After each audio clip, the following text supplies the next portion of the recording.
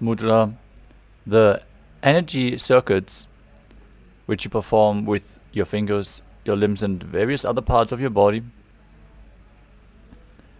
seal the prana into your system and prevent it from seeping out into the air around you, dissipating and not being utilized or accumulated. Performing the mudras along with pranayama and asana leads to the awakening of the non-mechanical parts of your brain. Literally aligning your intra-organs like the chakras or vak, the third eye, to Paramashiva.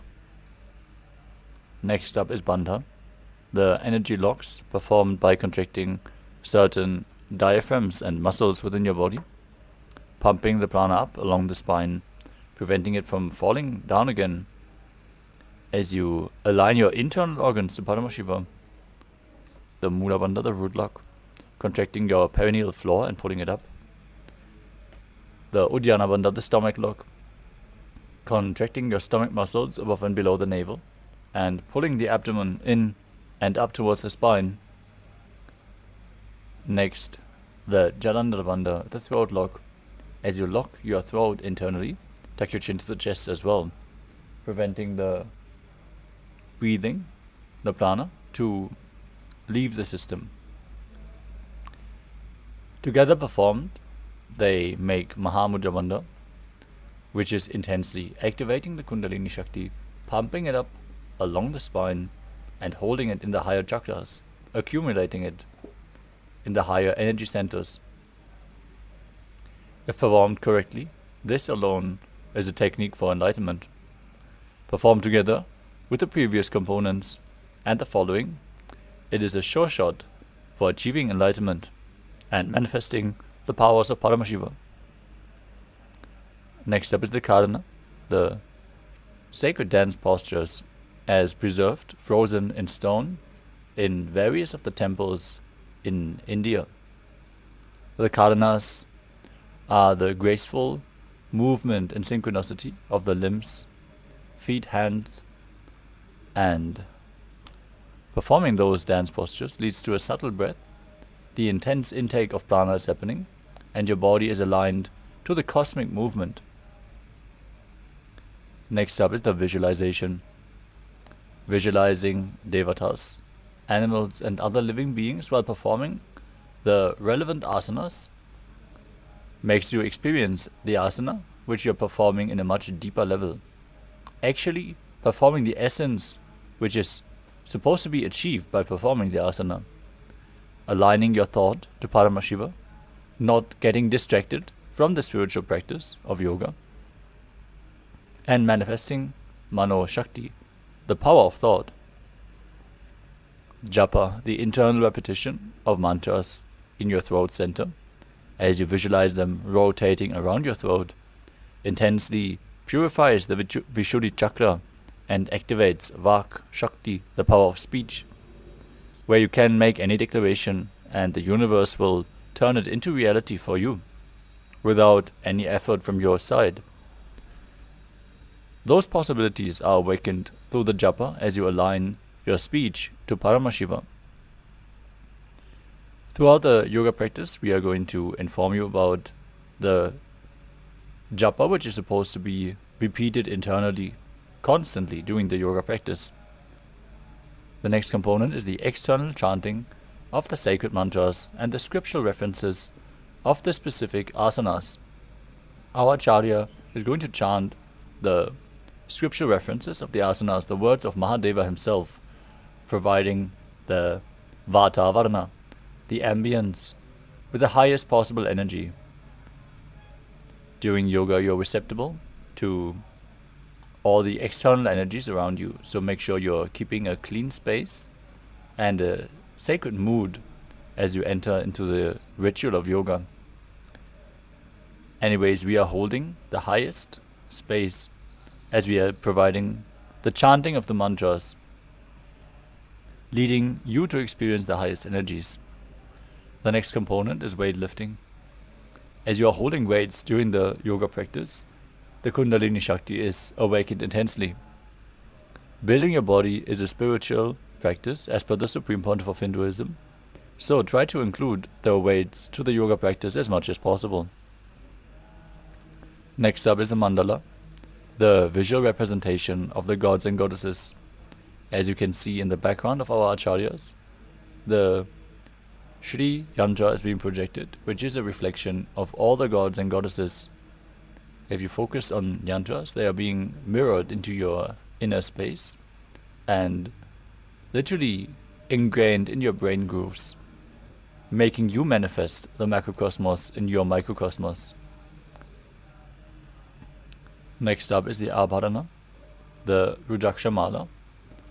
The Rudraksha bead is capable of holding more energy than any stone.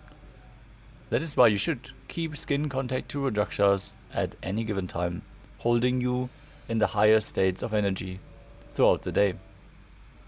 All the initiated disciples of the Supreme Pontiff of Hinduism will be wearing the energized Rudraksha bead in the throat center, again intensely awakening Vak Shakti, aligning the speech to Paramashiva, and holding us in the highest energy space throughout the whole day. Next up is the final component, the Aushadha, the sacred alchemy science, the alchemy products such as Vibhuti, Kumkum, Jnananjana, or the sandalwood paste.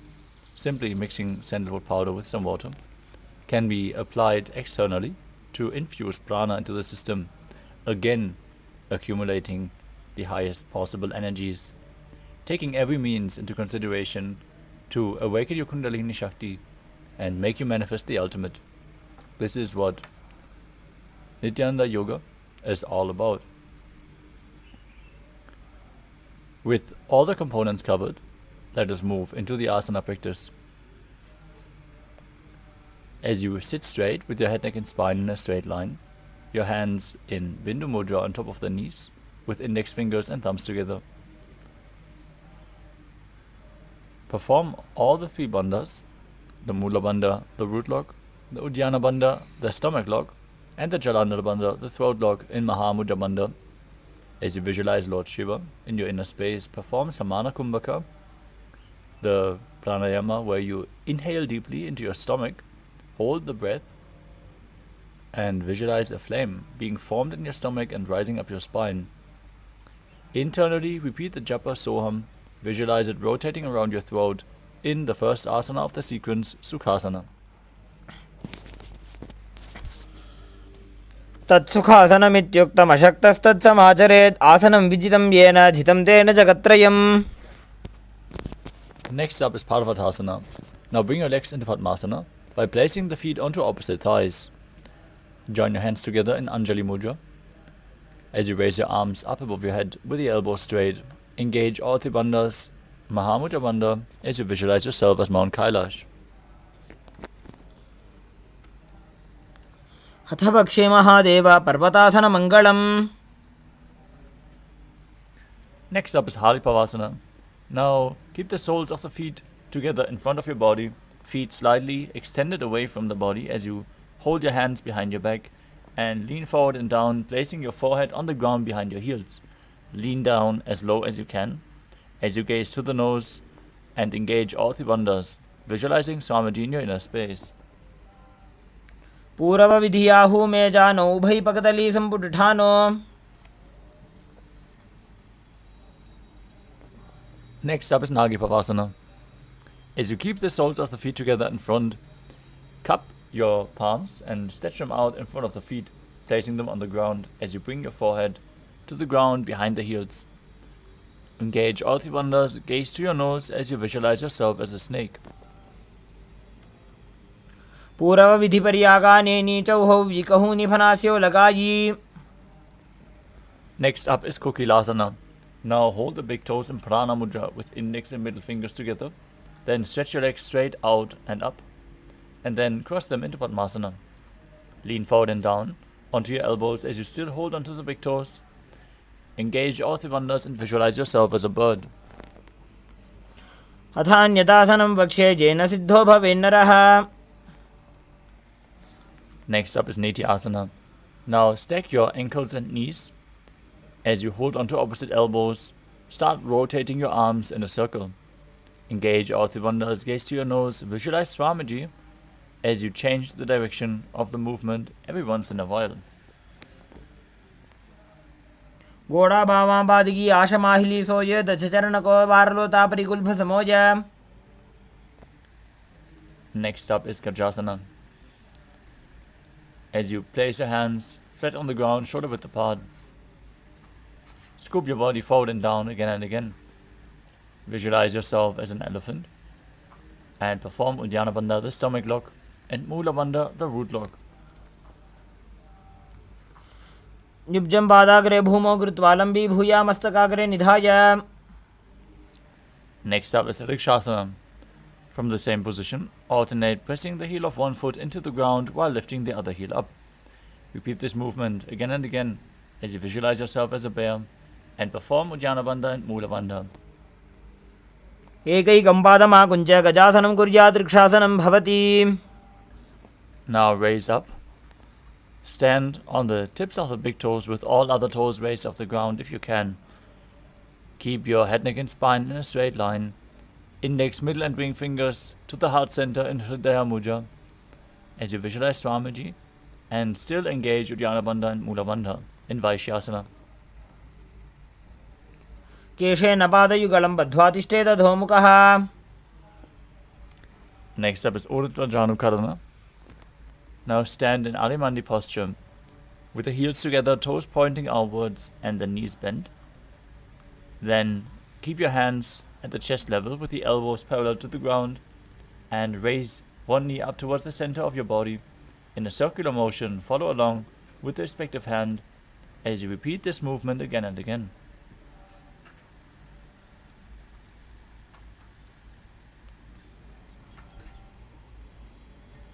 The next asana is Balalingasana. As you interlace your fingers from the outside in Sarva Shankari Mudra, hold onto one knee and pull it up towards your chest. Engage all three bandhas, Mahamudra Bandha, as you visualize yourself holding a baby. एकं जानोरसि आलिङ्ग्य स्थातव्यं बाललिङ्गनं भवति. Next up is Padapidanasana. As you hold one foot and pull it behind towards your buttocks with both hands. Keep your head, neck and spine in a straight line. Visualize Swamiji in your inner space and engage all the bandhas. स्थित्वैकस्मिन् पादतले कराभ्यां वेष्टयेत्तनुम्. Next up is Natarajasana.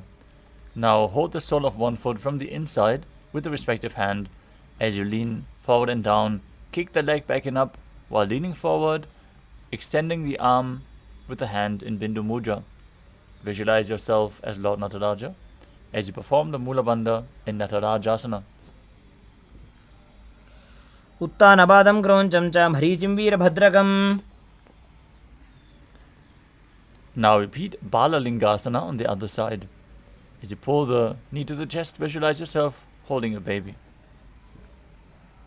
एकं जानोरसि आलिङ्ग्य स्थातव्यं बाललिङ्गनं भवति.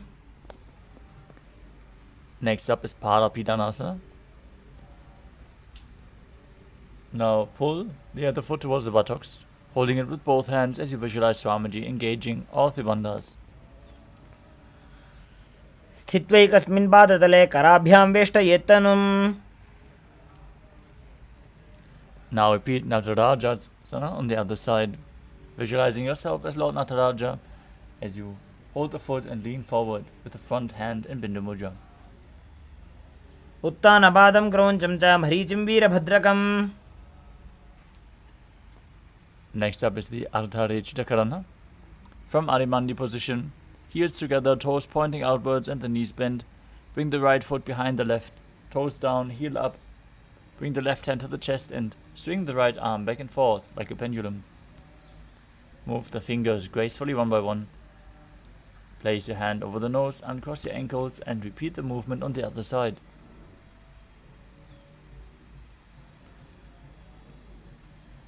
Next up is the skeleton dance. Now visualize your skeleton structure as you shake your body intensely.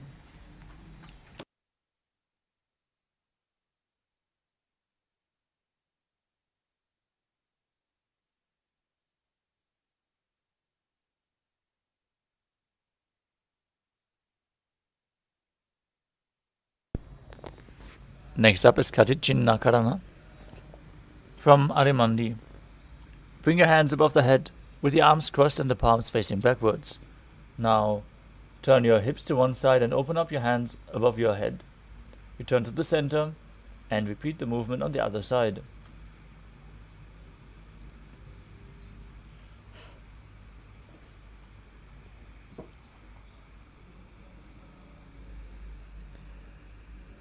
The next asana is Tadasana. As you stand tall on the tips of the toes and raise your hands up above your head, engage all three bandhas as you visualize yourself as a palm tree. Internally, chant the japa Shivoham. महामुद्राबद्ध कोनो ताड़ासन विभेदकान्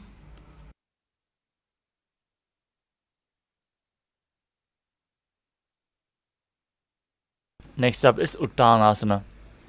From a standing position, lean forward and down. Bring your hands flat on the ground. Engage all three bandhas as you bring your forehead close to the knees.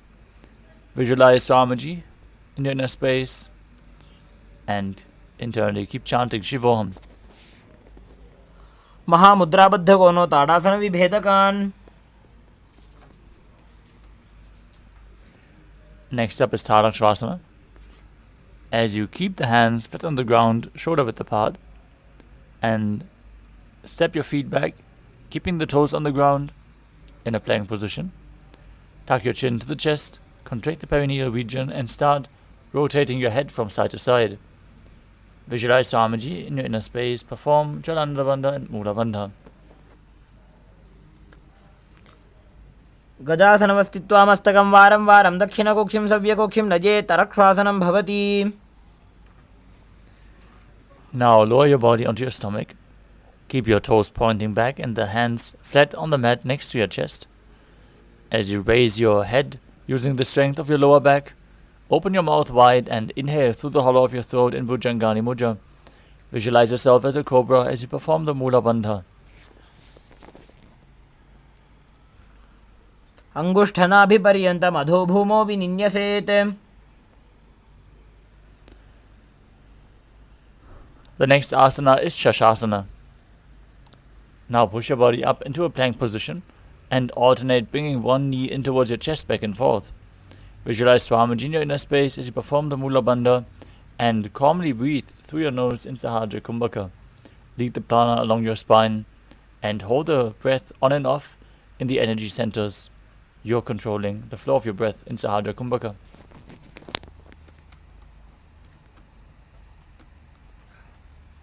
गजासन संस्थितो जानुद्वयमाकुञ्च्य वारं वारं कर्तव्यं शशासनं भवति. Next up is Rathasana. From the same position, step one foot in between the two hands. Now jump the front foot back and keep the other one in between the hands. Exchanging the position of your feet again and again as you visualize yourself as a chariot. गजासन संस्थितो एकैकं पादं पुरोमार्गेण भ्रामयित्वा कर्तव्यं रथासनं भवति. Now raise up into Virabhadrasana as you keep one foot flat on the ground in front with a knee bent at a 90-degree angle, toes pointing forward. Stretch the other leg back, toes pointing sideways with the knee straight. Gaze to your third eye and raise your arms up above your head, parallel, as you visualize yourself as Lord Virabhadra and perform Uddiyana Bandha and Mula Bandha. उत्तानपादं क्रौञ्चं च मरीचिं वीरभद्रकम्. Now exchange the position of your feet. Repeat Virabhadrasana on the other side. उत्तानपादं क्रौञ्चं च मरीचिं वीरभद्रकम्. Next up is Vrikshasana. Now stand tall and bring the sole of one foot towards the inner thigh. Bring your palms together in Anjali Mudra and raise them up above your head. Elbows straight. Engage Uddiyana Bandha and Mula Bandha as you visualize yourself as a tree. वामोरुमूलदेशे च याम्यं पादं निधायतु. Now bring the rest foot to the opposite hip as you keep your hands together in Namaskara Mudra in front of your heart center and visualize yourself as Lord Garuda performing the Mula Bandha in Garudasana. गरुडासनमावक्षे येन ध्यानं स्थिरं भवेत्. Now repeat Vrikshasana, the tree posture, on the other side. वामोरुमूलदेशे च याम्यं पादं निधायतु. Now repeat Garudasana on the other side. गरुडासनमावक्षे येन ध्यानं स्थिरं भवेत्. Next up is Trigunasana. As you stand and step one leg far back, keep the front toes pointing forwards and the back toes facing sideways. Extend your arms out. Keep them parallel to the ground as you lean forward and down towards your foot.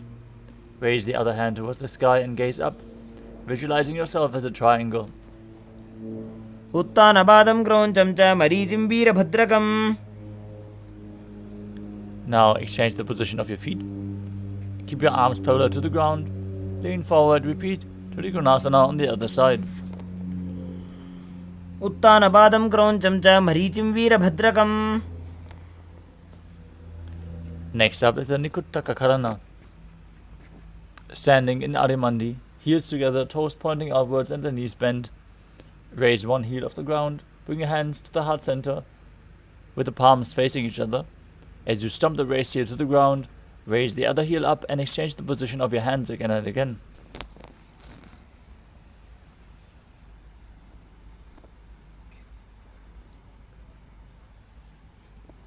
Next up is Angushtasana. As you lower your body down onto the tips of the toes, place your perineum onto the back of the raised heels. Lift your knees off the ground, keep them together as you join your hands together in Namaskara Mudra in front of your heart center.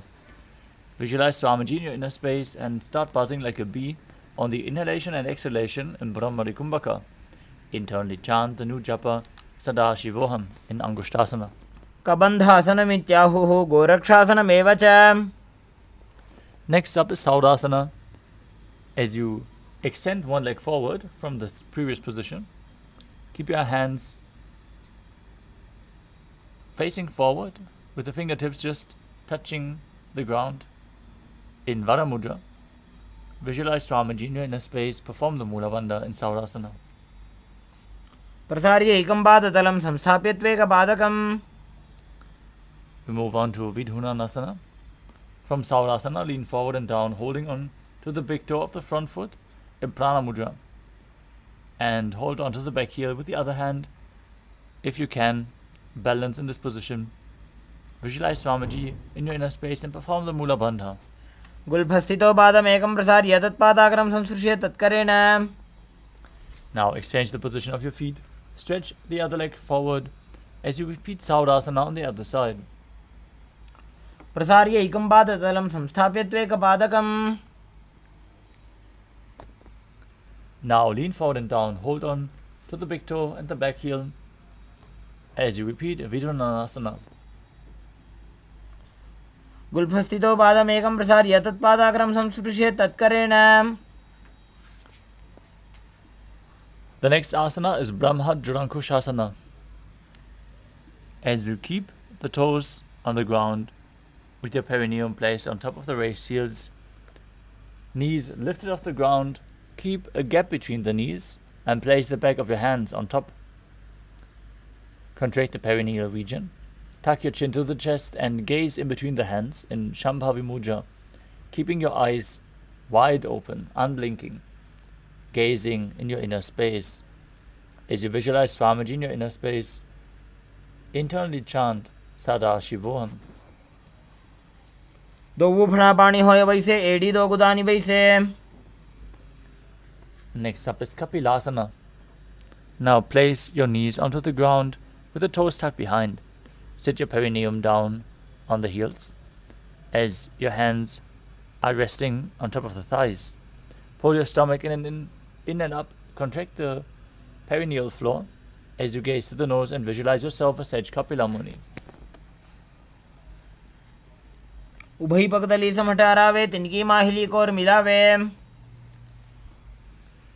Next up is Bhadra Gurakasana. From the same position, shift your gaze to the third eye, your visualization to Swamiji and the Bandha to the Mula Bandha. दोवु पगदली संपुट करे कोरवारली भूपरि धरे. Next up is Suryasana. Sit with your toes tucked, the perineum on the raised heels, with your knees off the ground and opened wide. Bring your thumbs and little fingers together, opening up the palms, resembling a lotus flower in Padma Mudra, as you raise your arms up above your head and gaze through the hole in between the palms, as you visualize Lord Surya in your inner space and apply Uddiyana Bandha and Mula Bandha. एड़ी दो गुदा तरियाने फना पानी बैठक पर निठाने. Next up is Mandukasana. As you sit with the toes flat, the perineum on the heels, keep your hands on top of the knees, lift your tongue up against the roof of your mouth in Manduki Mudra. As you visualize yourself as a frog, gaze to your third eye, breathe calmly through your nose in Sahajra Kumbhaka, and perform the Mula Bandha. पादतलौ पृष्ठदेशे अङ्गुष्ठे द्वे च संस्पृशेत्. Next up is Uttana Mandukasana. As you sit with the toes flat, perineum on the heels, keep your hands on the back, holding your head with your elbows and placing your hands on opposite shoulders. Gaze to your third eye. Perform Manduki Mudra with your tongue. Visualize yourself as a frog as you apply Uddiyana Bandha and Mula Bandha. Mandukasana मध्यस्थं कूर्पराभ्यां धृतं शिरः. Next up is Simhasana. Now cross your ankles and sit on your feet. Keep your knees wide, fingers spread on top. Visualize yourself as a lion as you open your mouth wide, stick out your tongue and exhale forcefully. Gaze to your nose, perform Mula Bandha. दक्षिणं सव्यगुल्फेन दक्षिणेन ततेतरम्.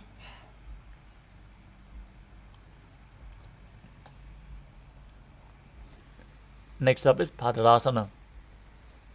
As you sit with your heels together, perineum and knees, with your heels under the perineum and the knees open wide, cross your hands behind your back and hold on to the big toes in Prana Mudra.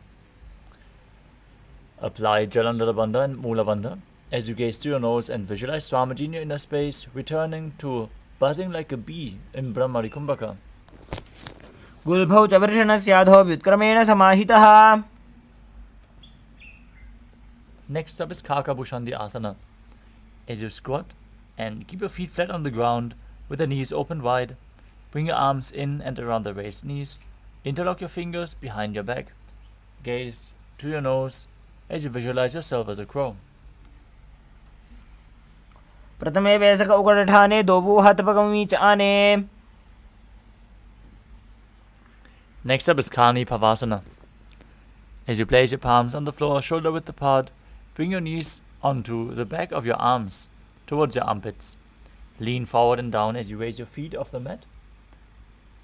And visualize Swamiji in your inner space. आसन को गुण आशीदुषता होई तो आछी होई.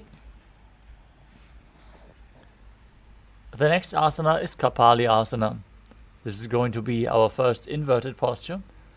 So if you have any neck or upper back injuries, keep it slow. Take it slow with the asanas, which are inverted postures. If you need the support of a wall, set yourself up. If you have a partner at your side, they can aid you in performing the inverted postures. Now place your hands on the ground, shoulder width apart. Bring the top of your head onto the ground, forming a triangle between your hands and your head. As you keep your knees on top of the elbows, align your hips with the shoulders and then straighten your legs up. Gaze to your nose as you visualize Swamiji in your inner space and perform the Mula Bandha. शीशी शीशा धरती टेकी पगदो वो मिलिवा ऊंचा गुकरे. Next up is Parshva Mayurasana. As you squat on the toes with the legs together, twist your body and place both hands to one side. Align your elbows with the knees and the hip. Lean onto your arms and balance, extending your legs to the side. Gaze to your third eye. Visualize yourself as a peacock.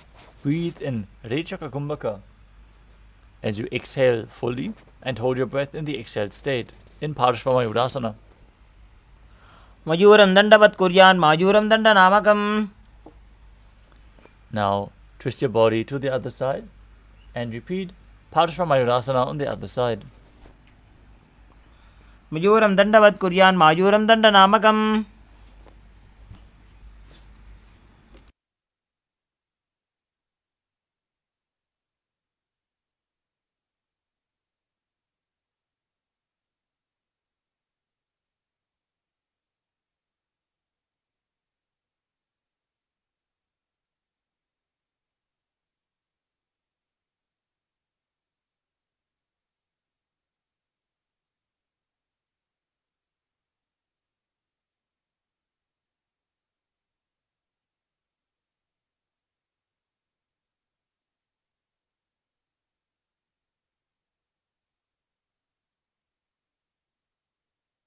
The next asana is Bhairaganathasana. As you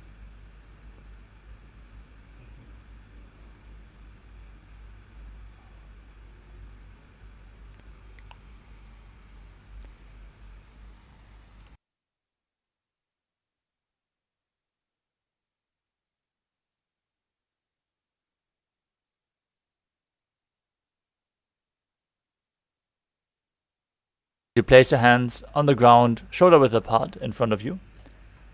Keep your legs back, toes on the ground. Step 1 foot forward outside of the respective shoulder, in between the two hands. Gaze to your third eye. Visualize yourself as Lord Kala Bhairava as you perform the Mula Bandha. आसन को गुण पीती जाई.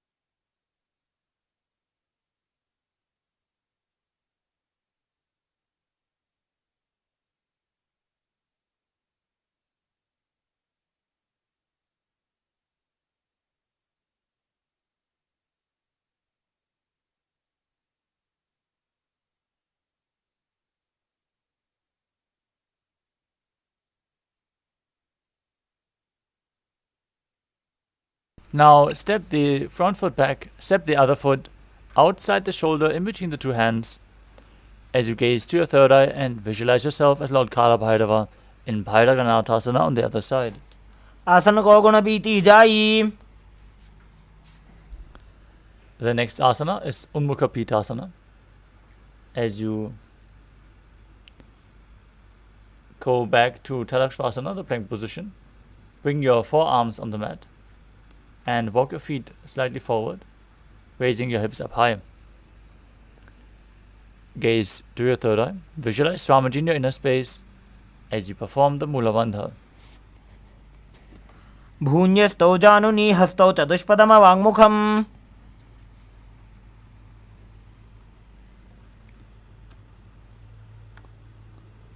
Next up is Vashishthasana. From Tadakshvasana, the plank position, rotate your body onto one arm, extend the opposite arm up straight as you gaze upwards and visualize yourself as Sage Vashishta. ऊर्ध्वकुक्कुटवासिष्ठमरीचिहलमध्यकम्.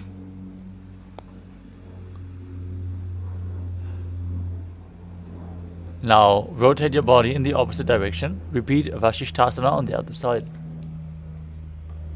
ऊर्ध्वकुक्कुटवासिष्ठमरीचिहलमध्यकम्. Next up is Anjani Asana.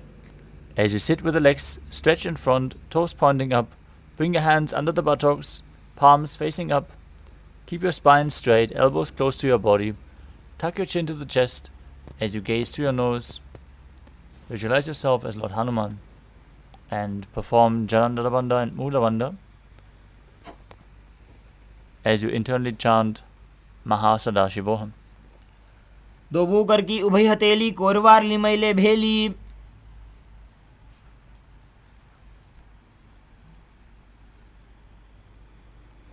Next up is Paschimottanasana. As you stretch your legs out in front, lean forward and down from your waist and hold onto the big toes in Prana Mudra.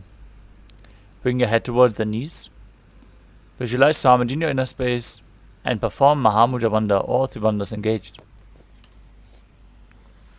Jano Parilalatanto Paschimam Tanamuchyate. Next up is Ugrasana. From the same position, interlock your fingers behind your neck and lean forward as you bring your elbows outside the knees, head in between the knees if you can. Now, engage all three bandhas and visualize Kali in your inner space. Sopanibhyam dridam dritva jano parishironyaset.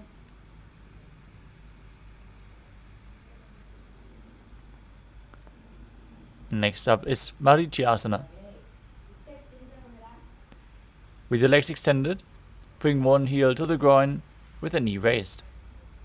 Bring your arms in and around the raised knee.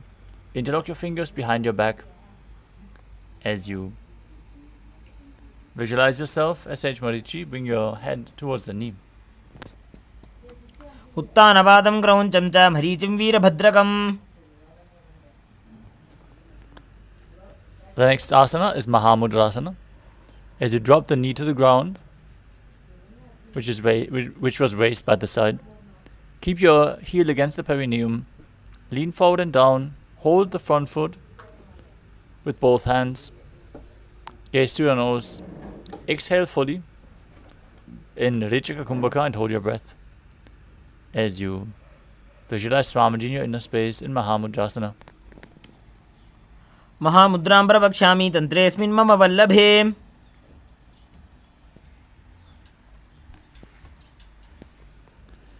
Now exchange the position of your feet. Bring the other heel against the perineum with the knee raised.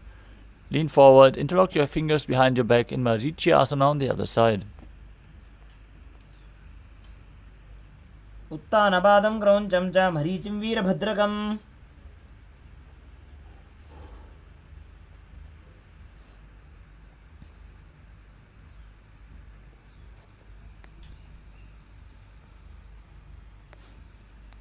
Now drop the knee to the ground, keep the heel against the perineum, perform Mahamudra Bandha as you lean forward and down in Mahamudrasana on the other side. Mahamudram pravakshami tantresmin mama vallabhe.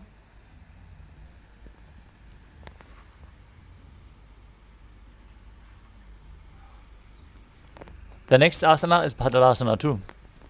As you sit and bring the soles of the feet together, with your heels close to the perineum, keep your knees wide, hold your feet firmly as you maintain a straight spine, gaze to your third eye and visualize Swamiji in your inner space. Gulbhau tu vrishanasyadaha sivantyah parshvayoho kshipet.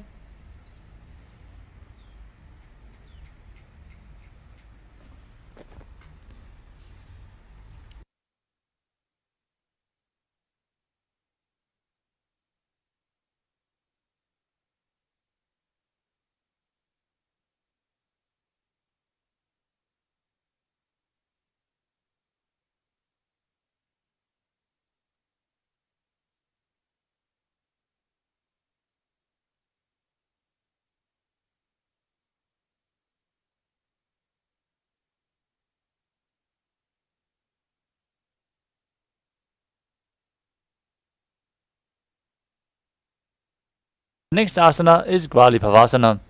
From Bhadrasana, extend your feet away from the body. Keep your toes together, heels apart, knees open. Place your hands on the respective knees. Tuck your chin to the chest as you gaze to the nose and visualize Swamiji in your inner space.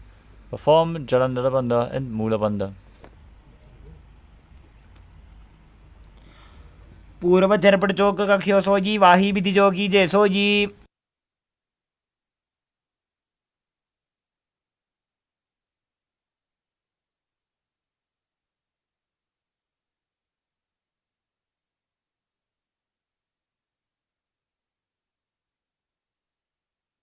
The next asana is Joni Asana. Now sit and keep the soles of the feet together in front as you visualize the Yoni Mandala, the visual representation of Devi Paramashiva Shakti herself. Hold the soles of your feet, bring the forehead to the feet and gaze to the nose as you perform the Mula Bandha.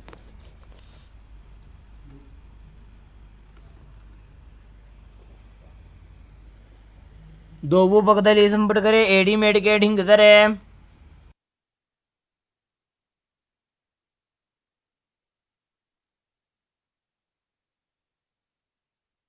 The next asana is Midaki Pavasana. As you sit with the heels together, toes apart and the knees wide, feet extended away from the body, lean forward and down, place your forehead on the ground, keep your hands at the side, palms on the ground, gaze to your nose as you visualize Swamiji in your inner space. ಪೂರಬ ವಿಧಿ ಪರಿಪಕದಲ್ಲಿ ಸಂಪುಟ ಶೋಲ ಏಡಿ ಮಿಲಿರಾಶೆ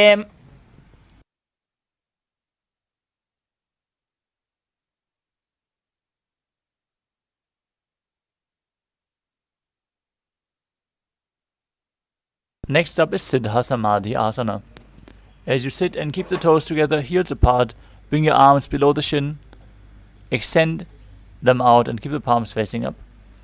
As you bring your forehead to the ground above the feet, bring the toes towards your throat if you can, as you gaze to your nose and visualize Lord Surya in your inner space.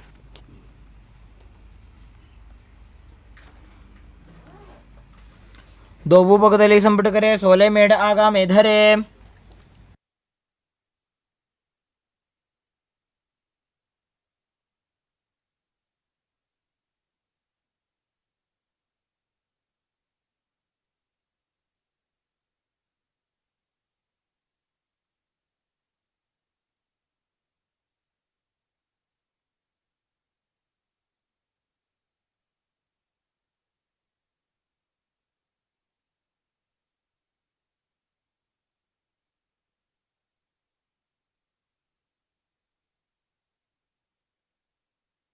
Next up is Chinaki Pavasana. As you sit and keep the toes together, heels apart, bring your arms below the shins, extend them out and keep the palms up. Bring your forehead to the ground above the feet as you bring your toes to your throat if you can.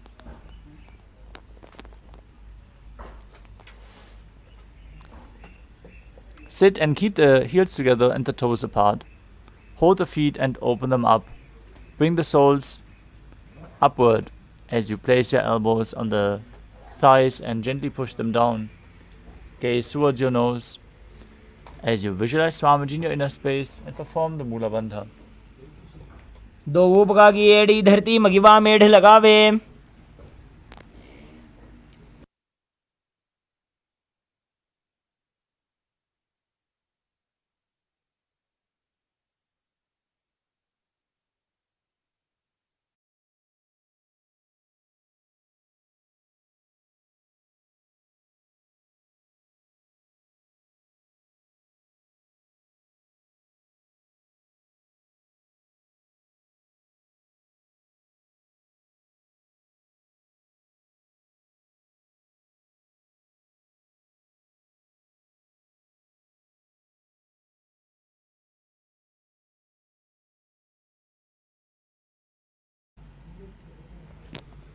The next asana is Bhairavasana. As you sit and bring the soles of the feet together with the knees wide, lift your heels up and bring the toes down. You can use your hands for support to bring the feet into that position, then place them on the knees and Bindu Mudra. Gaze to your third eye, visualize yourself as Lord Kala Bhairava as you perform Uddiyana Bandha and Mula Bandha. गुल्फौ संपीड्य चान्योन्यं व्युत्क्रमेणोत्थितं शनैः Next up is Samanasana. As you sit with one heel at the perineum, lift and hold the other foot, pull the sole of the foot towards your chest. Gaze to your third eye, hold your breath in the Muladhara Chakra as you exhale fully and engage the Mula Bandha. Gaze to your third eye and visualize Swamiji in your inner space. समानासनमा पक्षे सिद्धमन्त्रादि साधनात् Next up is Apanasana. Now bring one leg over top of the respective shoulder as you extend the other leg up. Place your hands on the ground to the sides as you gaze up to your third eye. Perform the Mula Bandha and visualize Swamiji in your inner space.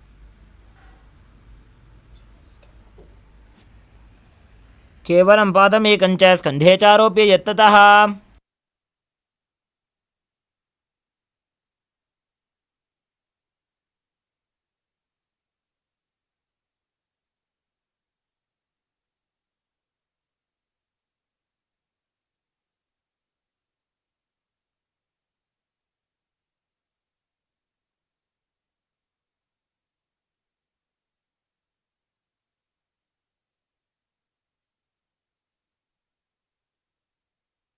The next asana is Samanasana on the other side.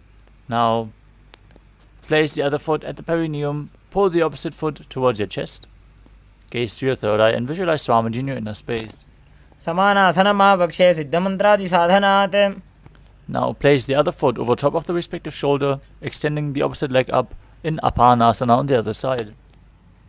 Kevalam badam ekancha skandhe charopye yatnatah. Now stack your knees in front of the body, bring the heels towards the outside of your hips, place both hands on top of the knees, gaze to your nose, visualize the face of a cow, breathe in Siddhkari Kumbhaka with your tongue against the palate of your mouth, not touching the teeth, hissing through your teeth while inhaling. Engage the Mula Bandha and internally chant the new japa Om Nithyanandoham in Gomukhasana. Savye dakshina gulbhamto prishtaparshve niyojayet. From Gomukhasana, hold onto the feet with the fingers in Prana Mudra, holding onto the big toes. Gaze to your nose. Visualize yourself as a Rishika Anasuya as you perform Uddiyana Bandha and Mula Bandha in Anasuyasana. दक्षिण गोड़ नीचे उठाने बाहों ताके ऊपर आने. Now interlace the fingers behind your back, lean forward and down, chin over the knee, nose to the ground. Visualize yourself as Rishika Anasuya and engage the Mula Bandha in Anasuyasana too. जीमणा गोदा की संधि उपरिड़ा बागोड़ा की संधि. Now sit straight with one heel against the perineum, the opposite foot flat in front with the knee towards the chest, hands on the knees, gaze to your nose. Visualize yourself as Lord Garuda in Garudasana too. डाबो पकमोड़ी एड़ी माहिलो गुलभमूल द्वारनी चाहिए. From Garudasana 2, raise your perineum onto the heel, interlace your fingers around the neck, and twist your elbows outside the knee as you gaze to your third eye and visualize yourself as Sage Narada in Naradasana. बिष्टिजुवाम पगदली केरी भूपरिता हिलका वेफेरी. Next up is Matsya Pitakasana. As you place one foot on top of the opposite thigh, hold on to the shin and the big toe of that foot, gaze to the nose and visualize Matsya, the fish avatar of Lord Vishnu. वामेन वामांगुष्टंतो गृहीतं मत्स्य पीठकम्. Now repeat Gomukhasana on the other side. Stack your knees, place your hands on top, visualize the face of a cow. सव्ये दक्षिणगुल्भंतो पृष्ठपार्श्वे नियोजयेत्. Next up is Anasuyasana on the other side. Hold onto the feet, visualize yourself as Rishika Anasuya. दक्षिण गोड़ नीचे उठाने बाहों ताके ऊपर आने. Now interlace your fingers behind your back, lean forward and down, and repeat Anasuyasana 2 on the other side. जीमणा गोदा की संधि उपरिड़ा बागोड़ा की संधि. Don't forget to breathe in Siddhkari Kumbhaka as you repeat Garudasana 2 on the other side, bringing the other heel towards the perineum, opposite knee raised to the chest, visualizing yourself as Lord Garuda. डाबो पकमोड़ी एड़ी माहिलो गुल्भमूल द्वारनी चाहिए.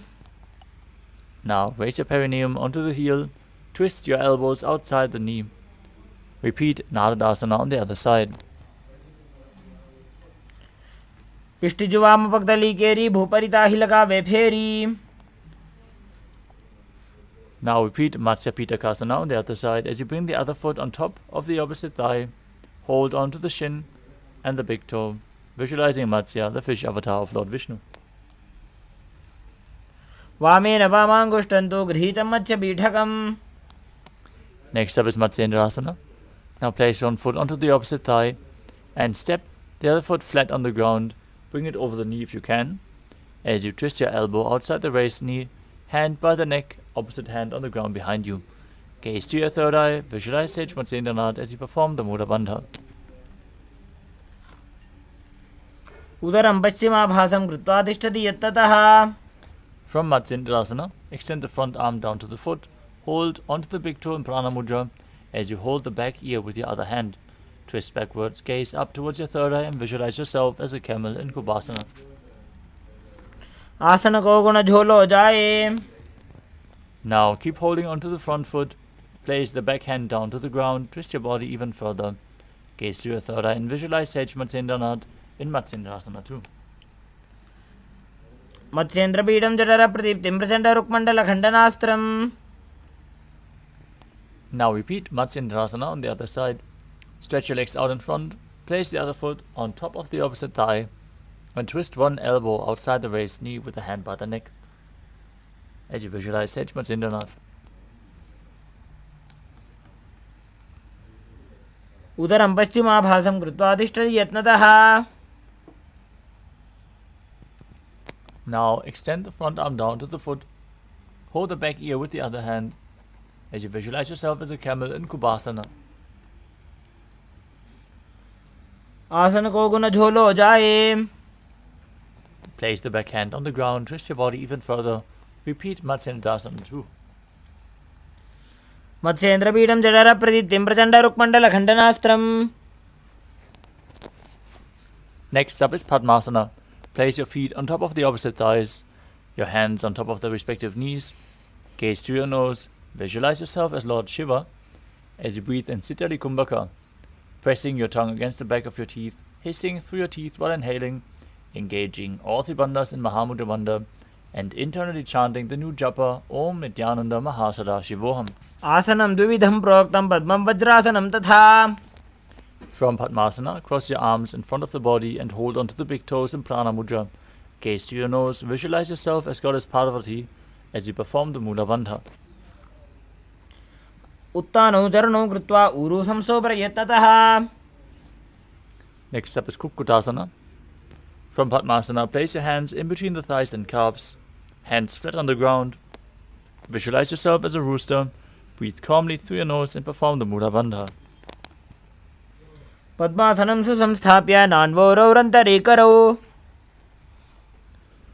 Next up is Bandha Keki Asana. As you rise up onto your knees with your legs in Padmasana, place your hands flat on the mat with the fingers pointing towards you. Lean onto your elbows with your navel as you lift the knees off the ground and balance, visualizing yourself. Visualize Swamiji in your inner space. धरामोष्टभ्यकरद्वयेन तत्कोर्परि स्थापितानाभिपार्श्वः. Next up is Mayurasana. While on your knees, place your palms on the ground, fingers pointing towards your body. Lean onto your elbows until you find balance. Lift your legs off the ground. Visualize yourself as a peacock as you perform the Mula Bandha. अथ वक्षे Mahadev मयूरासनमुत्तमम्. Next up is Makarasana. As you lay down on your stomach with the feet pointing outwards, forehead on the mat, interlock your fingers behind your neck. Visualize yourself as a crocodile as you perform the Mula Bandha. अध्यासशेते हृदयं निदाय भूमौ च पादौ च प्रसार्यमानो. Next up is Shalabhasana. As you lay down on your stomach, place your hands on the ground beside your chest. Raise your legs up. Bring your thighs off the ground as you visualize yourself as a locust.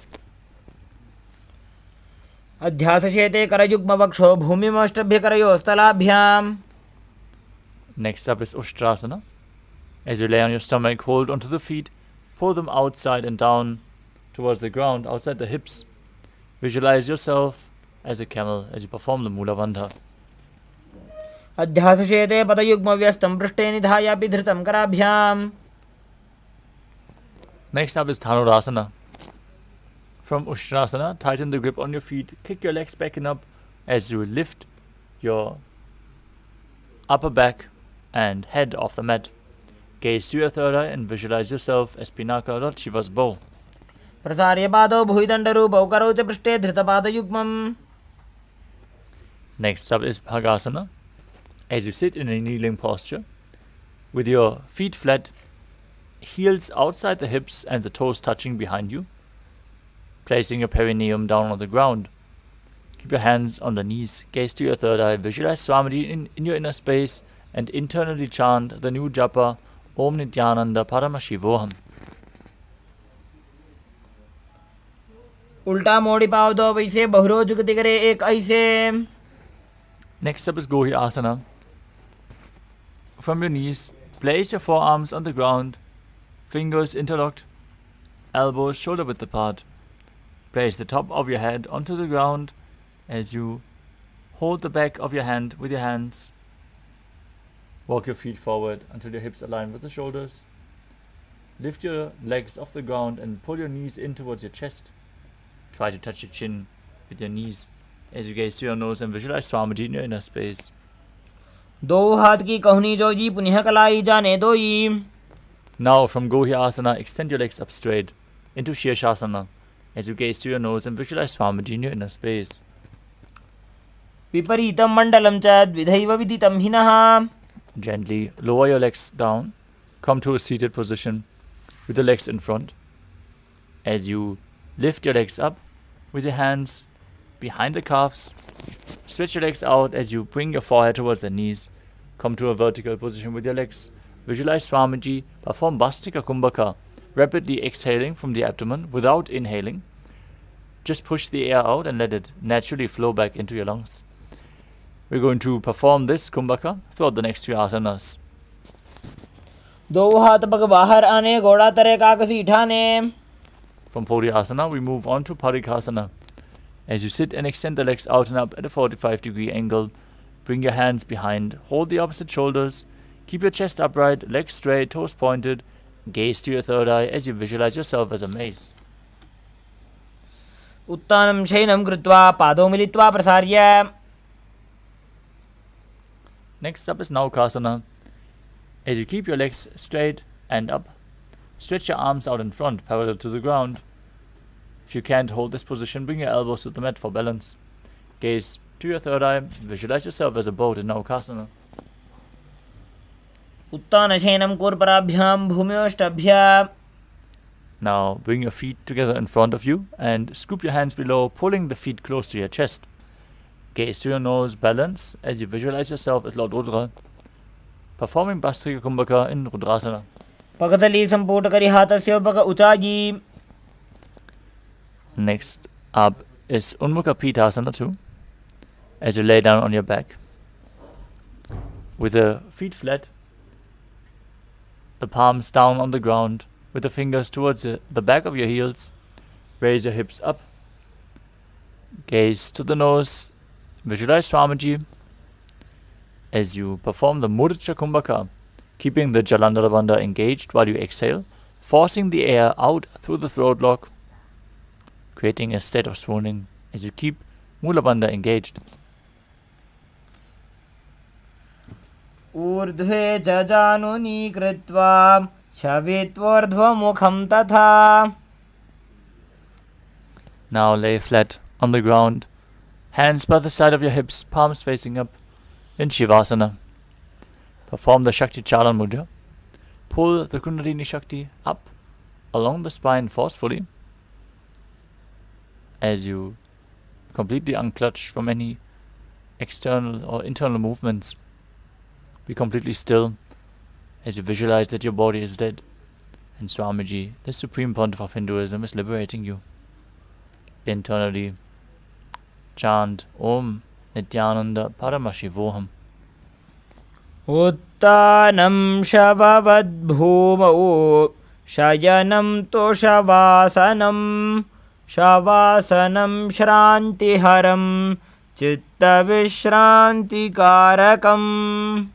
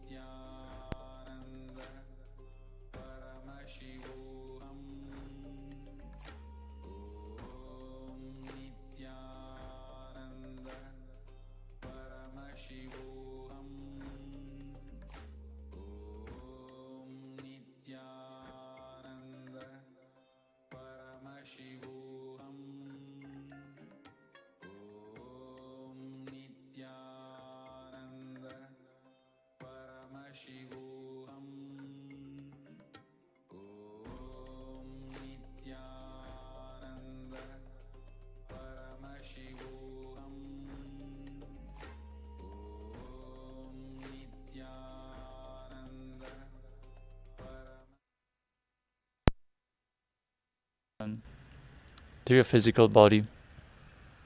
Start to wiggle your fingers and toes, your wrists and your ankles, your elbows and your knees. Pull your knees in towards your chest.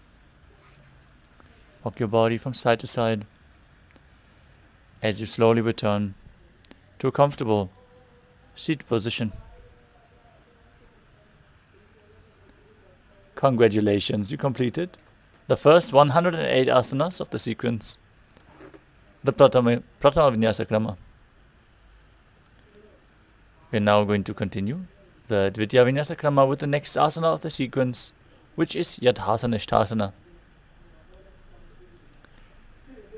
Now sit in a posture that brings ease to your physical and mental space. Place your hands on top of the knees in Bindu Mudra, index fingers and thumbs together. Visualize Swamiji in your inner space. Breathe in Samana Kumbhaka. Fill your stomach with prana. Visualize a flame rising up as you perform the Mula Bandha and internally chant Om Nithyananda Paramashivoham. Paryankam tat samakhyātam yata samstam yatha sthitihi. Next up is Samasana. As you sit in a cross-legged position, hands on the knees in Bindu Mudra, visualize Swamiji in your inner space and perform the Mula Bandha. Idanim garbhinīnām yogābhyāso yatha laghu.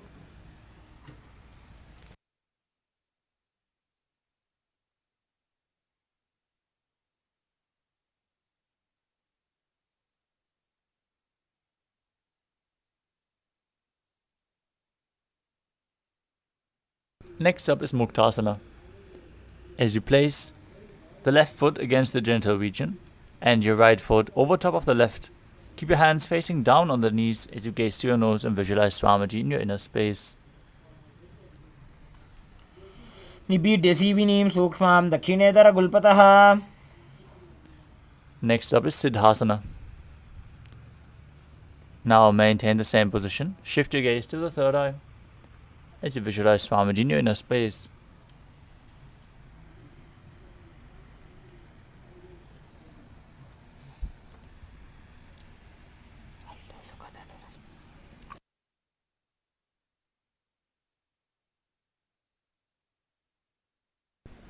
स्थानोत्सम्यमितेन्द्रियो चलदृशा पश्यन् भ्रुवोरन्तरं चैतन्मोक्षकपातभेदजनकं सिद्धासनं प्रोच्यते. Next up is Siddhyasana.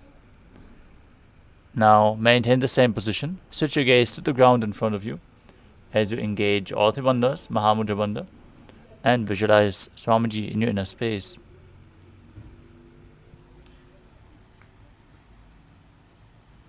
वामपादके इडीजानो सीवनिमथितासु कोठानो.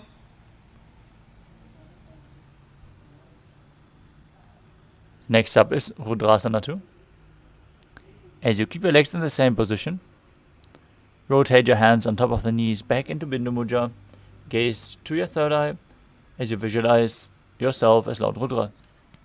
वामचरण परिदक्षिणराखे एकजुगदिये सेवि दिदाखे. Next up is Santadunasana.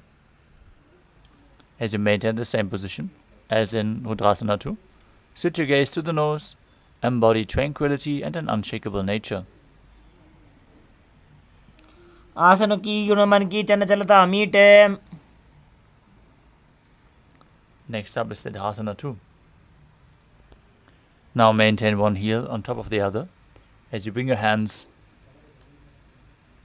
on top of each other, cupping the hands resembling a lotus flower. Visualize Swamiji in your inner space and perform the Mula Bandha. ऋजुकाय समासीना सिद्धासनमुदीरितम्. Next up is Bandha Yoni Asana. Maintain the same sitting position as you set the sankalpa to manifest through the womb of creation. Let's all get ready to enter Shanmukha Mudra as you close all the five senses with your fingers. The mouth with little and ring finger, the nostrils with the middle fingers, the eyes with the index fingers, and the ears with the thumbs. यत्र मध्ये महादेव बन्धयोन्यासने शृणु. Next up is Virasana. Now place one foot on top of the opposite thigh and the other foot below the opposite thigh as you place your hands on top of the knees in Bindu Mudra. Visualize yourself embodying the state and space of bravery, Veera. एकं पादमथैकस्मिन् विन्यस्योरुणि संस्थितः. Next up is Valmikasana. As you keep the left heel on the right side of the regenerative organ, with the toes underneath the thigh, place the right foot on the left leg with the toes by the knee. Keep your hands on the knees in Bindu Mudra, gaze to your third eye and visualize Sage Valmiki, the great poet and author of Ramayana. डावा पगगी पगदली पुनि एड़ी है जोज. Next up is Joni Mudrasana. Now rotate your hands on top of the knees, place them flat.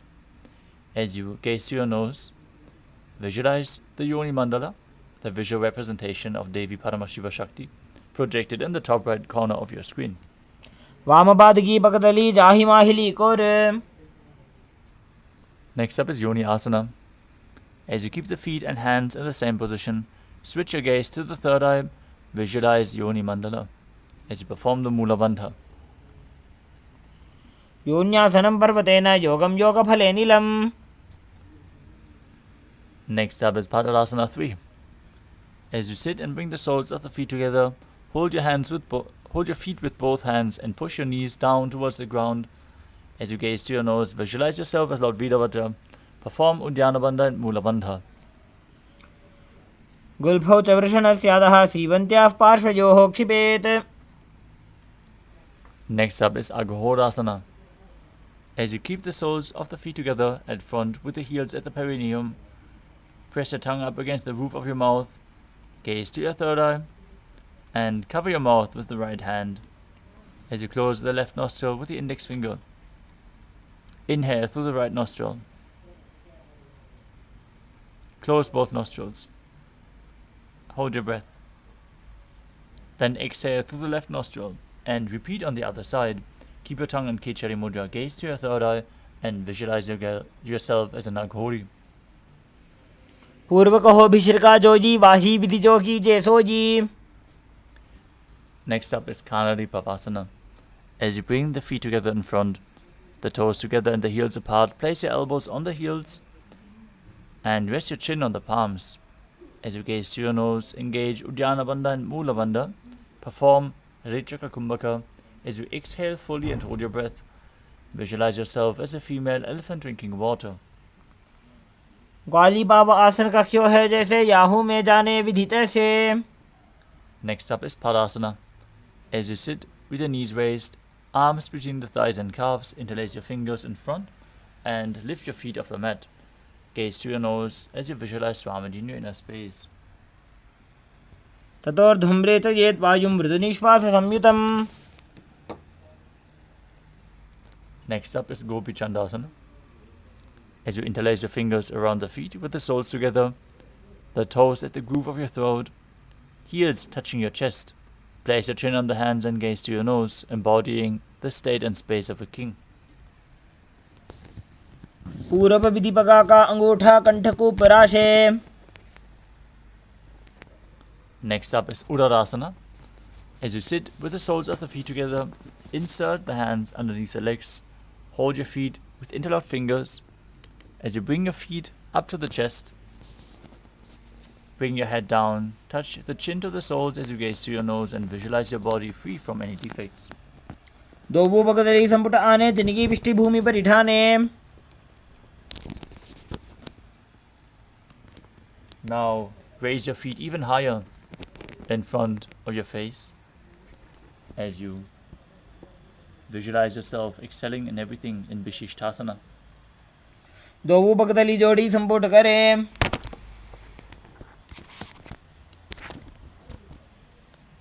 The next asana is Bhujasana. From a seated position, lift both legs over top of the respective shoulders. Bring your arms underneath the legs and up.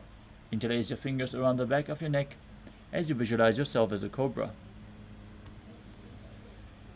शिरासनं तो विज्ञेयं कक्षासनम् अतः परम्. Next up is Kalyanasana. Maintain a seated posture, raise your legs up, bring your elbows under the knees and wrap your arms around the back.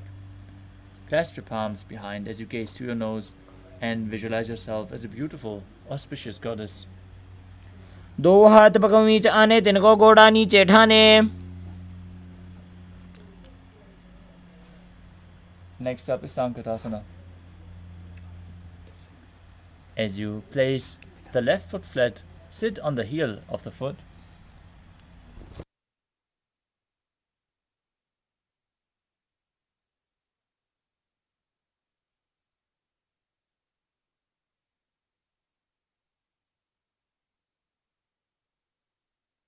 Now raise your right leg over top of the left, bring the heel outside the hip and place your hands on opposite knees.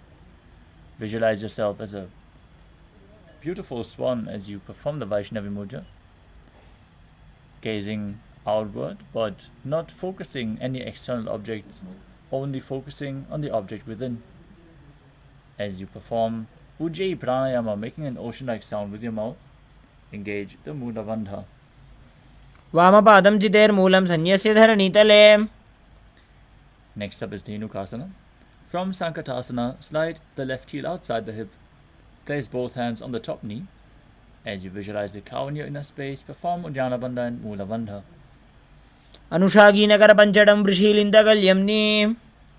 Next up is Machandrasana. As you place the right foot on the left thigh and the left foot on the right knee, bring your left hand behind your back and twist your body as you place your hands on opposite thighs. Twist your body even further as you hold grip. Gaze to your third eye and visualize Swamiji in your inner space. वामजङ्गभरदक्षिणटाने वामहस्तपिष्टी दिशा आने. Now untwist your body. Keep the feet in the same position. Hold onto the feet and lean forward and down, placing your forehead on the mat in front of your body. Visualize Swamiji in your inner space in Machandrasana too. प्रथमजी मनो चरणजोजी वामजङ्गपरिराखे सोयी. Rise up. Now, maintaining the same sitting posture, engage all three bandhas and interlace your fingers, placing them on the top knee. Visualize Swamiji, your Guru, in your inner space in Guru Asana. ऊर्मूलैत्रपादस्य कनिष्ठिका प्रदेशगुल्फं संस्थाप्य. Now, free your legs. Place the top of the right foot on the mat as you sit on the right heel, with the left leg stacked over top. Place your hands on opposite knees. Visualize yourself as an elegant swan as you repeat Sankatasana on the other side. वामपादं चितेर्मूलं संन्यस्य धरणीतले. Now repeat Dhenukasana on the other side as you slide the right heel outside of the hip. Sit down on the ground, hands on top of the top knee, engaging Uddiyana Bandha and Mula Bandha and visualizing a cow in your inner space. अनुषागी Nagar पंचडं वृषीलिन्दगल्यम्नि.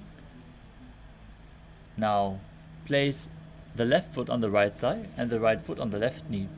Bring the right hand behind your back. Try to catch the opposite thigh as you place the other hand on top of the opposite thigh as well, twisting your body. Pull and push as you gaze to your third eye and visualize Swamiji in your inner space in Machandrasana on the other side. वामजङ्गभरदक्षिणटाने वामहस्तपिष्टी दिशा आने. Untwist your body, hold onto the feet and lean forward and down. Place your forehead on the ground in Machandrasana too.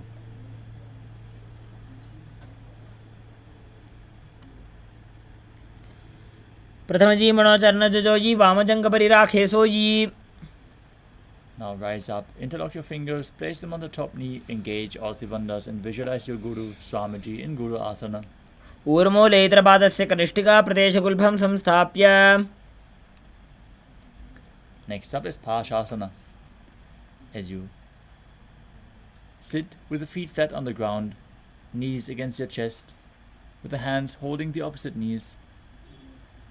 Keep your thighs together, spine straight, tongue pressed against the roof of your mouth. As you gaze through your third eye, visualize Swamiji in your inner space and perform the Mula Bandha. पादतले भूमो निधाय जानुनिवृति निधाय. Next up is Bodha Shokasana. As you keep the feet flat on the mat, wrap your arms around the legs and hold on to opposite wrists. Place your chin on the knees, gaze to your nose, keep your tongue up in Kechari Mudra as you visualize being in an abode of bliss. दोवो बगदली भूपरि धरे कोरमा हिलिए से करे.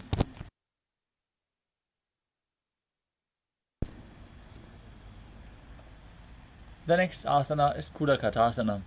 From the same position, place your arms under the knees and hold on to opposite elbows as you gaze to the nose and visualize Swamiji in your inner space. दो हाथ पग बाहर लियावे गोड़ा नीचे ले टहरावे.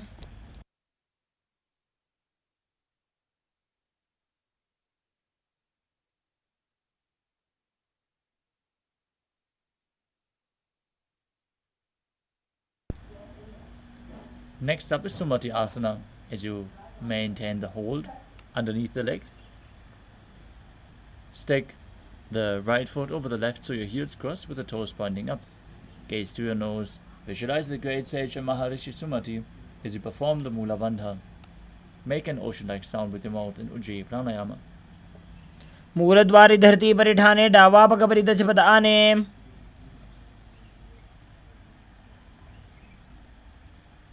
Next up is Dandasana. As you extend your feet out straight, raise your arms straight above the head. Interlace your fingers with the wrists pointing outwards. Now, engage all three bandhas and gaze to your nose as you visualize Swamiji in your inner space and perform Mahamudra Bandha. इदानीं गर्भिणीनां योगाभ्यासो यथा लघु.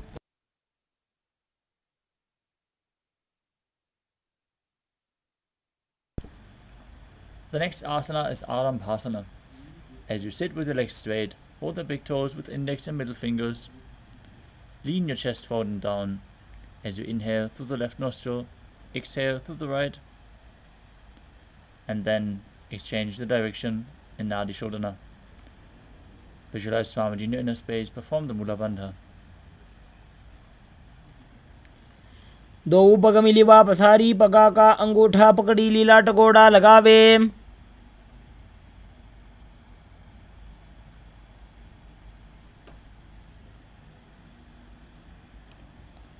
The next asana is Pidokasana.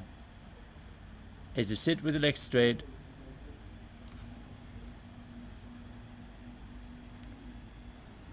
extend your knees slightly up, bring one hand distance between the heels. As you bring your shoulders down, wrap your hands in and around the legs and hold the soles of your feet. Gaze to your third eye and visualize Swamiji in your inner space as you perform the Mula Bandha. प्रथम बैसी दो पाव पसारी कछुक उर्द को कुरडोड़ा रे.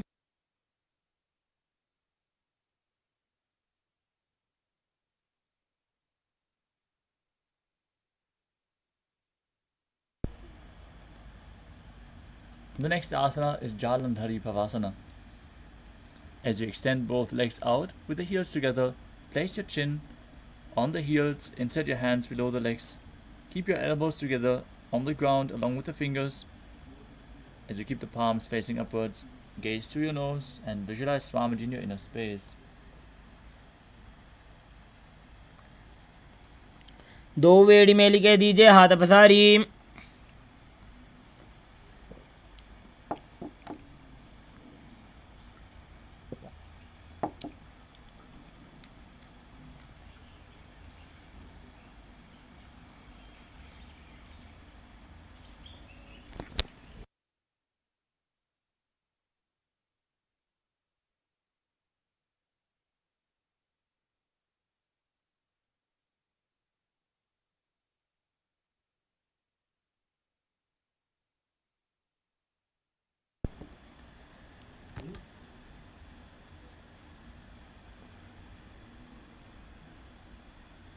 The next asana is Urdhva Paschimottanasana.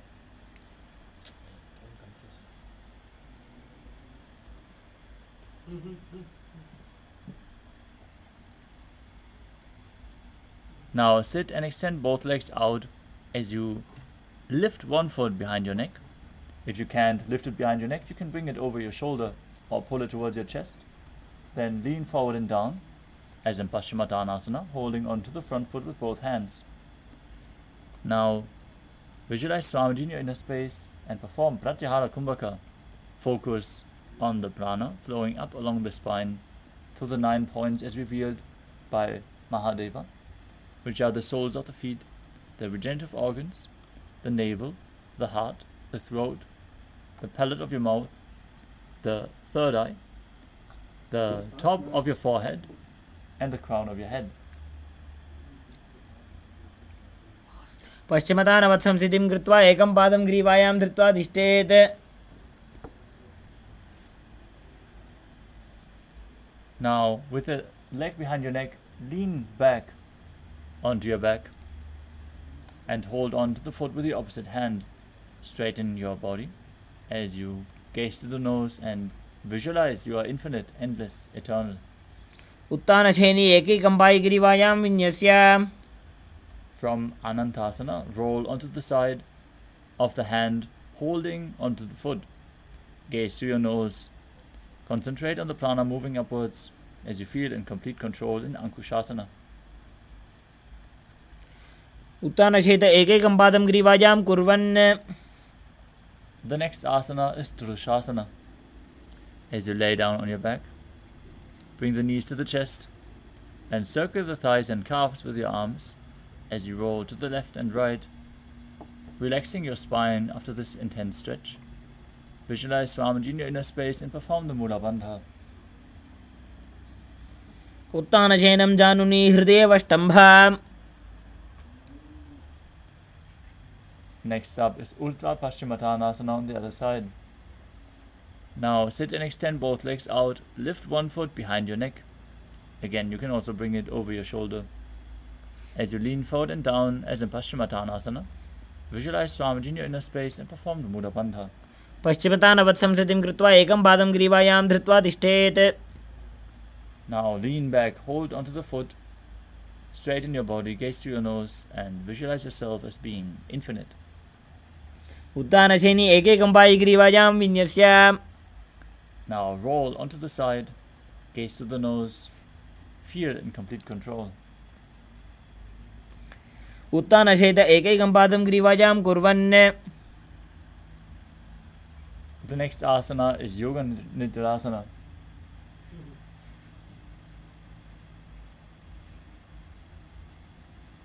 As you lay on your back, lift your legs one by one up behind your head.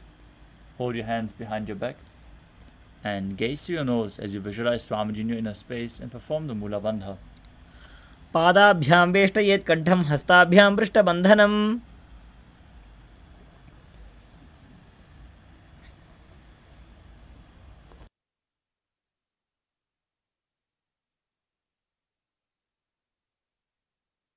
Next up is Atmaramasana. While laying on your back, raise your legs towards your head. Wrap your hands around the legs and interlace your fingers behind your neck. Gaze to your nose as you visualize Lord Vishnu blessing you within. Atmaram आसन प्रथमसु धोसो वे. Next up is Kochikasana. As you lay on your back with the knees towards your chest, soles facing up, extend your arms sideways. Gaze to your third eye as you visualize Swamiji in your inner space. दो हाथ सीधा सा करे 300 ube से पा करे. Next up is the Jathara Parivriti. This asana consists of 3 steps. Now perform the 3 steps on the first side, and then we will repeat them on the other side as well. First, hold the visualization of Swamiji. Perform the Pratyahara Kumbhaka, focusing on the upward flowing prana. Engage the Mula Bandha as we enter the neutral position, laying on your back with the knees towards your chest, arms extended out to the side at shoulder level.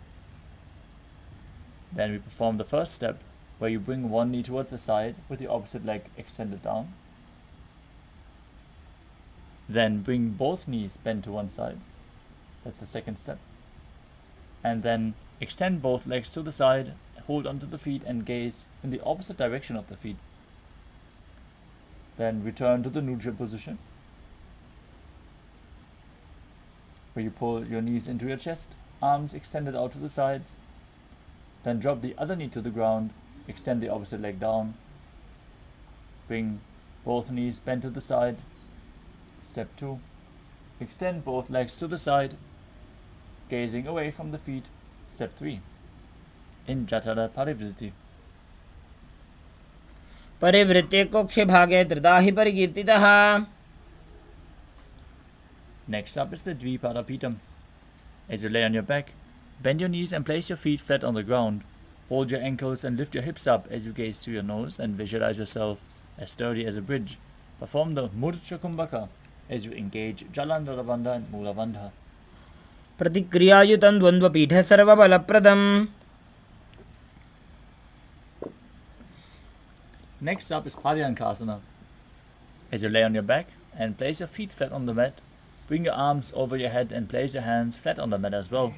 With fingers pointing towards your feet, lift your entire body up off the ground. Visualize yourself as sturdy as stone furniture as you breathe calmly through your nose in Sahajra Kumbhaka. उत्तानशयनं हस्ततलाभ्यां भूमिमष्टभ्य. Next up is Shavottanasana. As you lay on your back, bring your knees towards your chest with your hands holding onto the shoulders. Move your hips in a circular motion and visualize yourself as a dog playfully rolling around on its back. शवच्छरीरं संस्थाप्य जानुनी सम्मील्य नाभो वा नीच.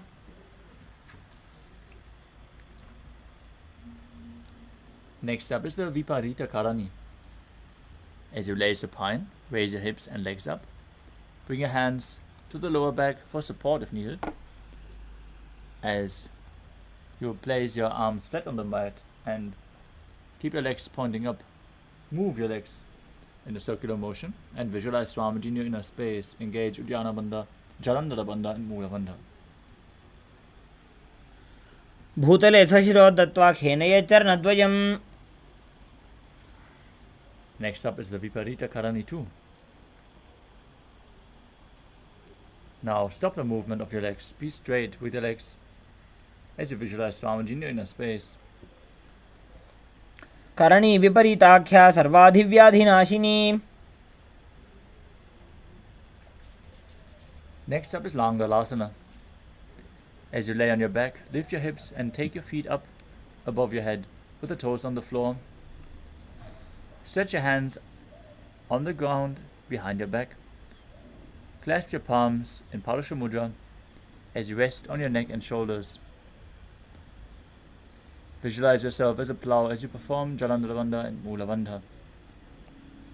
ग्रीवाकण्ठेन भूमिं विष्टम्भ पादाग्रद्वयमूर्धमुन्नयेत्.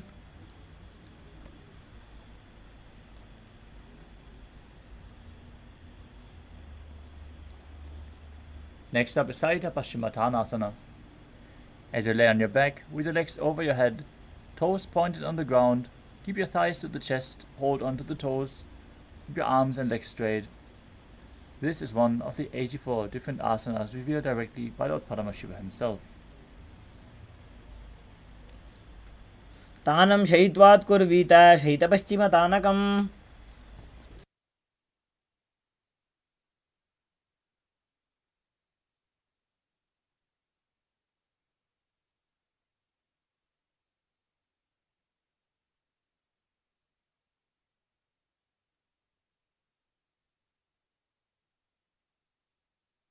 Next up is Supta Konasana. From the same position, bring your hips above your shoulders and then spread your legs wide apart. Visualize Swamiji in your inner space. Keep breathing in Murcha Kumbhaka. परिवृत्ते कोक्षे भागे त्रिधा हि परिकीर्तितः. The next asana is Chakrasana. Bring your feet back together, hold onto your ankles and then roll onto your back as you keep your arms and legs straight. Visualize yourself as a chakra, a wheel, as you perform Jalandhara Bandha and Mula Bandha. शवासनस्थद्वौ पादौ कुर्यान्मस्तकतः परौ. Next up is Supta Prasarita Paramushtasana. As you lay on your back with your legs vertical, hold onto the big toes in Pranama Mudra and then open your legs wide to the side. Visualize Swamiji in your inner space. Perform the Ujjayi Pranayama, making an ocean-like sound with your mouth. उत्तानपादं क्रौञ्चं च मरीचिं वीरभद्रकम्. Next up is Supta Padangushtasana. As you Lie on your back with your legs extended straight up. Hold the big toes in Pranana Mudra. Visualize Swamiji in your inner space. Perform the Mula Bandha. उत्तानपादं क्रौञ्चं च भरीचिं वीरभद्रकम्. Next up is Matsyasana. From Supta Padangushtasana, cross your legs into Padmasana and lay flat on your mat with your hands over your head, holding on to opposite elbows. Gaze to your nose. Visualize Matsya, the fish avatar of Lord Vishnu, as you perform the Mula Bandha. मुक्तपद्मासनं कृत्वा उत्तानशयनं चरेत्. Next up is Parasharamasana. As you lay on your back in Padmasana, place the backside of the right hand onto the left palm above your head. Gaze to your nose and visualize Lord Rama in your inner space. प्रथमकरे पद्मासन आछे सूधो सोवे भूपरि पाछे.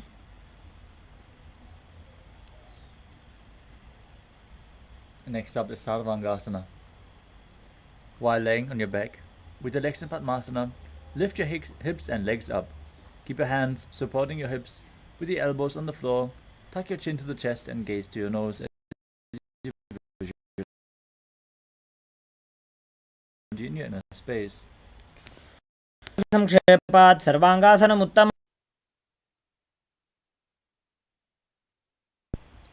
The next asana is Vrishchikasana.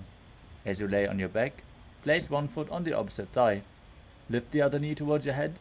Extend both arms up above your head and hook your fingers forward as you gaze to your third eye and visualize yourself as a scorpion.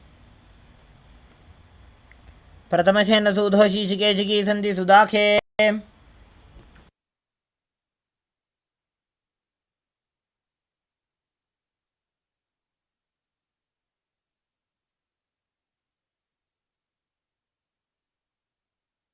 Now exchange the position of your feet. Place the other foot on top of the opposite thigh as you repeat Vrishchikasana on the other side.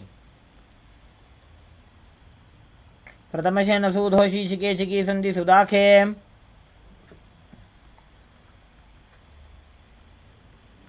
Next up is Vrishapadakshipasana. As you lay on your back, one foot on the opposite thigh, lift the other knee towards your head, extend both arms straight.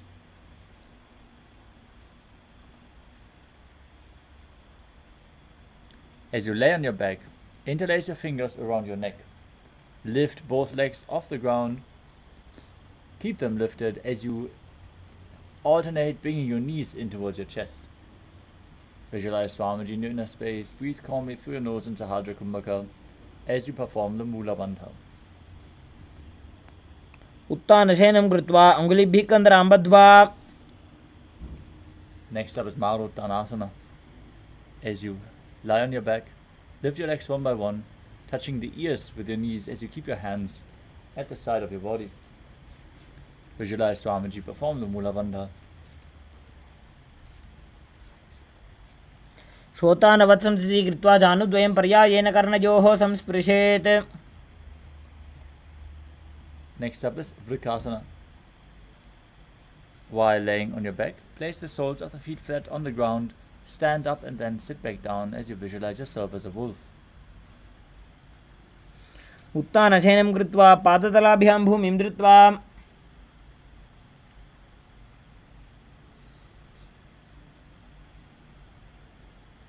Next up is Luthasana. As you lay on your back, quickly throw your legs up above your head. Completely roll over as you finish in a prone position. Repeat this again and again as you visualize Swamiji in your inner space. उत्तानशयनं पादौ शिर उल्लङ्घ्य भूमौ स्थापयित्वा.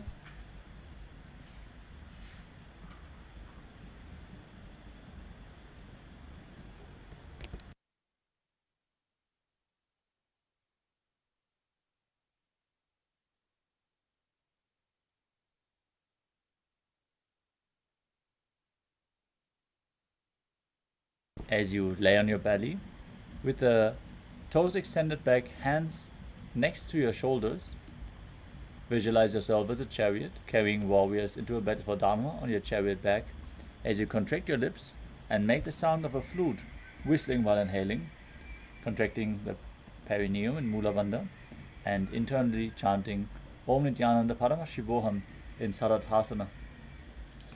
निब्जशयनं कृत्वा नाभिं भूमौ निधाय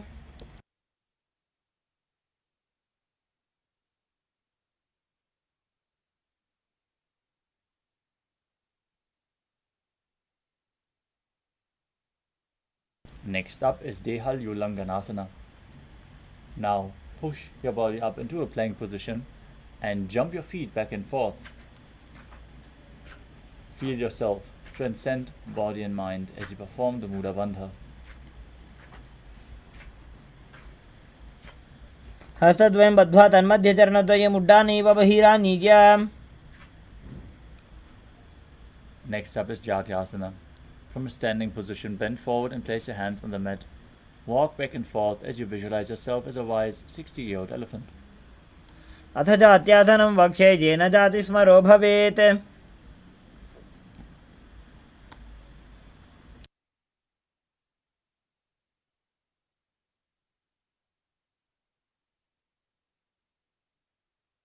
Next up is Lolitika Karana. As you stand with your knees bent, your feet pointing outwards, bend your elbows, keep your hands at the chest level and rotate your arms around your body as you lean back and move your head in all directions.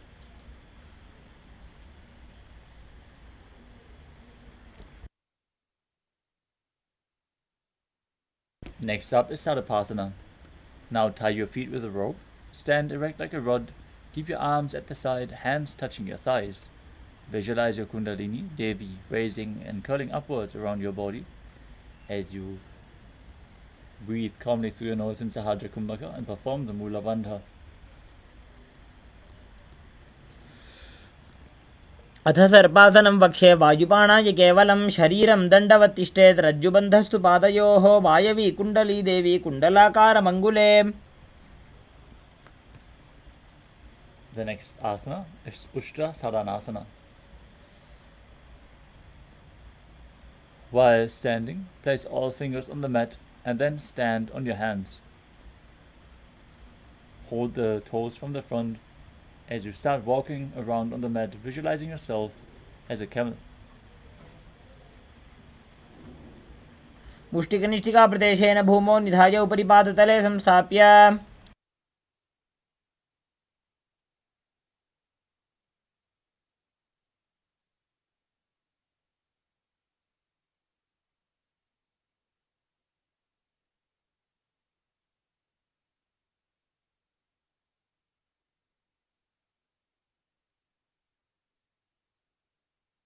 Next up is Ashvasana.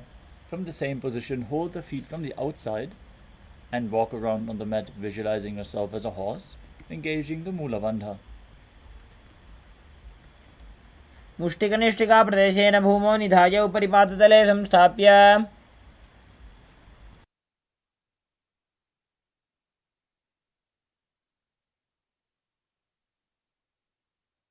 Next up is Kapota Nitakasana. As you stand straight with the feet together, interlace your hands behind your back and pull them down towards your calves. Open up your chest and visualize yourself as a soaring bird diving. पादतले भूमौ निधाय पृष्ठभागेन हस्तौ जङ्घापर्यन्तं नीत्वा. Next up is the Tala Pushpa Bhutam Karana. Now stand tall with the palms together in Namaskara Mudra.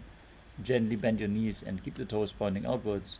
Simultaneously open up your palms and raise one heel off the ground, slightly lowering the waist and shoulder of the respective heel. Visualize you're holding a bouquet of flowers and offering it to Paramashivam.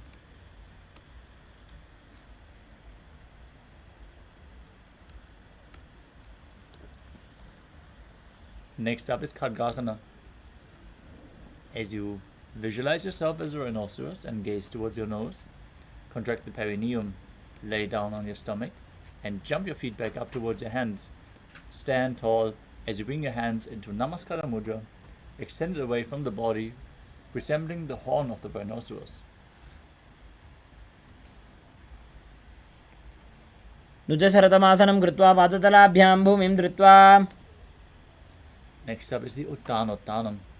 You can hold weights to intensify this asana as you sit down all the way to the ground or as low as you can and stand back up again and again. Gaze to your nose. Visualize Swamiji in your inner space. Perform the Mula Bandha.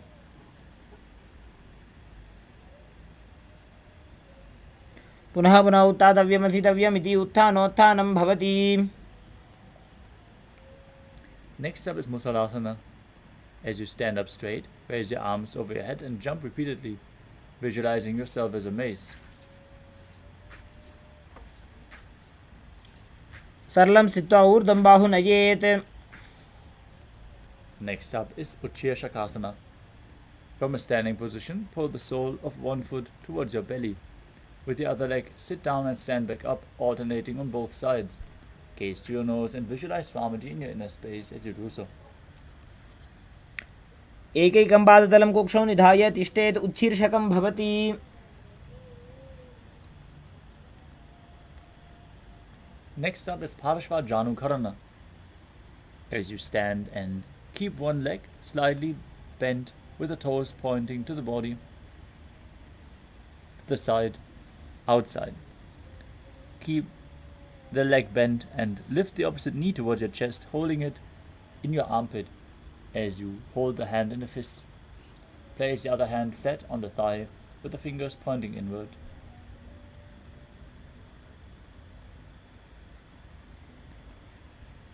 The next asana is Tandavasana.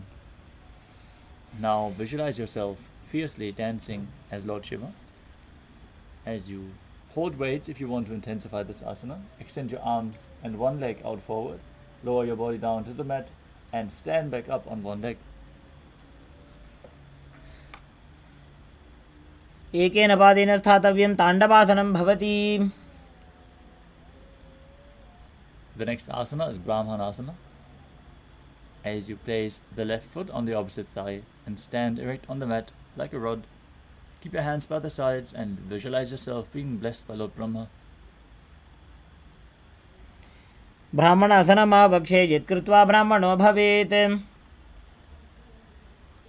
Next up is Garudasana 3. Now stand tall and wrap the left leg over and around the right knee. Tuck the left toes on the other side of the right calf as you simultaneously cross the left arm below the right and bring your palms together in Namaskara Mudra, visualizing yourself as Lord Garuda. उत्थानकूर्मपीठं च संहस्गारुणमेव च. Next up is Ekapadasana. Now stand straight on the right leg as you place the left foot on the opposite hip. Now keep your hands relaxed by the knees as you visualize Swamiji in your inner space and breathe calmly in Sahaja Kumbhaka as you do so. दक्षाङ्घ्रिं वामपादस्य जङ्घोपरि निधाय च. Next up is Dhruvasana, the pole star posture.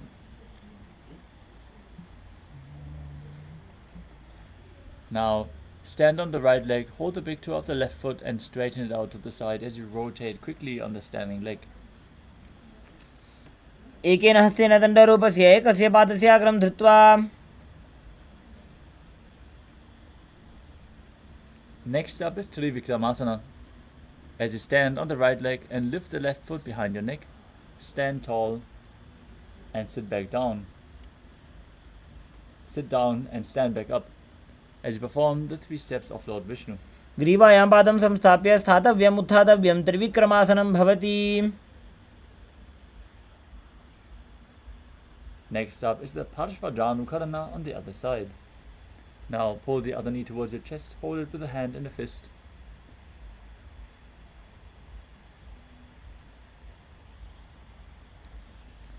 Now repeat Tandavasana on the other side. Visualize yourself fiercely dancing as Lord Shiva. एकेन पादेन स्थातव्यं ताण्डवासनं भवति. Now repeat Brahmanasana on the other side. Visualize Lord Brahma blessing you from within. ब्राह्मणासनमावक्षे यत्कृत्वा ब्राह्मणो भवेत्. Now repeat Garudasana 3 as you intertwine arms and legs and visualize yourself as Lord Garuda. उत्थानकूर्मपीठं च संहस्गारुणमेव च. Next up is Ekapadasana. as you stand straight on the left leg with the other foot on top of the thigh. Visualize Swamiji in your inner space. दक्षाङ्घ्रिं वामपादस्य जङ्घोपरि निधाय च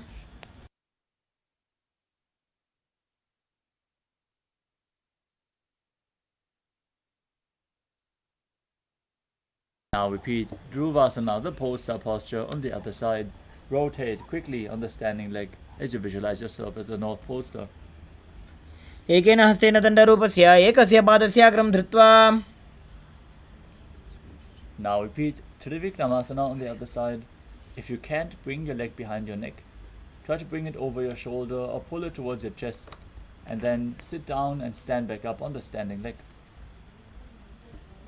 ग्रीवायां पादं संस्थाप्य स्थातव्यम् उत्थातव्यं त्रिविक्रमासनं भवति. Next up is the Samanakakarana. Stand with the heels together, toes pointing upwards, hands slightly away from the body, keeping the fingers one by one in a natural position. Relax after this sequence of intense asanas. As you move on to the final 100 asanas of the sequence, we would like to request all the participants to please make sure that your cameras are switched on, your rooms are properly lit, and that you are visible on camera. This is a security measure, so please follow along with the guidelines. The next asana is Gorak Anjali Asana. As you stand erect and then bend forward, bring both hands underneath the knees and make a finger lock. Bring the finger lock towards your navel as you sit in a squatting position and let the finger lock touch your navel.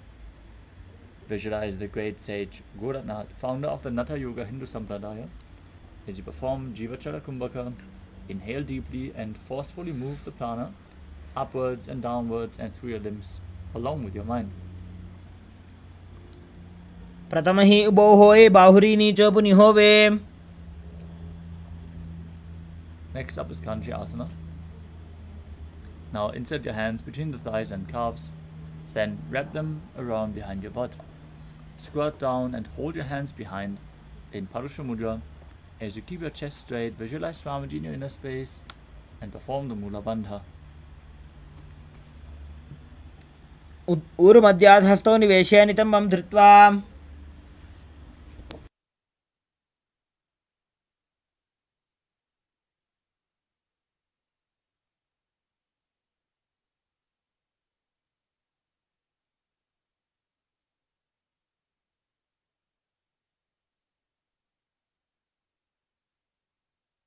Next up is Bhairava Asana. As you bring the feet together, sit in a squatting position with the heels touching perineum. With the heels touching your perineum, hold the hands at the back and sit upright. Gaze to your navel and visualize Bhagavan Kalabhairava, the Lord of Time. दो book की थलिया की माहिली core मिलाई. Next up is Varahasana. As you visualize yourself as Varaha, the boar avatar of Lord Vishnu, squat all the way down to the ground. Keep your feet together, toes apart. Bring your elbows up close to your head as you join your palms behind your back in Anjali Mudra with the fingers pointing downwards. Gaze to your nose and perform the Mula Bandha.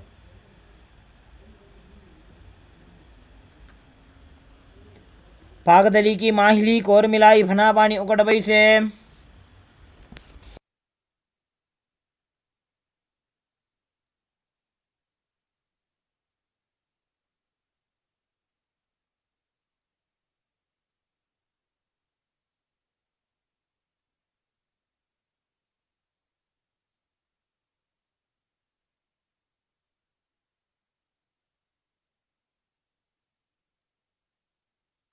Next up is Pipitasana. With your heels touching, bring your hips to the same level as your knees as you hold on to the big toes in Prana Mudra. Visualize Swamiji in your inner space as you perform the Mula Bandha. पार्श्वद्वय सम्मील्य स्थित्वा जानुप्रदेश आनीज्य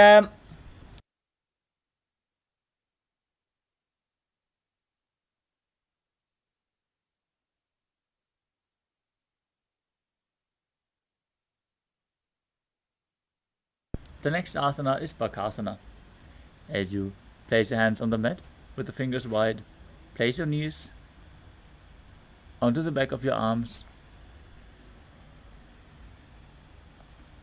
with the eyes forward. Lean forward, raise your feet off the ground as you perform the Jivatrala Kumbhaka, moving the prana up and down within your body. हस्ताभ्याम अवनिमवष्टभ्याम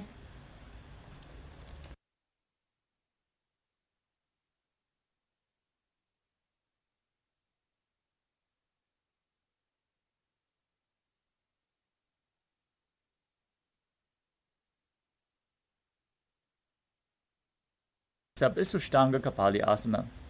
As you kneel down, place your head on the ground with the palms spread for support.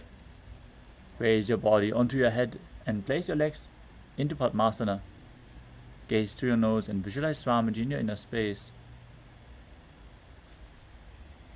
आसन को गुण कपाल आछो होई. Next up is Guptasana. Now keep your toes flat, touch your opposite feet with your touch the toes behind your body as you keep the heels outside the hip. Sit down on the ground with your perineum as you gaze to your nose. Visualize you are sitting in the secret seat with Paramashiva and Guru. जानोर्वोरन्तरे पादौ कृत्वा पादौ च गोपयेत्.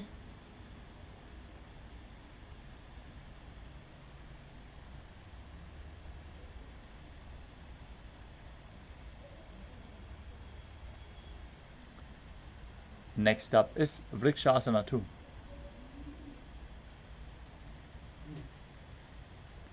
With your hands on the ground, fingers wide, lift your body up straight into a handstand. You can lean against the wall, or if you have a partner by your side, they can aid you in performing this asana. Everyone should be performing this asana to purify the 7 chakras. Visualize you are a tree with deep roots growing into the ground as you perform the Mula Bandha. सप्तचक्रक्षालनाय vrikshasana विशेषकान्.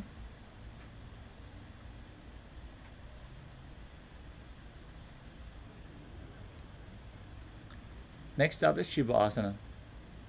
In the handstand position, gaze to your third eye and bring your hands closer together as you visualize Tejas energy flowing to your third eye.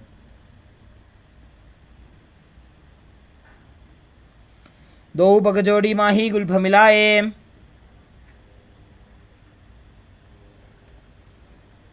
Next up is Matsyasana 2. Now place your hands flat on the mat. Step your feet back into a plank position, then lower your body down to the mat and push your body back up. Visualize yourself as a fish as you perform the Mula Bandha. निव्जं शयनं गोर्पर पार्श्वभागाय मूर्धकृत्या.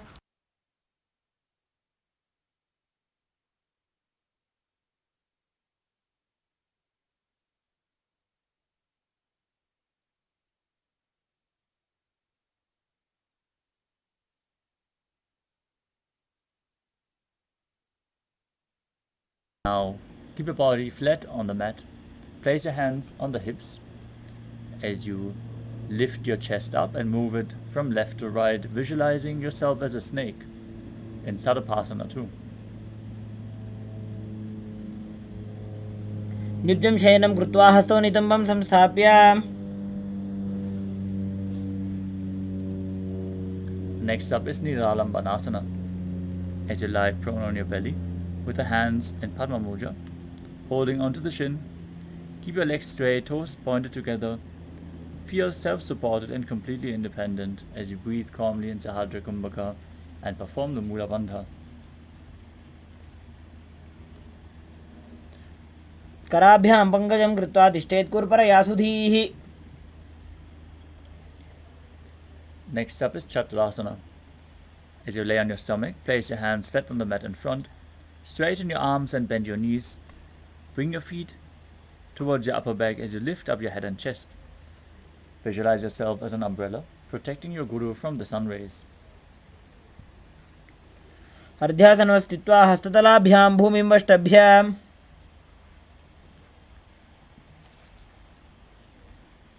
Next up is Vajrasana. As you sit on your knees with the tops of the feet flat on the mat, bring your butt onto the heels, stretch your arms in front with the palms facing down. As you place your forehead on the mat as well, gaze to your nose and visualize yourself as Vajra, the weapon of Indra, symbolizing your indestructibility. इदानीं गर्भिणीनां योगाभ्यासो यथा लघु.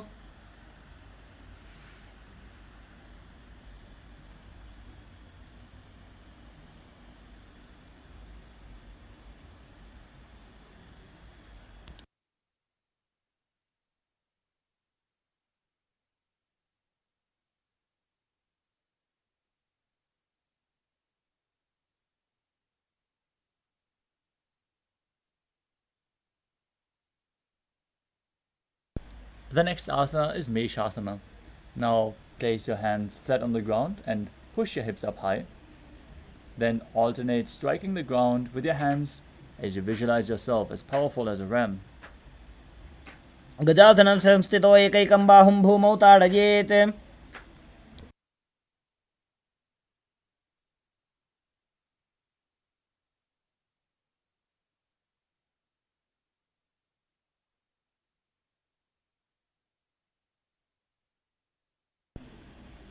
The next asana is Ajasana. From Gajasana, lift your legs into the air and slowly bring the forehead down to the ground. Now, visualize yourself as unborn, existing for all eternity. गजासनं संस्थितो पादद्वयमन्तराळे कृत्य.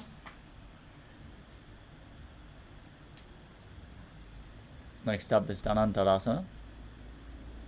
As you sit on the heels with the legs together, interlace your fingers around the toes, pull your feet towards your perineum, and then place your hands on the respective knees. Keep your spine straight, gaze to your nose, visualize Swamiji in your inner space. पूरब विधि परिहाता की काकसी से फणा शरामोड़ी. Next up is the Angamuttanam. Now interlace your fingers in front and then behind you. Stretch your arms forward to the sides and backwards as you give massage to various different joints and muscles of your body. Visualize Swamiji in your inner space. Return to Ujjayi Pranayama and perform the Mula Bandha. हस्ते अङ्गुलीर्बद्ध्वा हस्तयोर्मध्यात् सर्वमङ्गं निष्कासयित्वा.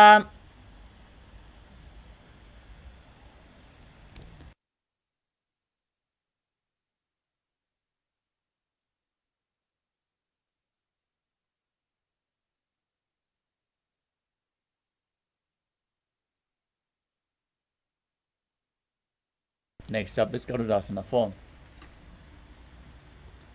Now sit on your heels in Vajrasana as you turn your feet out to the sides and keep the thighs and knees resting on the ground.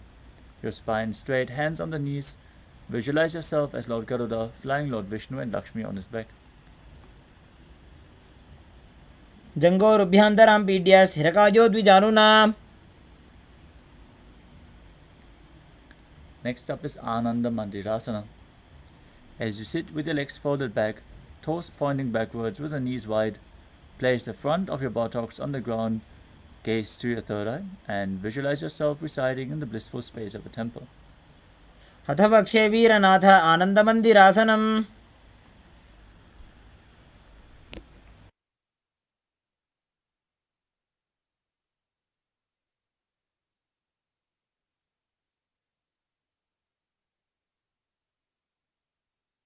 Next up is Mandukasana 2. As you sit with the knees wide, feet overlapping on your ankles, with your hands under the knees, gaze to your nose, visualize yourself as a frog as you perform Uddiyana Bandha and Mula Bandha. पृष्ठं सम्पीड्य गुल्फाभ्यां जान्वङ्गे सवलयाकृतिः.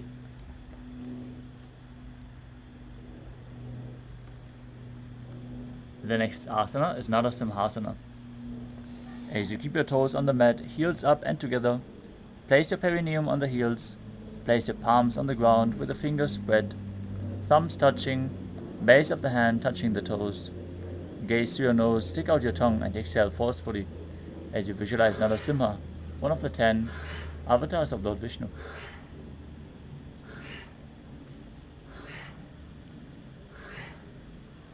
पृष्ठं सम्पीड्य गुल्फाभ्यां जान्वङ्गे सबलयाकृतिः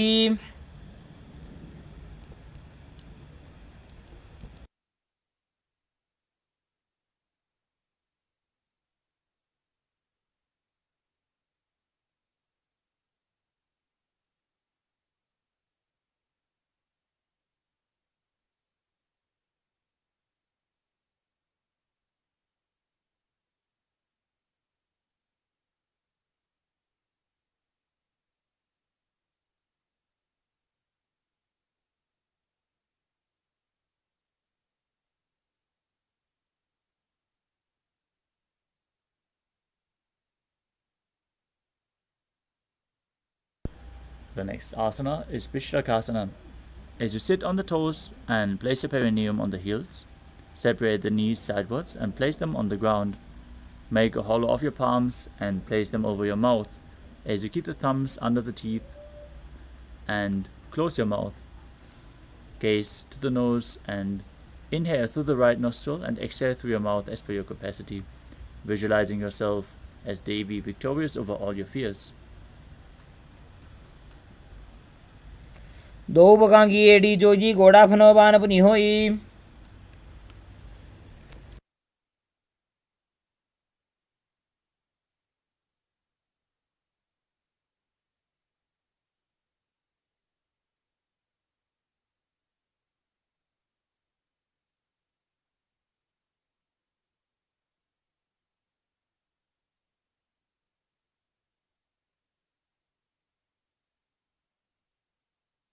The next asana is Makadasana. Now keep the soles of the feet together, the top of the feet on the ground. Sit on your heels and bend your elbows, bringing your fingers to the armpits. Imitate as if a monkey is stretching itself as you gaze to your third eye and visualize yourself as a playful monkey.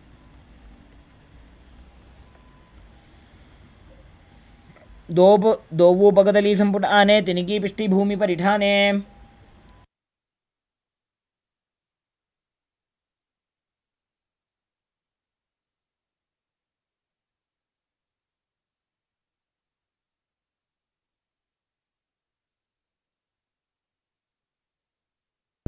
Next up is Vajrasangarasana.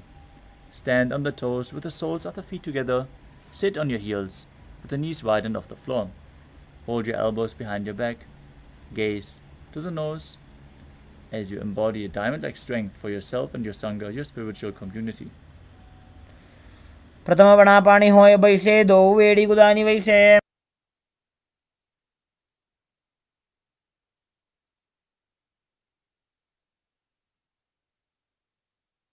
The next asana is Kanjanasana. As you keep the toes down, ankles crossed behind, and sit on your heels, place your palms to the side onto the mat, gaze to the nose and visualize perfect health beyond any and all physical or mental ailments as you engage Uddiyana Bandha and Mula Bandha. खञ्जनासनमा वक्षे यत्कृत्वा सुस्थिरो भवेत्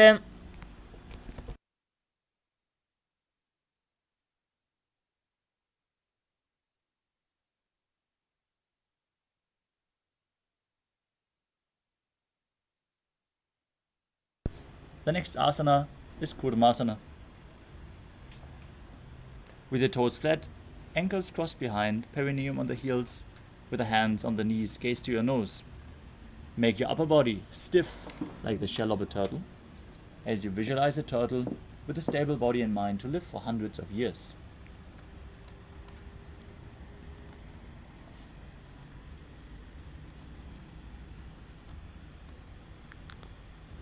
गुल्फौ च वृषणस्याधो व्युत्क्रमेण समाहितौ ऋजुकाय शिरो ग्रीवं कूर्मासनमितीरितम् Next up is Yogasana. With your toes flat, cross your feet and place your perineum onto the back of your heels. Gaze to your nose, visualize Swamiji in your inner space and perform the Mula Bandha.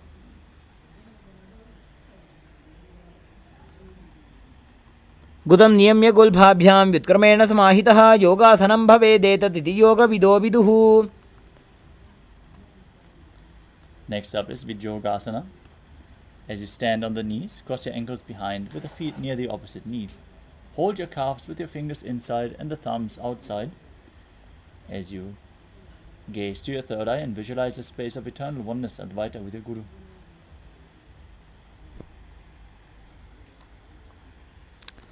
ઘોડા વામો ઊભો હોઈ ઘોડા આડા રાખે દોઈ.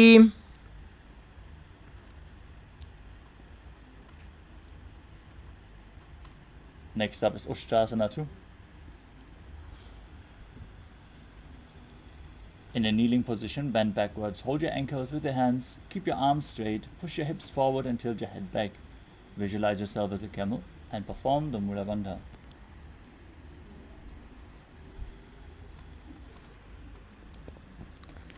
ಮೇರುದಂಡಗ್ರಂಥಿದಾಢ್ಯ ಸಂಪಿಪಾತಯಿಷು ಪುಮಾನ್.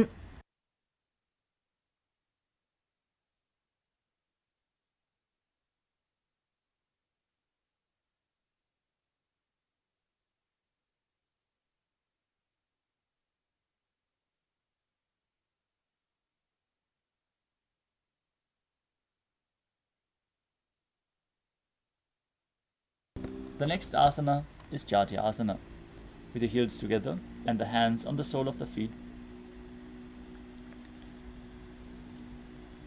Slowly lean back and bring your elbows to the mat. Then place the back of your head onto the mat as well. Gaze through your nose and experience yourself as a lotus blooming.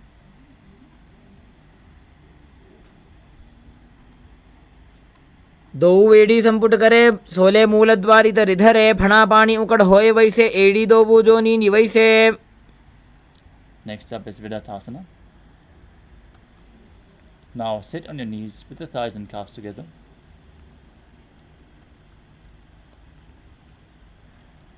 Lean back and touch your back to the ground, then rise back up again and again. You can use the support of your hands if needed. Gaze through your nose. Visualize the healing and liberation of all causal, subtle forms of your body. જંગા પૃષ્ઠિભૂમો નિધાય જંગોદરયોઃ ઊર્ની સંસ્થાપ્ય.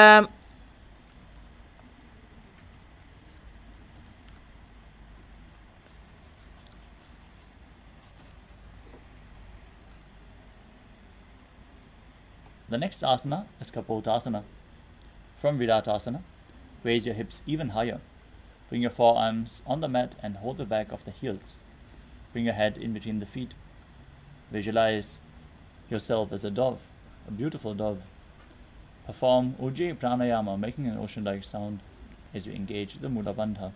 ಮೇರುದಂಡಗ್ರಂಥಿದಾಢ್ಯ ಸಂಪಿಪಾತಯಿಷು ಪುಮಾನ್. The next asana is Vadasana.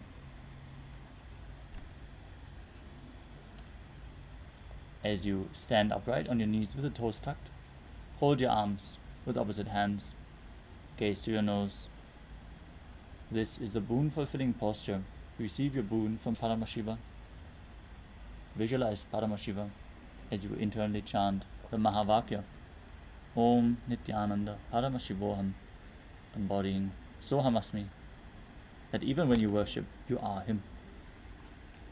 ಜಾನುನಿ ಭೂಮೌ ಸಂಸ್ಥಾಪ್ಯ ಹಸ್ತಾಭ್ಯಾಂ ಬಾಹು ಪರಸ್ಪರಂ ಧೃತ್ವಾ ಸರಳಂ ತಿಷ್ಠೇತ್ ವಾರಾಸನಂ ಭವತಿ.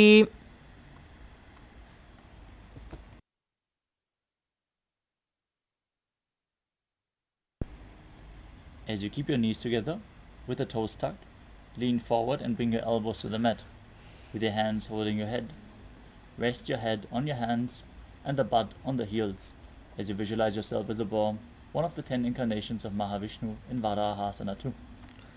सूर्यं चन्द्रं भेदनानि आसनानि निकथ्यते कूर्परो भूमौ स्थापयित्वा जानुभ्याम् अवनिमवष्टभ्य हस्तौ मस्तके संस्थाप्य पार्श्वनितम्बे संस्थाप्य तिष्ठेत् वाराहासनं भवति. The next asana is Mundasana.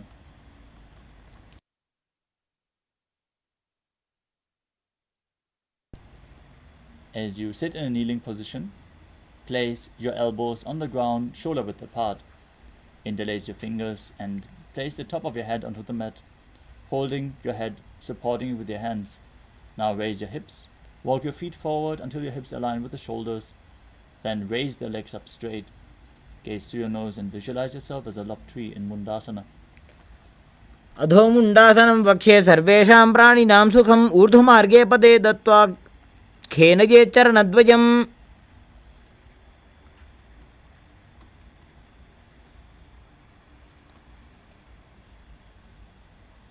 Next up is Andhasana. As you kneel down, place the head in between the knees. Keep your elbows adjacent to the knees, with your hands holding the head. Exhale through your mouth, gaze to the nose as you visualize Swamiji in your inner space.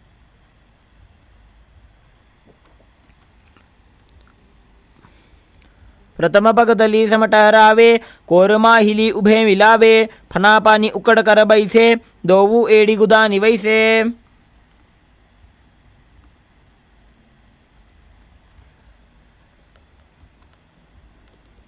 Next up is the Viparita Shalabhasana. You can hold weights if you want to intensify this asana. As you lay down on your belly, extend your arms straight out. Lift your thighs, arms and chest off the ground as you visualize yourself as a locust. Breathe calmly through your nose into Hajra Kumbhaka and perform the Mula Bandha. शलभासन भेदाश्च नटभेरुण्ड नामके गण्डभेरुण्ड सहिते शीर्षदण्डासनं तथा. The next asana is Kapalasana. As you lay on your belly with your arms at the side, palms facing down, keep your forehead on the ground, keep your chest on the mat, and lift your legs up together. Visualize yourself as a skull representing the purified mind with a strong will to attain enlightenment. कपालं भूमौ निधाय ऊर्ध्वं पादो नजेत कपालासनं भवति.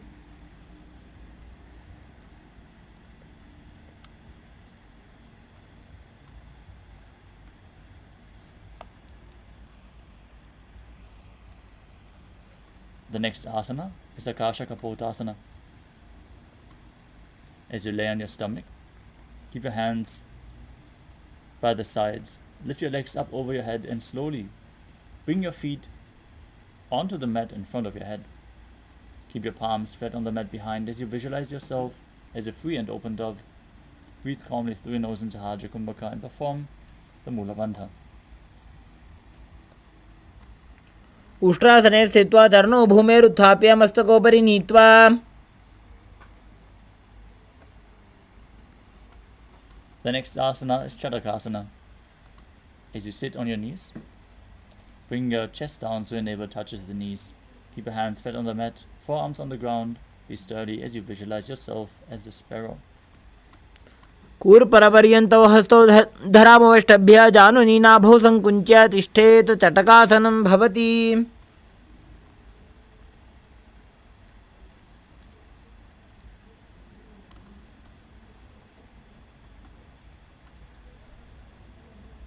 The next asana is Vrishchikasana too.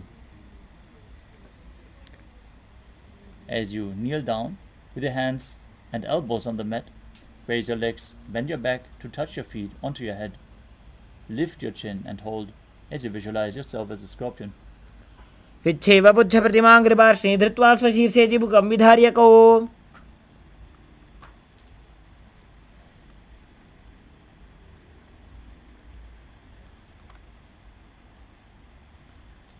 The next asana is Vrishasana.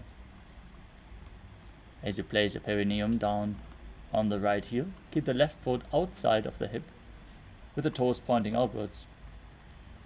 Keep your hands flat in front of your body as you visualize yourself as a bull. Perform the Antarangaka Kumbhaka, forcefully inhaling through your nose and slowly exhaling after holding the breath for a while. Perform the Mula Bandha, internally chant the Mahavakya. यामि गुल्फे पादमूले वामभागे पदेतरम्.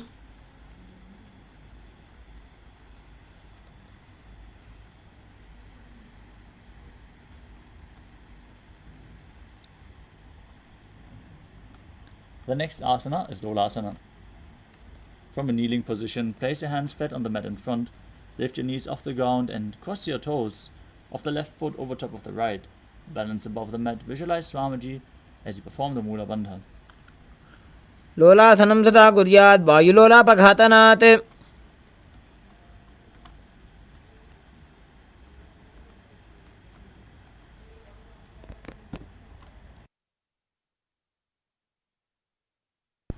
Now, place your perineum onto the opposite heel. As you repeat Vrishasana on the other side, visualize yourself as a bull. याम्यगुल्फे पादमूले वामभागे पदेतरं विपरीतं स्पृशेत् भूमिं वृषासनमिदं भवेत्.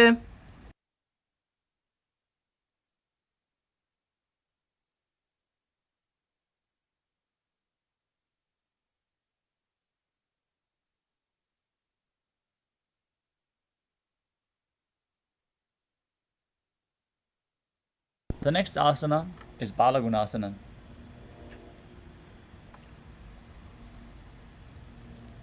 Now, sit with the toes of the left foot placed on the ground on top of the left heel. Keep the right foot flat with the knee raised against the chest, hands on the respective knees. Visualize Balagunahai, one of the 84 siddhas in your inner space. आसन को गुण जल विकार जाजी.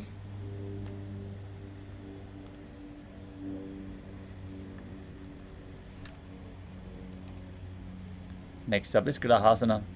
As you squat with the feet flat on the mat, bring your elbows under the thighs and wrap the hands around the shins.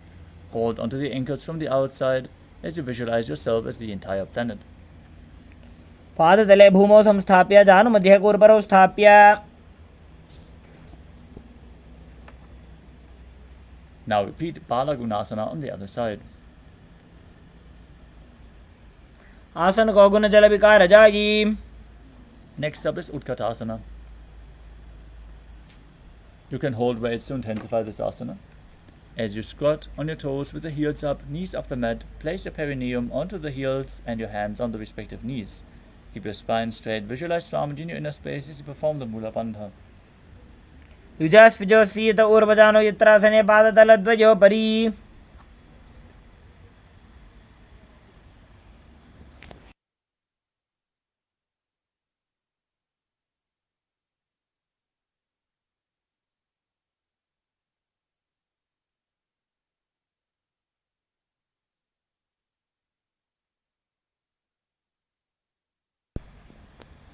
Next up is Vajrasangarasana 2. Sit on the toes with the perineum on the heels, soles together. Keep your knees wide and off the ground.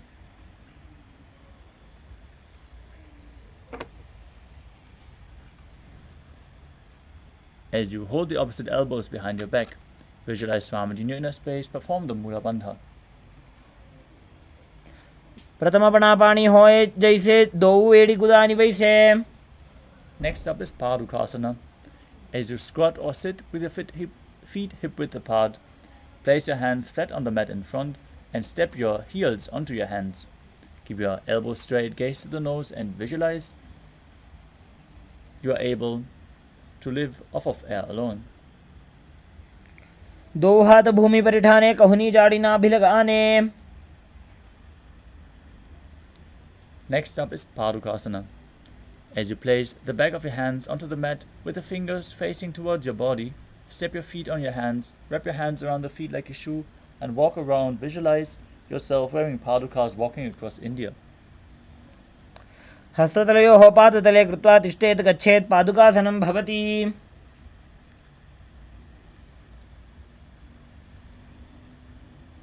Next up is Kukutoranasana. As you place your palms on the mat, raise both feet upwards into the air and let them fall back down. Do this again and again. Visualize yourself as a rooster as you perform the Mula Bandha. हस्ततले भूमौ कृत्वा पादतले च ऊर्ध्वमुड्डानं कृत्वा. Next up is Viparita Nrityasana. As you place your hands on the mat, raise your legs upwards into a handstand and move around on two hands dancing as you feel yourself become free of all inhibitions. हस्ततलाभ्यां भूमिं अष्टभ्य ऊर्ध्वपादाग्रे कुर्वन्.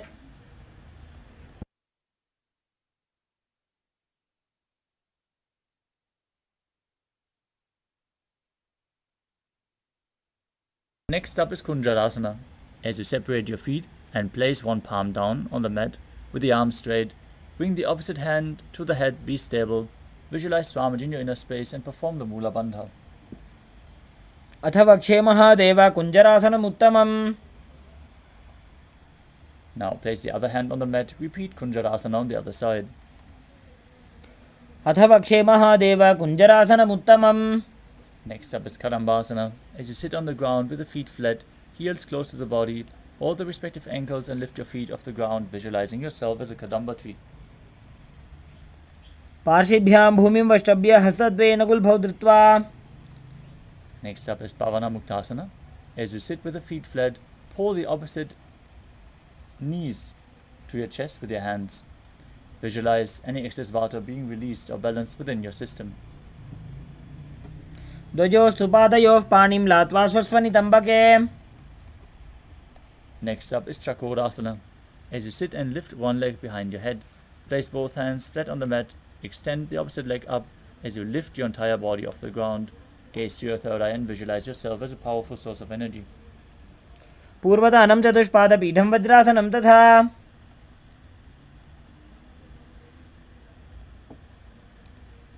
Next up is Dhanurasana 2. Now sit on the ground, hold the left toes with the left hand index and middle fingers. As you pull it towards your ear, hold the opposite big toe with Prana Mudra as well. Visualize yourself as a bow. पादाङ्गुष्ठौ तु पाणिभ्यां गृहीत्वा श्रवणावधि. Next up is Ashtavakrasana. As you lift the left leg over top the left shoulder, hook the right foot over top and extend the legs to the side as you balance on your arms and visualize yourself as a flying crane. वासिष्ठमथ कौण्डिन्यम् ऊर्ध्वकुक्कुटमेव च. Next up is Planasana. As you place the right foot on the left thigh and bring the left foot flat on the ground, have the left shoulder underneath the raised left leg and place your hands flat on the ground. Gaze to your third eye and visualize you are immortal, able to exist solely from prana. एतत् प्रभेदं वक्ष्यामि करोति यः स चामरः. Next up is Parshvamatsendrasana. Now place the right foot at the root of the left thigh and the left leg over top of the knee. Hold your hands behind your back underneath the raised knee as you gaze to your third eye and visualize Sage Matsyendranath. पार्श्वाभ्यां धृत्यते यास्तु पार्श्वमत्स्येन्द्रमुत्तमम्. Next up is Chakrasana.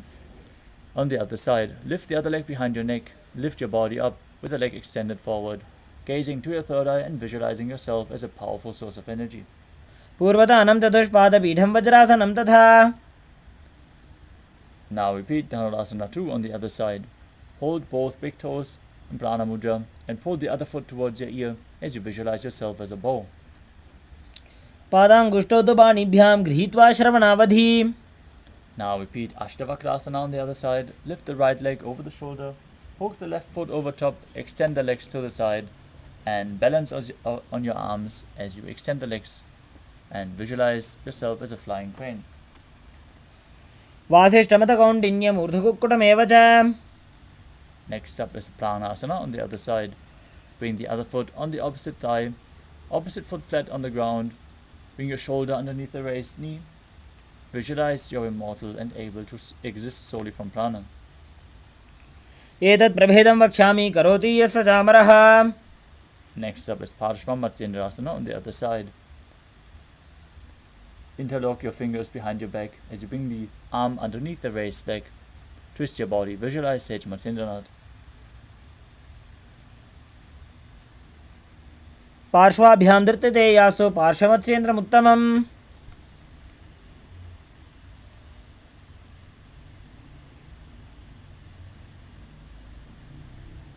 Try to perform these intense asanas to the best of your capability. Even if you can't perform the asana perfectly, don't feel discouraged by that.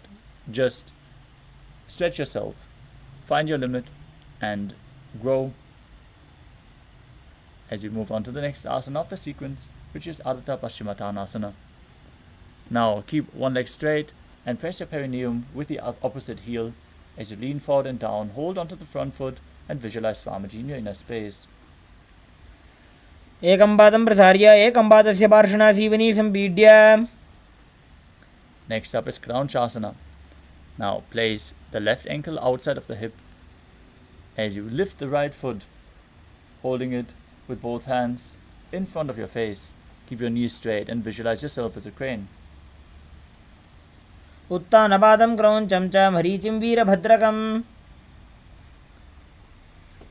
Now bring the other heel against the perineum and lean forward and down as you repeat Ardha Paschimottanasana on the other side.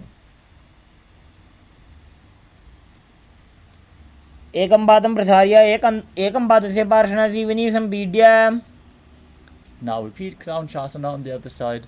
Bring the other foot outside the hip with the opposite foot pulled in front of your face. वासिष्ठमतकौण्डिन्यमूर्धकुक्कुटमेव च. The next asana is Svastikasana. As you sit with the soles between thighs and calves, keep your spine straight. Rest your palms on the knees, gaze to your nose, and visualize a swastika. जानुर्वोरन्तरे सम्यक् कृत्वा पादतले उभे. Next up is Godakshasana. As you keep your feet in the same position, cover your heels with the respective hands. Perform Jalandhara Bandha and Mula Bandha as you gaze to the nose and visualize the sage Godaknath, founder of the Natha Yoga Hindu Sampradaya. जानुर्वोरन्तरे पादौ उत्तानो व्यक्तसंस्थितौ. Next up is Bhagasana 2. Now bring the left heel to the perineum and place the right foot on the left thigh. Gaze to your third eye, visualize Swamiji as you meditate on the enlightened one. As we enter Shanmukhi Mudra, close your eyes with the index fingers, nose with the middle fingers, mouth with ring and little fingers, and ears with the thumbs. वामपार्श्वमुकुटं संस्थाप्य दक्षाङ्घ्रिवामजगने. Next up is Yogasana.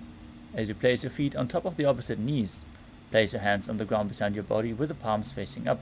Keep your spine straight, gaze to the nose, visualize Swamiji as you perform Kaka Chanchukumbhaka, inhaling through the rolled up tongue with your mouth in the shape of the beak of a crow. Exhale through your nose. उत्तानौ चरणौ कृत्वा संस्थाप्योपरि जानुनोः. Keep breathing through the rolled up tongue as you rotate your hands at the side of your body and push your palms into the mat, lifting your entire body off the ground as you visualize yourself as a rooster in Urdhva Kukutasana. वासिष्ठमतकौण्डिन्यमूर्धकुक्कुटमेव च.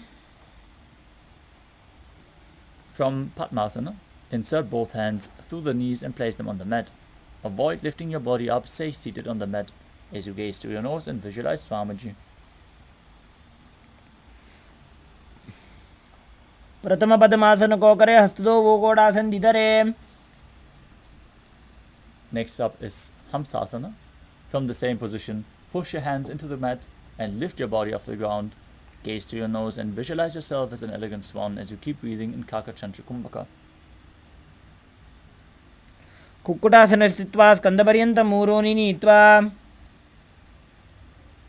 Next up is Karmukhasana. From Padmasana, place your hands between the thighs and calves. Lean forward and push your hands behind your body. Interlock your fingers in Parashu Mudra as you visualize yourself as Lord Shiva's bow.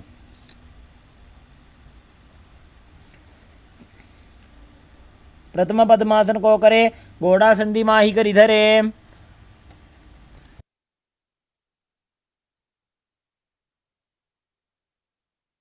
The next asana is Kurmasana 2. From Padmasana, insert both hands through the thighs and calves, bend your elbows and hold the respective shoulders with your hands. Visualize yourself as a turtle, having a stable body and mind to live for hundreds of years. By जंग पर दक्षिण पावा दाई जंग पर by लियावा. From the same position, tuck your chin to the chest in Jalandhara Bandha and rejoice knowing you're sitting in Shiva's secret knot posture. Gaze to your nose in Granthi Bhedasana.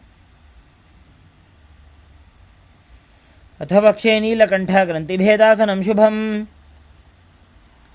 Next up is Uttana Kurmasana. From the same position, roll onto your back. Bring the arms in between the thighs and calves and hold onto your shoulders as you lay on your back. Gaze to your nose and embody a turtle laying on its back. कुक्कुटासनबन्धस्थं कराभ्यां धृतकन्धरम्. Next up is Pango Kukutasana. From Padmasana, place both hands through the gap of the thighs and calves. Place one hand on the ground, Hold its wrist and lift your body up as you visualize yourself as a rooster. कुक्कुटासनो स्थित्वा एकेन हस्तेन अन्यस्य परिबन्धं धृत्वा Now exchange the position of your hands. Repeat Pangu Kukutasana on the other side.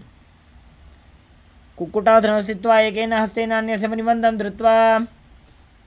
Next up is Grudrasana. From Padmasana, place your elbows on the toes and interlace your fingers in Padasha Mudra. As you rest your chin on the knuckles, press your thumbs to the throat and visualize you have gone beyond all greed and covetous. जानुर्भोरन्तरे पादौ उत्तानो व्यक्तसंस्थितौ. Next up is Padmasana 3. From Padmasana, hold one hand over the other with the palms facing upwards. Keep your spine straight, gaze to your nose, visualize Swamiji and perform all three bandhas. उत्तानौ चरणौ विधाय विधिवत् शक्तिस्थितौ योगिरात्. Next up is Padmasana 4. Maintain Padmasana. Gaze to the nose and rotate your hands on top of the knees. Place them flat. Visualize Paramashiva in your inner space as you perform the Mula Bandha. एतत् पद्मासनं कुर्यात् प्राणवायुप्रसिद्धये. Next up is Karmukasana 2. Keep one hand flat on the knee as you hook the other hand around the big toe in Prana Mudra, moving the big toe round and round as you visualize yourself as Paramashiva's bow. Repeat the movement on the other side as well. अथान्यासनमावक्षे योगपूरकरक्षणात्. Next up is Karmukasana 3. From Padmasana, cross your arms behind your back and hold the big toes in Prana Mudra. Engage all the bandhas as you gaze through your nose and visualize yourself as Pinaka, Lord Shiva's bow. कार्मुकासनमाक्षित्य उदरे पूरयेत् सुखम्. Next up is Triridhasana. As you maintain Karmukasana 3, lift your chest up, gaze to your third eye. Visualize yourself as the action of Paramashiva's third eye, destroying anything you come across as you perform the Mula Bandha. ऊरुभ्यामुपरि स्थाप्य पादयुग्मं प्रयत्नतः. Next up is Nagarasana. From the same position, lay down on your back. Keep your arms behind your back. Try to hold on to the big toes in Prana Mudra with your legs in Padmasana. Gaze to the nose and visualize yourself as a snake.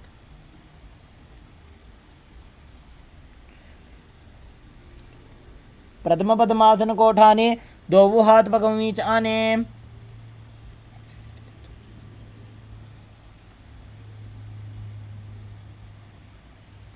Next up is Kandukasana. As you lay on your back, bend your knees and keep the feet off the ground. Embrace your knees to the chest with the head touching the knees. Squeeze your body into a ball. Relax your spine after these intense asanas. Breathe calmly through your nose in Sahadra Kumbhaka.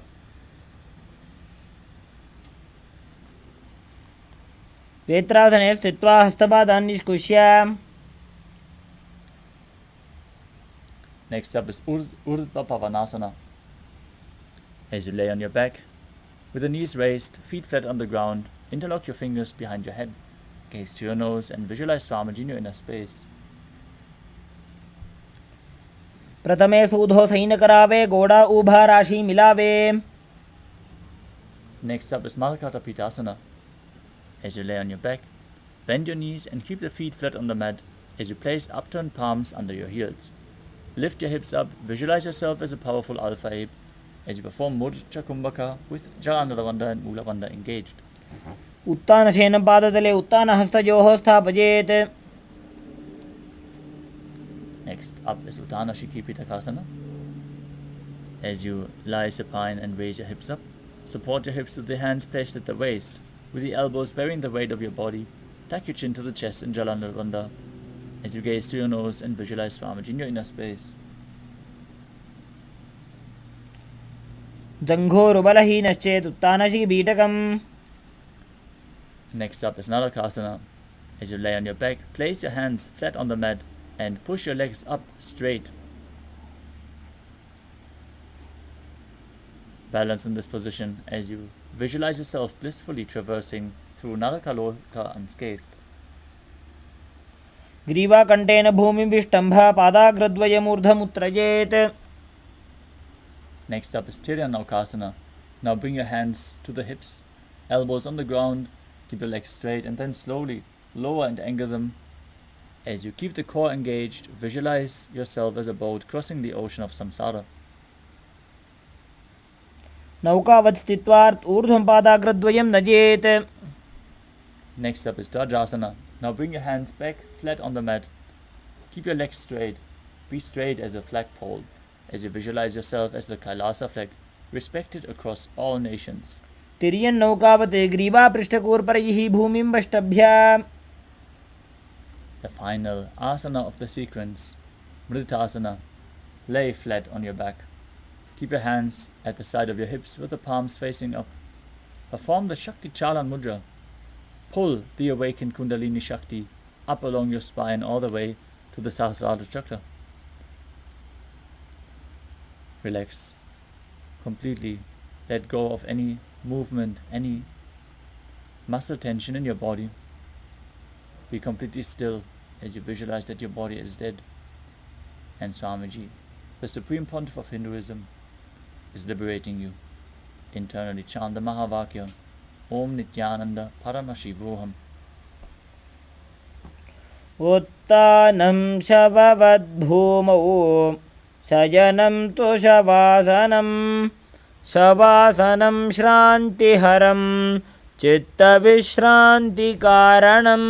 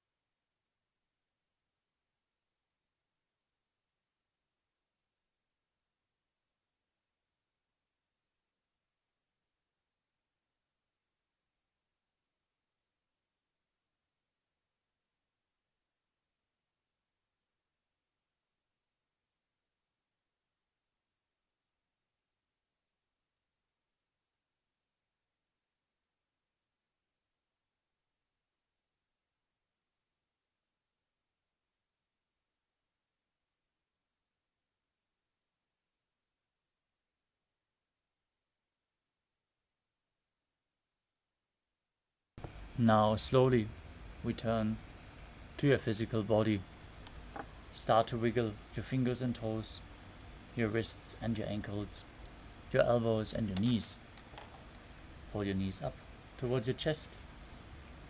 Rock your body from side to side as you slowly return to a comfortable seated position. Congratulations, you completed the Dvitiya Vinyasa Krama, the 308 asana sequence of Nithyananda Yoga. We are now going to move on to the power manifestation, so stay tuned as we conclude today's Nithyananda Yoga session with the Purna Mantra. Sit straight with your head, neck and spine in a straight line, hands in Namaskara Mudra in front of your heart center. Close your eyes, take a deep breath, visualize Swamiji as we chant the Purna Mantra together. ॐ पूर्णमदः पूर्णमिदं पूर्णात् पूर्णमुदच्यते पूर्णस्य पूर्णमादाय पूर्णमेवावशिष्यते. ॐ शान्तिः शान्तिः शान्तिः. हरिः ॐ तत्सत्. सर्वं भगवत् श्रीनित्यानन्दपरमशिवपादुकार्पणमस्तु. ॐ नित्यानन्दम्. Thank you all, Nithyanandam.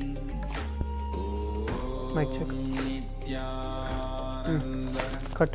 Paramashivoham. Om Nithyananda Paramashivoham.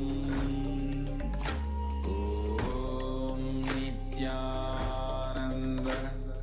Paramashivoham. Om Nithyananda Paramashivoham.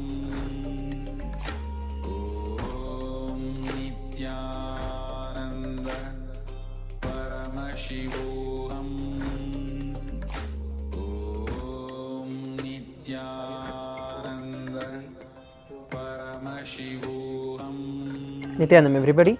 Welcome back.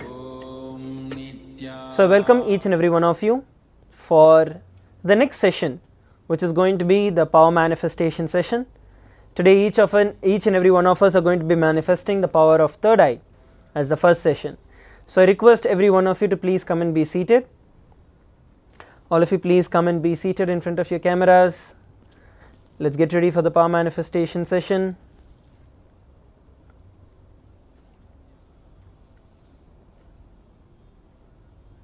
Please come and be seated.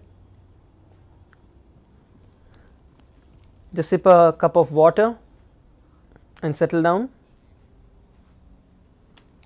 From that intense space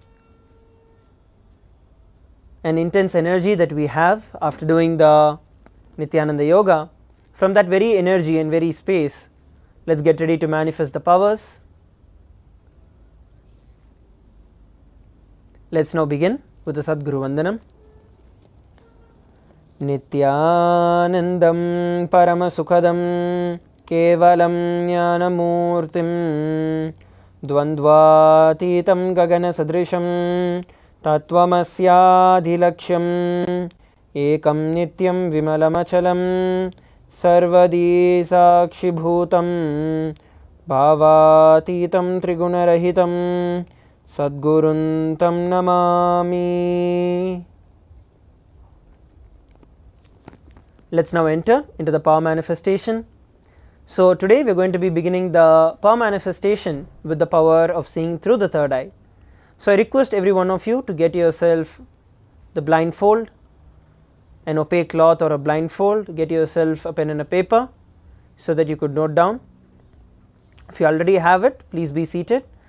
Those of you who are joining in today for the first time, I welcome all of you today once again, and get yourself a blindfold. If you do not have a blindfold, you can get yourself an opaque cloth, because we are going to be tying our eyes, we are going to blindfold ourselves during the power manifestation today.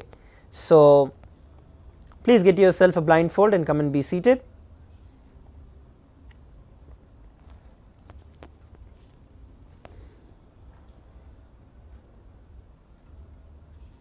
We will be having a couple of rounds of power manifestation, especially after we do the Nithyananda Yoga.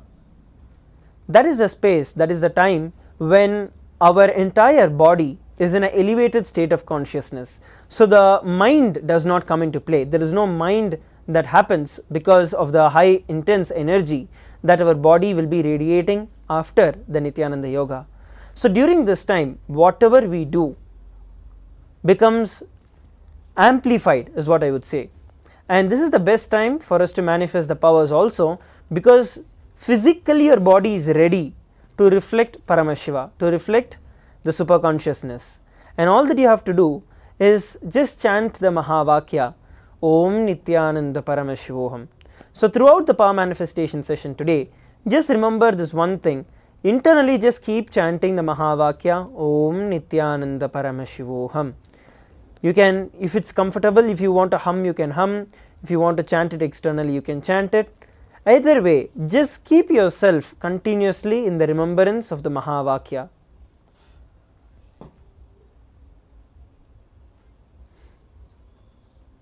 So let us now enter into the power manifestation. We are first going to be looking at the Shastra Pramana, which is the scriptural reference for this science of power manifestation. Every power manifestation that we will be experiencing today during the entire day has its own Shastra Pramana, Apta Pramana, Atma Pramana and Sakshi Pramana. So what are these Pramanas? For those of you who are joining us new, Pramanas are those precedences that are there from our ancient history, and this shows how each science, each of these powers is a science. So this power of third eye reading is given directly by Paramashiva in the Vedas and the Agamas. The revelations of Paramashiva in the Vedas and Agamas are called as Shastra Pramana. Specifically, this power of third eye reading is given in the Vijnana Bhairava Tantra, Sutra 34. The verse goes as Kapalantar mano nasya tishtan milita lochanaha krame namanaso dadyat lakshaye laksha uttamam. So this is the direct revelation by Paramashiva. I am going to be reading out the translation now. By fixing the mind on the inner space within the crown center and sitting stably without any movement, having the eyes closed in the succession, by that stability of the mind and the inner space through the power of third eye, one directly sees the ultimate goal, Lakshyam, by having the vision beyond the sight that reveals an object or place, attaining the space of oneness with the source, Paramashiva.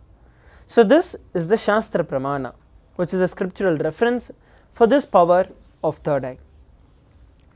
There are so many incidents and happenings in the life of the Supreme Pontiff of Hinduism, where the Supreme Pontiff of Hinduism has manifested these powers, extraordinary Shaktis, and similarly has initiated multiple of us, hundreds of thousands of us, into this science of power manifestation.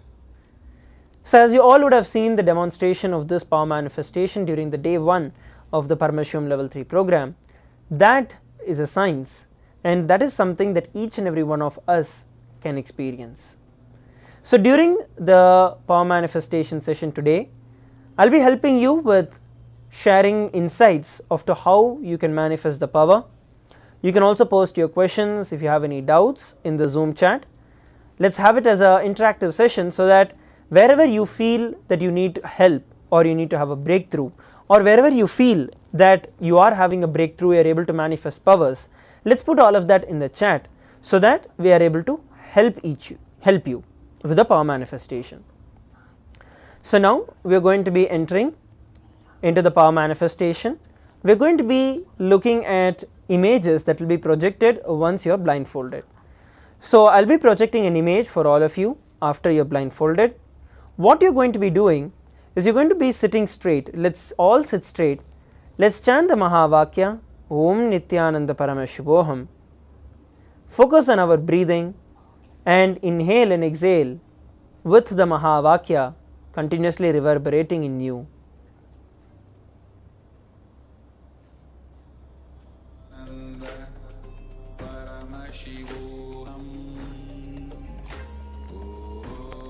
Just chant the Mahavakya internally, focusing on your breathing.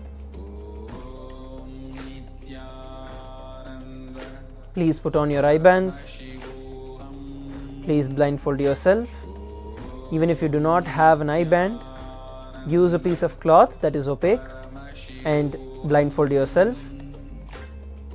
Don't just sit with your eyes closed without a blindfold. Get yourself a piece of cloth and blindfold. Let us now enter into the power manifestation. I am going to be projecting an image for all of you, and all of you are going to identify, you are going to ask Swamiji to show you whatever is projected on the screen. You can identify the colors, the image, the shapes, whatever Swamiji is showing you. Let's sit straight, chant the Mahavakya intensely, and ask Swamiji to show you in as much detail as possible. Go into as many details as possible. Let's begin.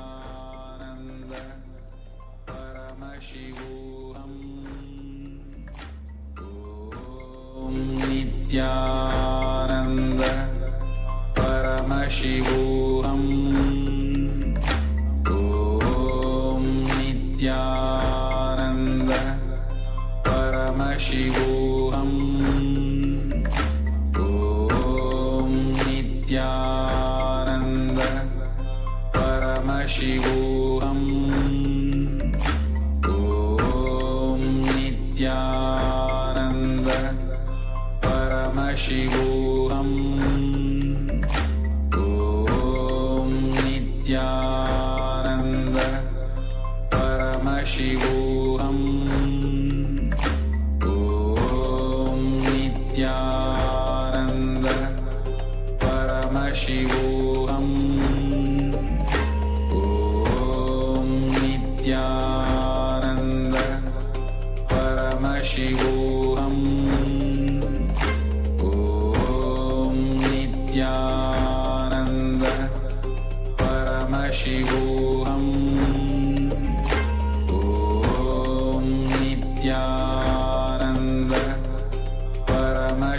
Paramashivoham.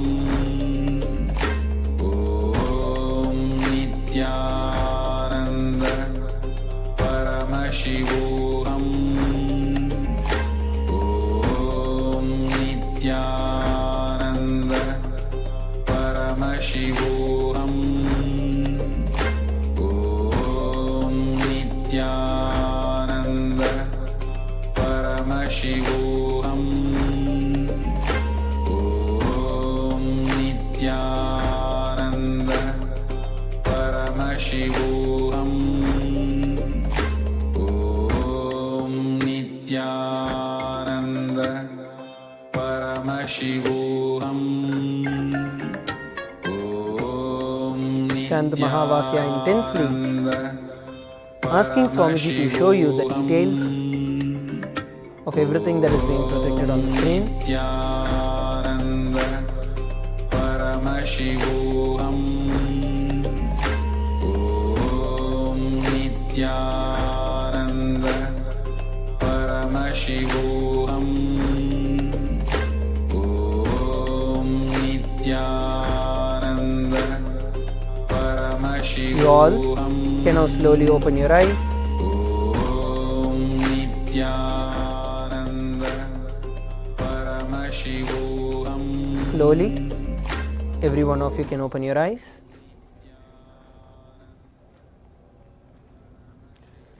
Now pen down in detail whatever Swamiji showed you. Pen down in as much detail as possible.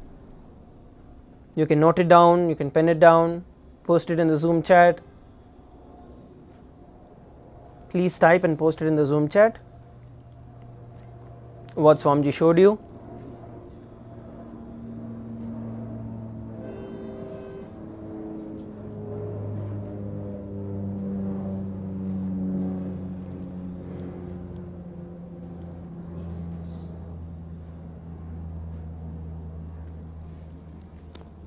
Each of you please take a few moments now, post it in the Zoom chat. Whatever Swamiji showed you, whether it is a color, shape, image, word, number, letter, whatever you feel, whatever Swamiji showed you, just pen down as it is. And if you have a doubt whether you yourself guessed it or you imagined it, it's okay. Don't worry about any of that, just post as it is.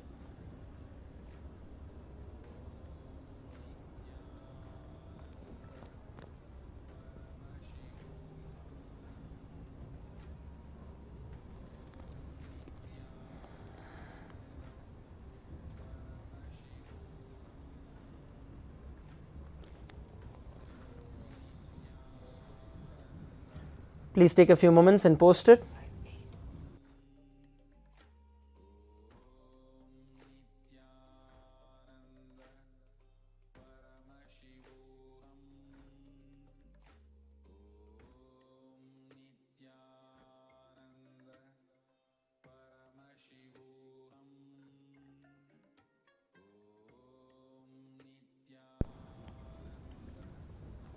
Yes, please start posting. Nandakumar has posted no color. Okay, so no color is also a certain color. If it is dark black, then it is black. So put down whatever you are able to see and post it in the chat. Alright, so now we are going to be looking at, as each of you are also posting, we are going to put the image, we are going to be showing the image that was projected for all.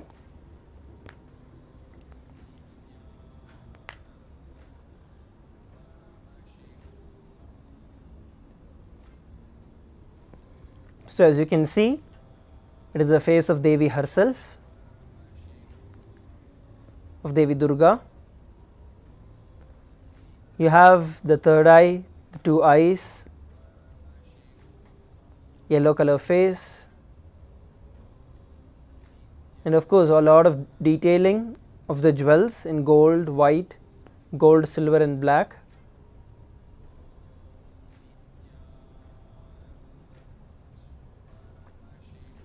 So this is the image of Devi herself during the Navaratri.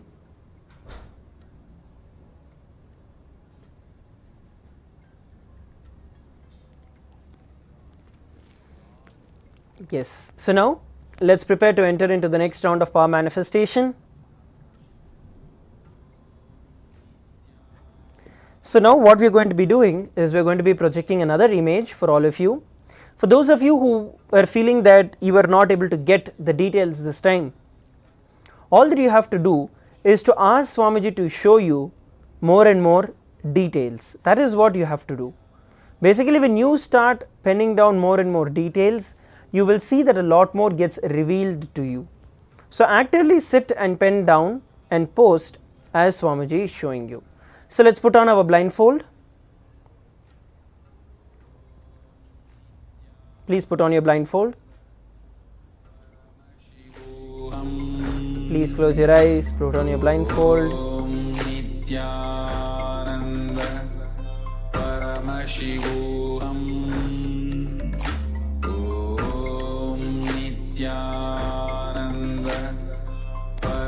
We're going to be beginning the next round of power manifestation. Put on your blindfold.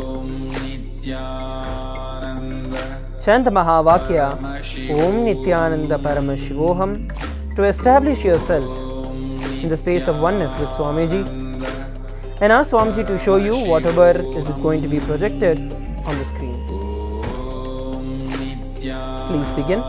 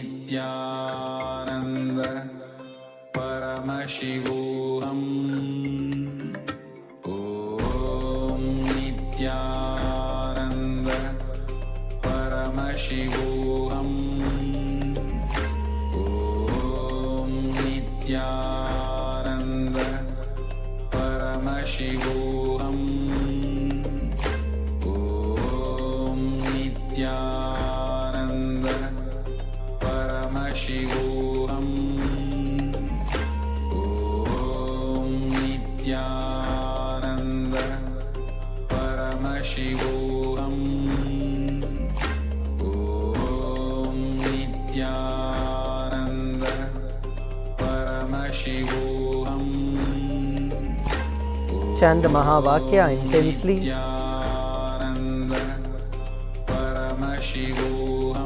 and ask Swamiji to show you the image that is being projected on the screen. It can be the color, it can be an object, it can be anything.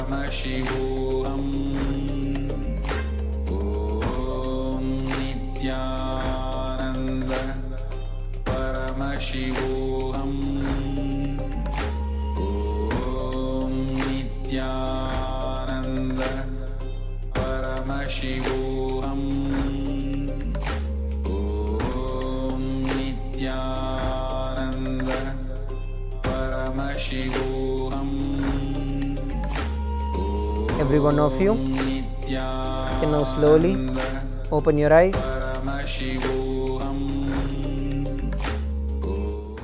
Please open your eyes slowly.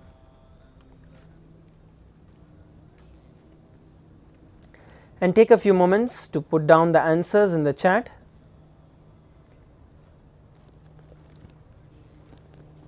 Please take a few moments to put down the answers in the chat. Please type and post the answers in the chat.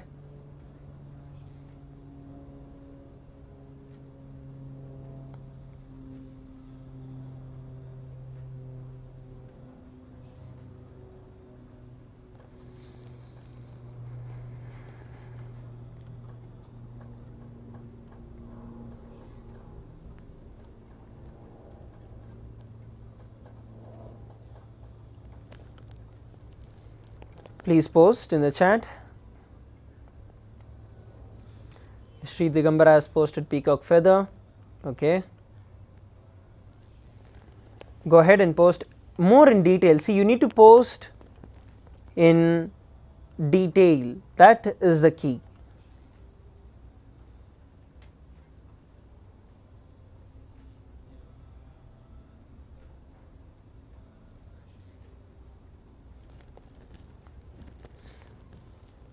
Yes, please post.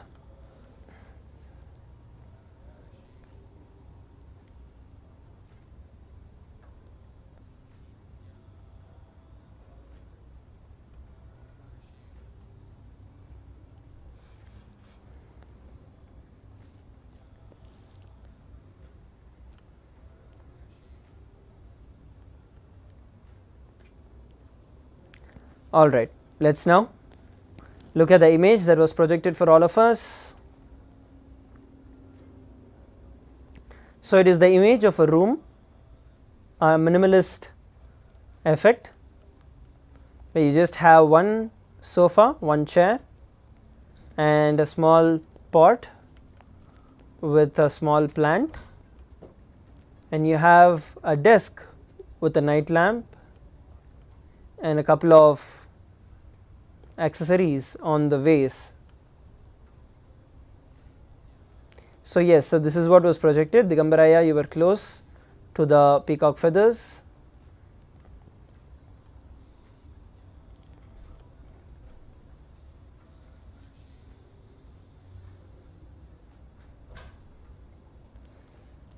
So, this was the image. So, we are going to be having one last round now, and this, what we are going to be doing is, once again I want to reiterate to every one of you, use this opportunity to pen down in detail, to post in detail, to ask Swamiji to show you in detail. Okay, Shiva Talamaya has also posted, it's Kailash mountain. Okay, so I want you to see more in detail, Aya. The more and more details that you are entering into, the more and more you will be able to manifest the power. So, don't restrict yourself to just one object or one item or one color. Don't do that. Go into as much as detail as possible, and you will see that the power manifests. Let us all put on our blindfold.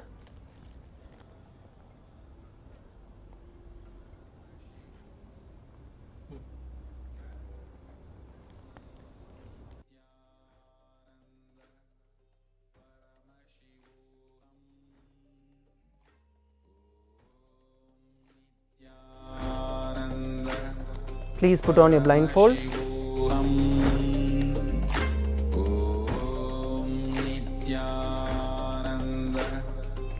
Let us now enter into the power manifestation. Nithyananda Paramashivoham. Om Nithyananda Paramashivam. Let's begin. Start identifying the image that is being projected for all of us on the screen.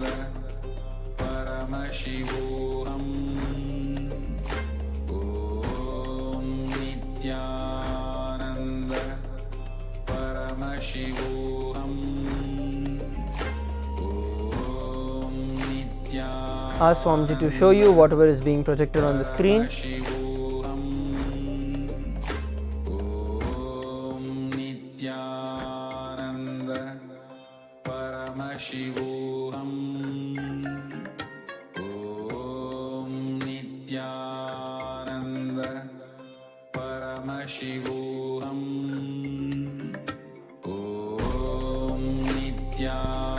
Chant the Mahavakya intensely and ask Swamiji to show you the image that is being projected on the screen.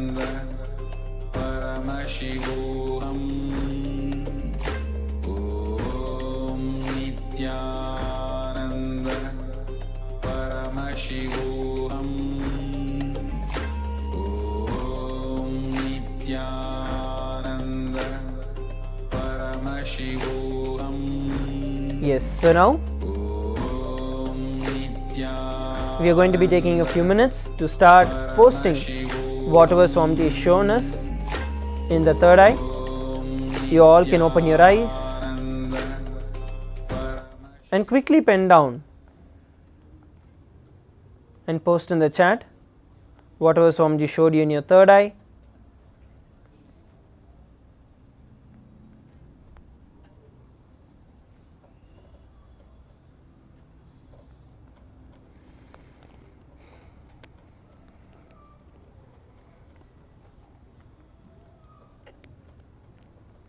Please pen down whatever Swamiji showed you in your third eye. Post it in the chat. I want to hear multiple different things that Swamiji showed you. So post all the various details that Swamiji showed. Please take a few moments and post it.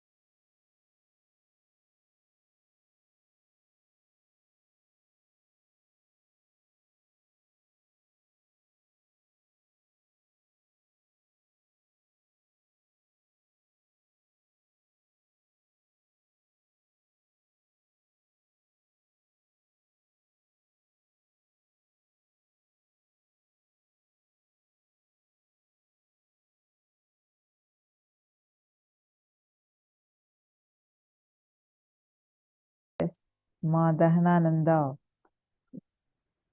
మా గీతాదేవి, మా అంశకళ నిత్యానందం,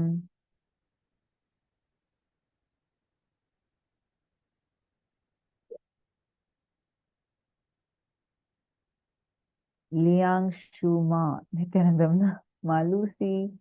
Wow. For all the participants that are here today, first and foremost thing, today we have a special manifestation. The power manifestation that we are going to be doing is really a very special one.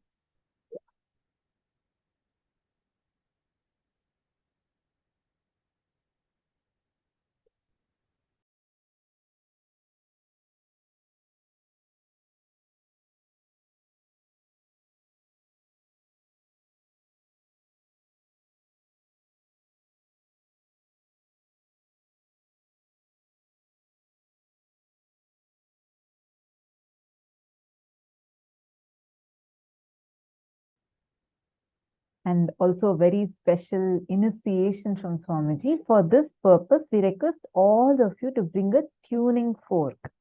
Okay, I just want to clarify one thing. I see a lot of you bringing a normal fork. Fork that we used to eat is not the one that we need to bring for initiation. There is something called as tuning fork. It's specially, you have to buy it as a tuning fork. I saw last time many participants got spoons and fork, thinking that is for the initiation. I just wanted to clarify even for all the Chinese translators, please make sure you're explaining it rightly. It is the tuning fork. I'll also show you all an image of the tuning fork, so it's easier to understand what we are talking about.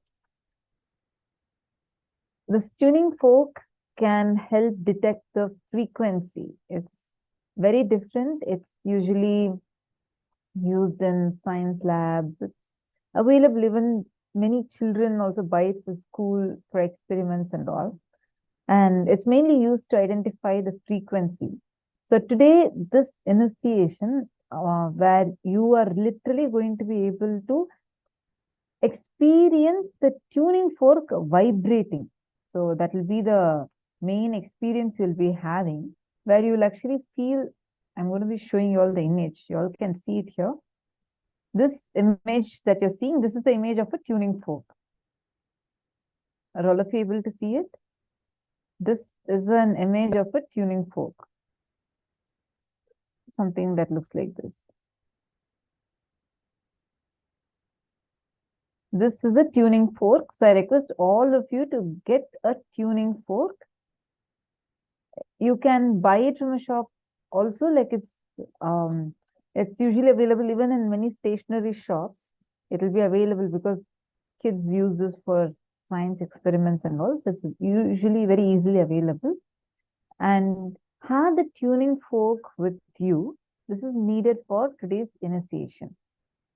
And this tuning fork, what we are going to be exactly doing is Swamiji is going to be awakening your Kundalini and raising to you to a very high frequency, where literally wherever you are.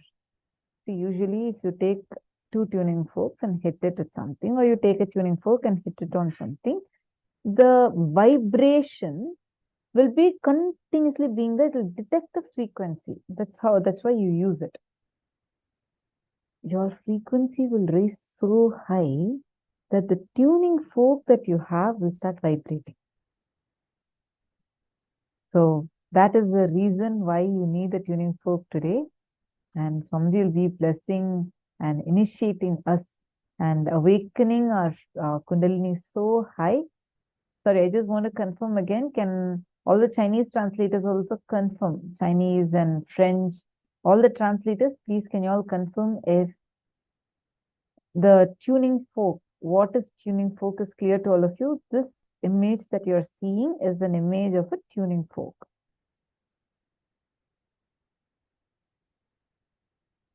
All of is clear?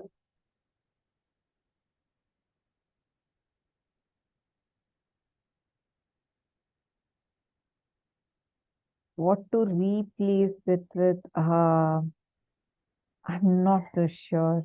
You can get a pendulum. Huh? See, all those who don't have a tuning fork, get a pendulum. Pendulum you can just create your own pendulum also. Just if you have a pendulum already with you, you can get it. Just suspend something with, like, I'll show what a pendulum is. So it's easy. I just don't want to have any misunderstanding. Last time we noticed that many participants were having normal fork. So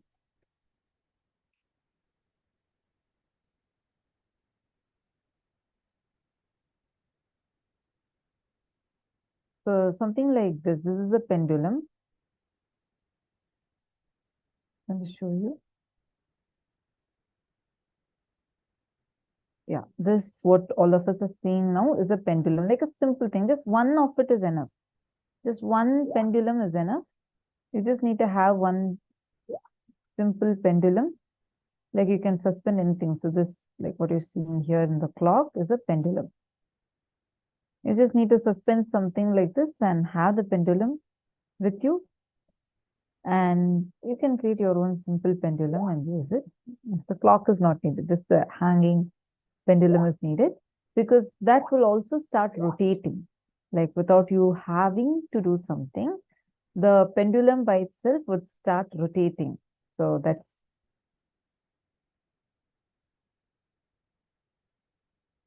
yes, Madhananda, that is okay. Get a circular base, that will be better. Yes, Ma Johanna, preferably metal would be better. Otherwise, see, because plastic, it might move because of air. You need to have like a small ball bearing or something like that if you have of metal. And just even suspend it with a thread should be fine. If you have a metal chain, you could use that also, because that will help you. You'll see suddenly, normally you'll be holding it. Suddenly it'll just start rotating. So wildly it will start rotating. So now let's all enter into our first session. And before we go into the first session, I see many of you who have been very sincerely attending the program. And out of that, like a lot of you are there. Ma Stephanie Dietiers or Ma Shukrendrananda, Ma Nitya Naresha, and Ma Jnana Pradata, Ma Dahanananda, and many of you who are attending very sincerely, meaning you'll be there in all the sessions. Same way, Ma Margarita. Now, I have a small request for all of you. See, even Ma Shamla, Ma Dona, Ma Priyesha, Ma Geeta Devi, there are a set of you who have been very, very, very sincerely attending the program every day. Now, I request all of you, take a few minutes.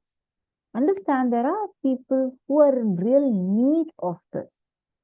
It is not that you're just going to be sharing with them, just say, okay, hey, you know what, just why don't you come and join the program? No, it is going to be transforming their life. See, someone introduced Swamiji to you, or probably a YouTube video popped up, and Swamiji himself got you here. But how you feel inside you now? You feel grateful, right? Somehow Swamiji is manifested in your life, and you're experiencing all the best things. Take a few minutes. I really request all of you, take a few minutes, reach out to people. Swamiji had given a Guru Vak of every day 11 new people. I request all of you, reach out to any 11 new people. You can tell them that you're attending this program. Let them come, at least today, one day. Anyways, this is weekend. Let them come and join you, be in the session from morning onwards. Let them come and join, be in the session along with you, and let them also experience it. I request all of you, take a few minutes and reach out. And once they come in the sessions, you all should let me know who has joined, and you can introduce them in the session. So just put it in the chat. This is the free pass that you can share with your friends. Understand? All the inhibitions that you carry, that you feel like, oh no, I'm not sure what my friends are going to say. All these are the delusions that is actually stopping you from you manifesting Paramashiva in you. Because these are the same kind of patterns that are there even inside of you, which is stopping you from power manifestation, which is stopping you from experiencing things, which is stopping your spiritual experiences. So do not allow that, do not cherish that. Ma Sadashiva Mayi, how are you doing? Nithyanandam.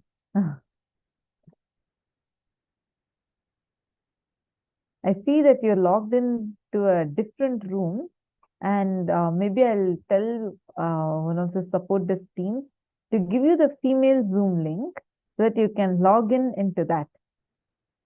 Because I kept missing you. Now only I'm noticing that you're sitting in this room.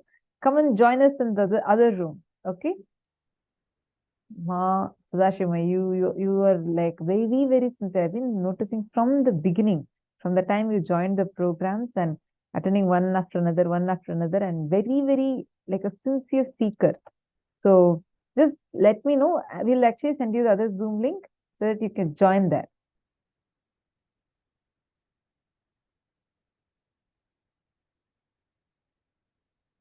All the male participants also.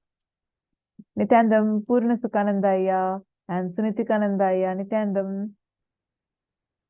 I request all of you to be proactive. See, Purna Sukhanandaya, I have seen how sincerely you have been attending as so many seasons. See, take some time to reach out to people. Each of you do this. Just 11 new people. The transformation you will be bringing in their lives really will be phenomenal. Understand, only when you enrich, only when you cause someone's reality, it is not about saying, hey, you know what, can you just hop into the program? No, do not do that. Really understand what the other person is looking for. Break free from that shell that you are sitting in. This is for everyone. All of us are sitting in a small shell. We are happy with our transformations. We are experiencing many different things, but it's time that you come out of this shell. Share what you are experiencing to people. It'll really do so much good to you. Can I request all of you, just reach out to 11 new people, just 11, completely new. Don't even call the people that you already know from the Sangha. You can invite them. To them, you can just invite. But 11 new people, talk to them. Speak to them and understand what exactly they are looking for in their life. Aslim and Tirtharupaya, Alexaya, Brian Birch, I request all of you to do it. Nityanandam Nandakumaraya, are you also there?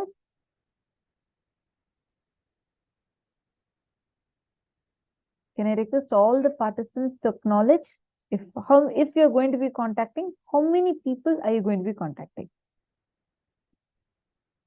Let's see who all are ready for this jump. Because this would require you to, it'll expand your inner space. Understand? It'll expand your inner space and expand the way how you are experiencing. Tirtharupaya will contact 11 people today. Wonderful. That's awesome.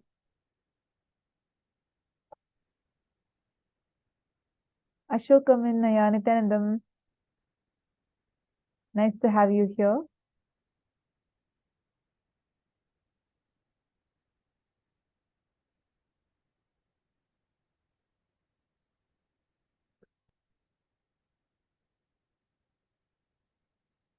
Okay.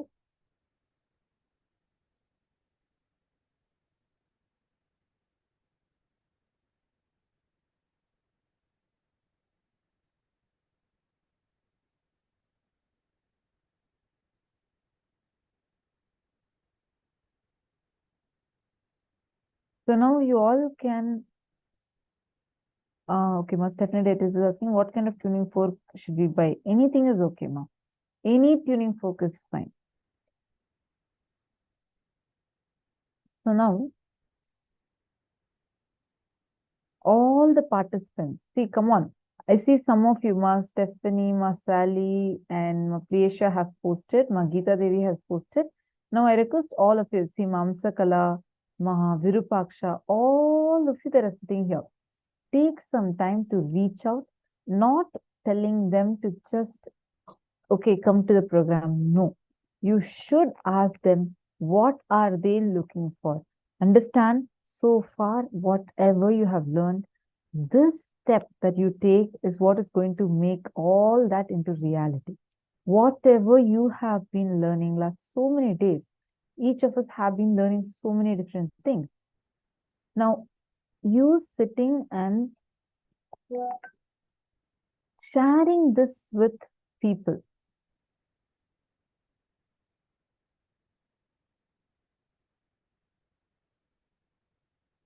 Today is the 18th day. So the powerful cognition that you have received, share this with people.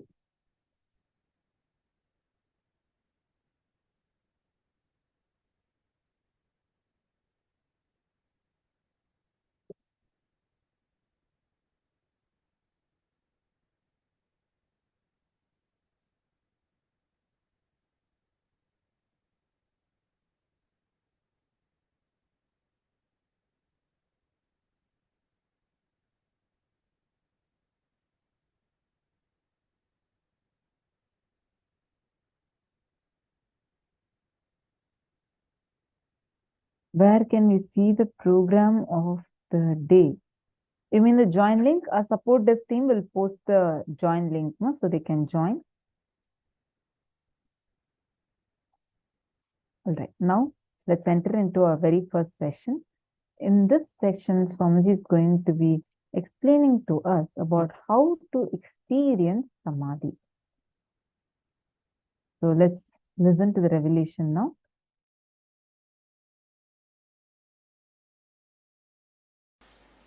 In Bhagavad Gita, 6th chapter, Dhyana Yoga, 9th verse.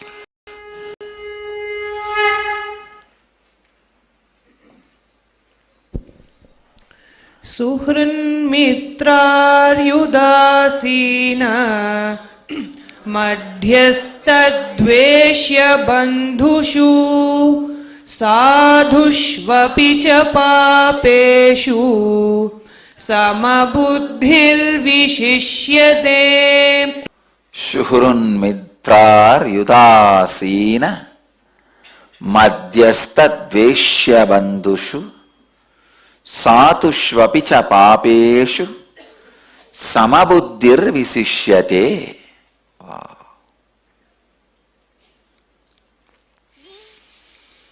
The translation: the one who feels the same towards an affectionate person, a friend, an enemy, the indifferent, the neutral, the hateful one, the unfriendly, the noble one, or a sinner, is said to be established in a superior state.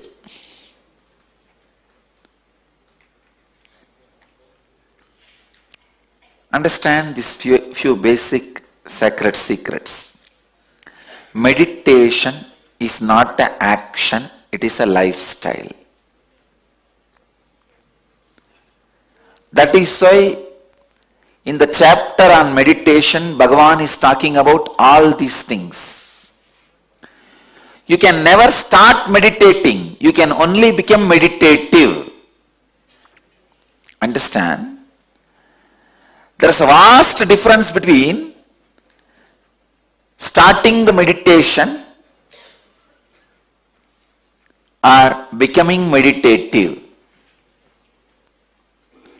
Meditation is not a anacin, metazin, antidepressant. No. Meditation is not anacin, metazin, antidepressant.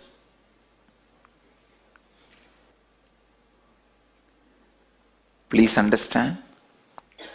Meditation cannot be just repairing something in you. It has to completely transform you. Everybody has the feeling to become Lord of the universe.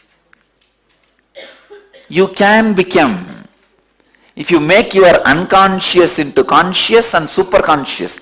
When you make your unconscious into conscious, you will become Lord of you.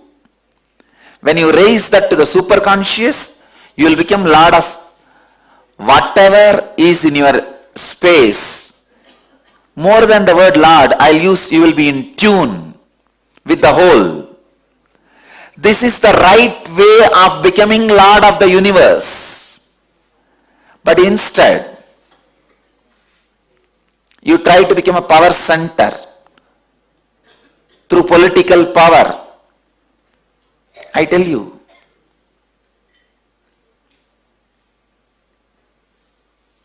even in the school, the class leader, it is nothing but political power.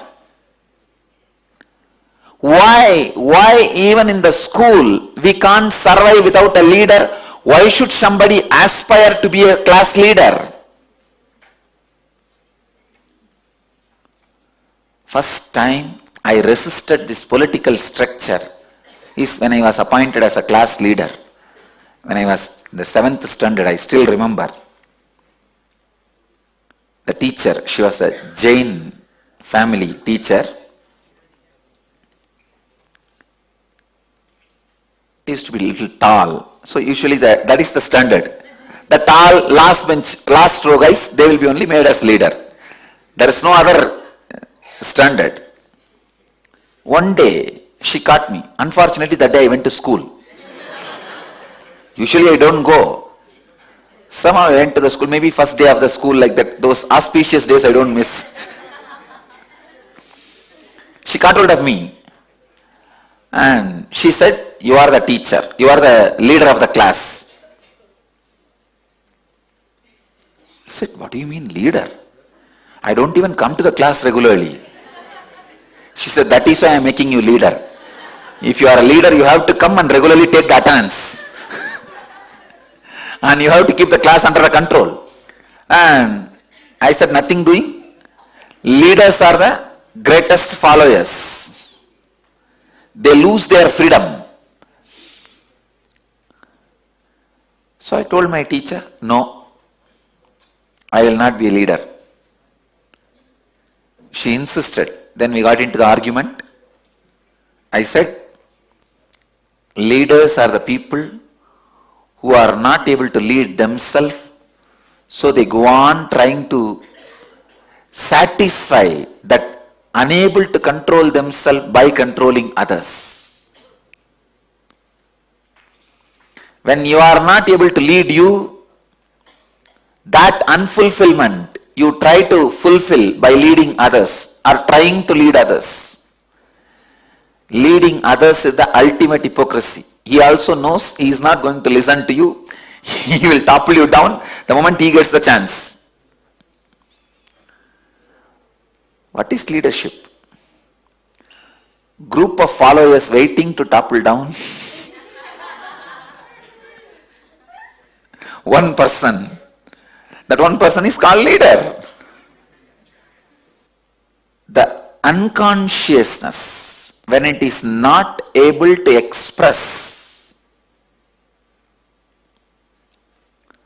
through the proper channel and it finds shortcut to fulfill its ambition, it is called power structure. When the subconsciousness is not able to fulfill its purpose, the perversion it creates is greed structure. Let me explain this subconsciousness. What is subconsciousness? Subconsciousness is nothing but the space where you dump your unfulfilled but imagined, visualized fantasies. For example, if you are fasting by suppressing your desires for food, in 3 days you will see in the dream you are feasting. The suppression creates subconsciousness. Understand, the things you imagined, visualized, could not achieve but suppressing it, that is subconsciousness. That, when it is not able to fulfill itself, it comes out of you as a greed perversion. What is the way for the subconscious to release itself properly? Right amount of sleeping and dreaming. I tell you, if you have the right quality and quantity of sleep and dreaming, you will not suffer with greed-based structure. You will not be running behind money which is not required for you. That is why all the civilizations which are suffering with greed suffers with sleeplessness. All the civilizations which suffers with the subconscious greed suffers with sleeplessness. I tell you, healthy sleep and dream, you will be free from greed-based structure. Understand? I am going to the roots of this human suffering. Greed-based system, the money-based lifestyle is rooted on your subconsciousness. A good sleep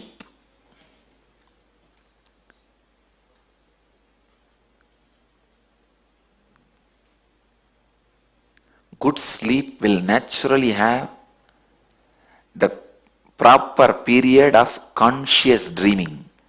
When I say conscious dreaming, even in the dream you will have a certain amount of self-awareness, and you will be able to even move some things in your dream. You yourself will know you are dreaming, and you can alter the things in the dream. That is what I call conscious dreaming. If you are having conscious dreams, please understand your subconscious is very thin layer. You don't need to worry at all about your subconsciousness. There are no much suppressions. The suppressed desires form subconsciousness. It can either express itself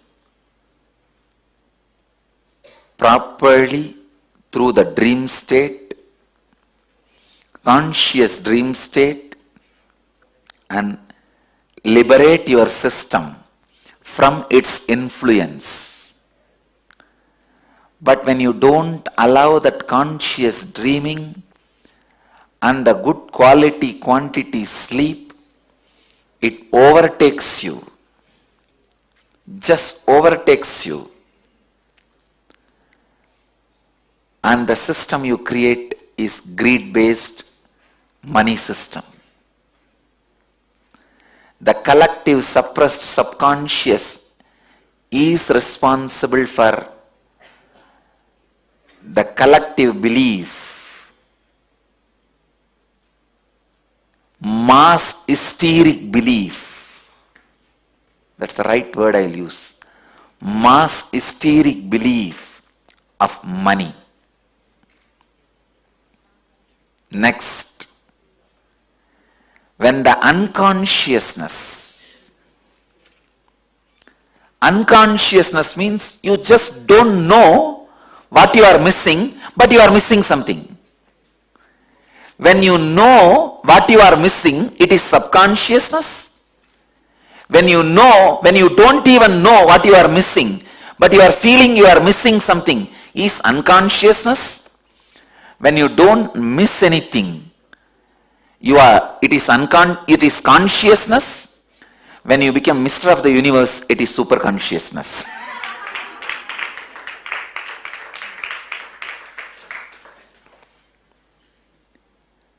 When you know you are missing something, and missing is subconsciousness, please understand. When you don't know you are missing something, but you feel you are missing something. You don't know what you are missing, but you feel the emptiness, you are missing something. That is unconsciousness. When you don't miss anything, complete with yourself, it is consciousness. When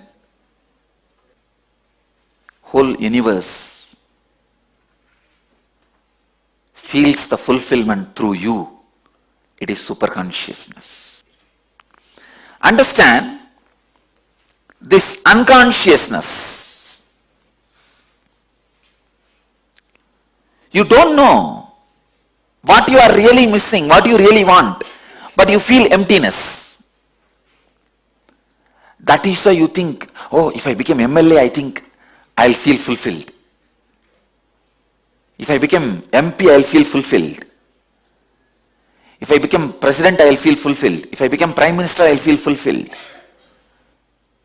Unconscious man acts as if he is going to fulfill others' subconsciousness so that he can become leader. That is why the politicians always give big promises. They give you the feeling, I will fulfill your subconsciousness. And the same way, subconscious fellows promise the politicians that we will fulfill your unconsciousness. It is subconsciousness scratching the back of unconsciousness and unconsciousness scratching the back of subconsciousness. This verse, Suhrun Mitrar Yudasina Madhyastha Dveshya Bandhushu Satushva Vichapapeshu Samabuddhir Visishyate. Samabuddhir Visishyate. Bhagavan is revealing powerful truth to all of us to be in samabuddhi, equal mind, same towards affectionate person, a friend, an enemy, the indifferent, the neutral, the hateful, the unfriendly, the noble one, or the sinner. Means realizing the futility of the power structure. It is power structure which classifies somebody as a right, wrong, good, bad, neutral. It is your ambition towards the power structure and the ambition damaging you.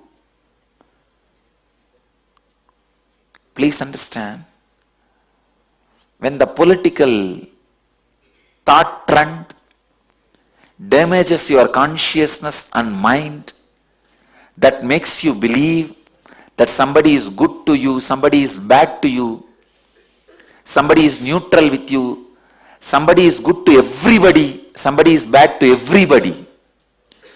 See, if somebody is good to you, he is your friend. If he is bad to you, he is your enemy. If he is neither good nor bad, he is neutral. If somebody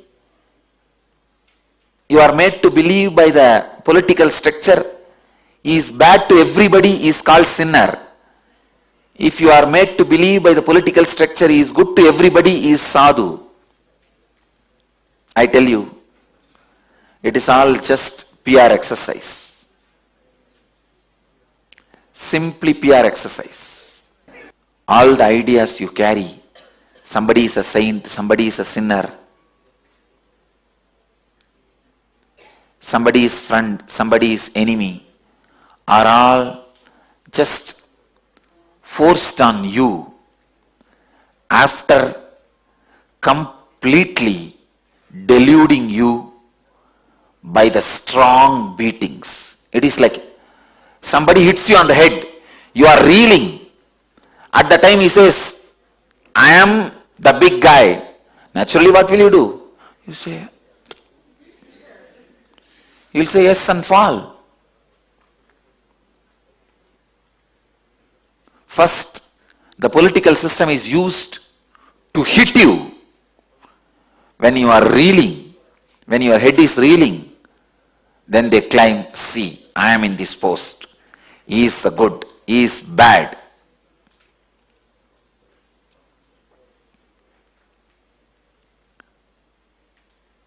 It is time we bring a human civilization where the money-based thought trend and political thought trend does not become part of our life. It just stands as a utility. Let the shoes be left in shoe stand. Umbrella be left in umbrella stand. Let them not come to the bedroom. Let the influence over the citizens by the political system be reduced.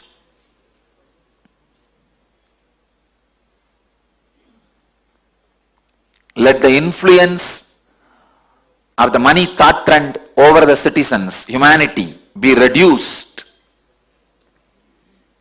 Let them be just for only utility. Let it not become lifestyle. Unfortunately, politics became a regular business. Business became ambition to have power over politicians. When the business gets the ambition of power over politicians, and the politicians decide to make their lifestyle as a business, both corrupt each other and destroy humanity. So the idea of saint or sinner. What is saint or sinner? If you are made to believe one person is doing good to one person, that one person is called your friend. If you are made to believe that one person is doing good to everyone, he is made to be believed as a saint. Saint or sinner, good or bad, is all the ideas your consciousness perceived when you are beaten by the political power-based thought trends. As a child, you are beaten. In the young age, we all learnt who is MLA, who is MP, what is Rajya Sabha, what is Lok Sabha, what is Prime Minister, what is President. Young age, we learnt the economy. 1 plus 1 is 2, 2 plus 2 is 4. What is interest? What is compound interest? How the investment should be done?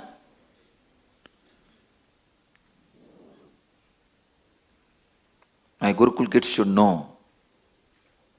There is no 1 plus 1. There is only 1, which is beyond 1. The 1 itself was created for utility. And the 1 plus 1 is also utility. Things which you created for utility, when you became utility for them,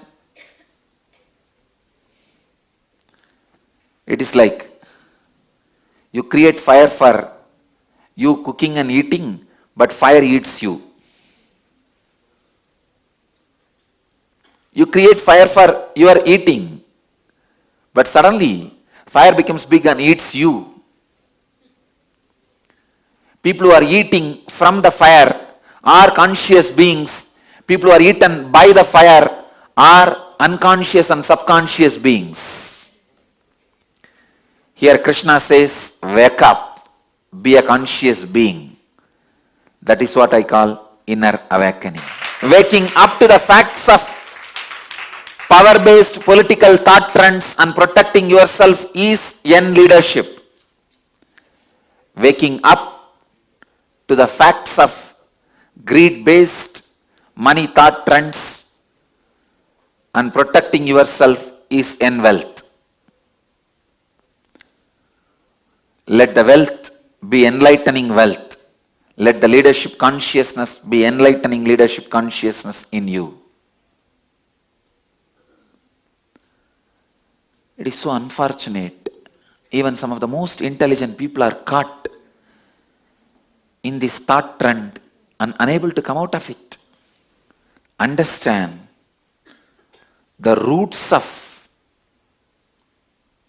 why you feel somebody is friend, somebody is enemy, somebody is neutral, somebody is good, somebody is bad. Then you will understand all your ideas are just ideas. When you realize that, everybody will be graceful. The moment you feel everything and everybody is graceful, that is when you achieve what Bhagavan calls samabuddhir visishyate.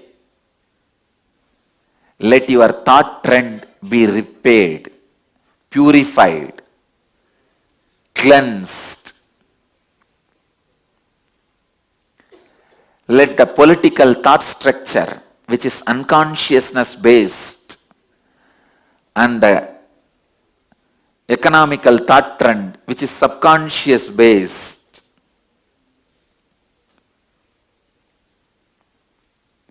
not hit at your consciousness. Let that not form your lifestyle, thought trend. Let that not create your major decisions. Let that create right understanding about life in you. Let you become Jivan Mukta. Understand? If you understand how the collective unconscious thought trend damages you, collective subconscious thought trend damages you, and if you protect yourself consciously from those damages and live a whole life, you are Jivan Mukta. Even if you compromise with the power-based thought trend and money-based thought trend, let you do after understanding the insider secrets of both systems. Then you will not be taken away by it. You will protect yourself. You know where to keep the fire, how to cook, and how much food can go inside, and how when it is dangerous, and you will be intelligent to play the game. At the most, maybe rarely as an exemption, accidents may happen, you will die. But as a life, you may protect yourself. But when you don't even know the political thought trends are from unconscious and money-based thought trends are from subconscious, you give them sacredness. You associate sanctity to both. When you associate, even if you associate legitimacy to both of them, you are wrong. If you associate sacredness to both of them, you are worshipping devil, thinking it's God. Internally, do not give legitimacy to the money-based and power-based thought trends. Fear-based and greed-based thought trends. Let it not be legitimized.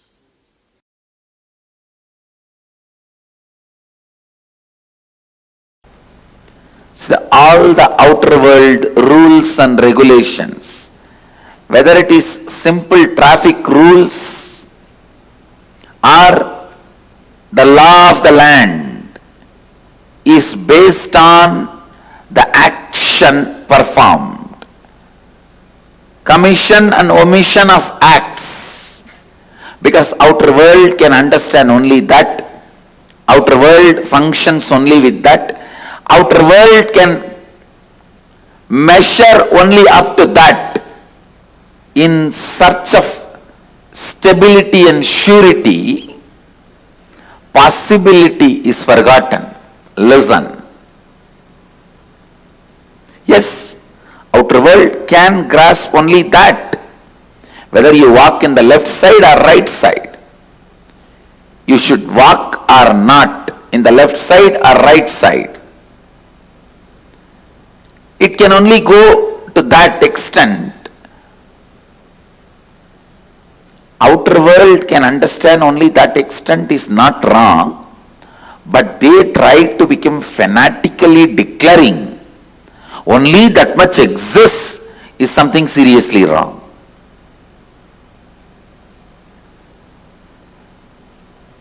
The outer world, materialistic beings,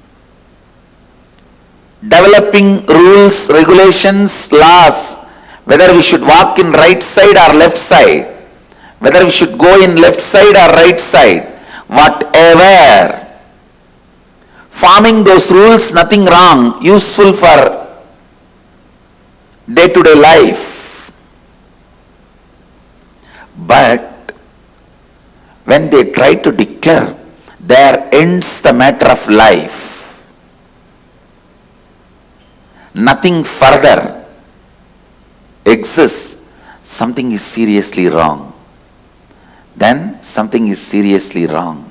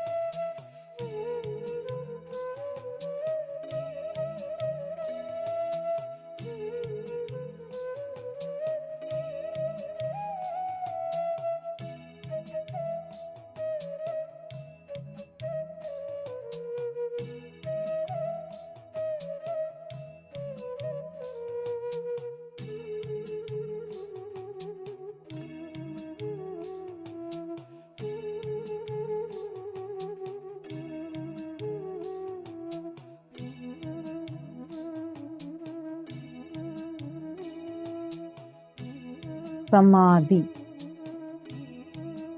How to experience samadhi and how to free yourself. Actually, there were a lot of revelations in this.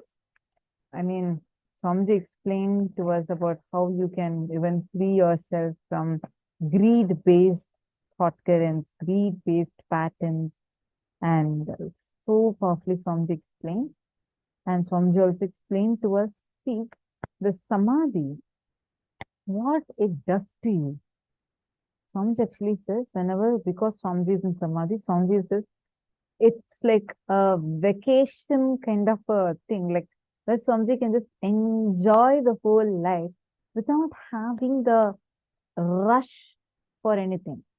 It does not mean he'll take anything lightly, but the space inside will not have that friction or tension.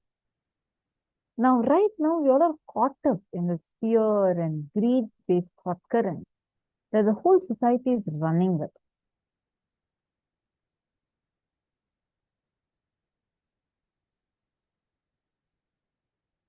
Ma Alexander has posted, by this satsang of Genie Bhagwan, I'm remembering about this sentence of his. Everything is falling in place. It is not falling apart. Yes. That one statement actually can heal us from multiple levels, right, Ma Alexandra? Magita Devi has posted, when you have the right good quality and quantity of healthy sleep and conscious dreaming, it's not just dreaming, somebody said conscious dreaming, you will be free from greed-based structure. That's right.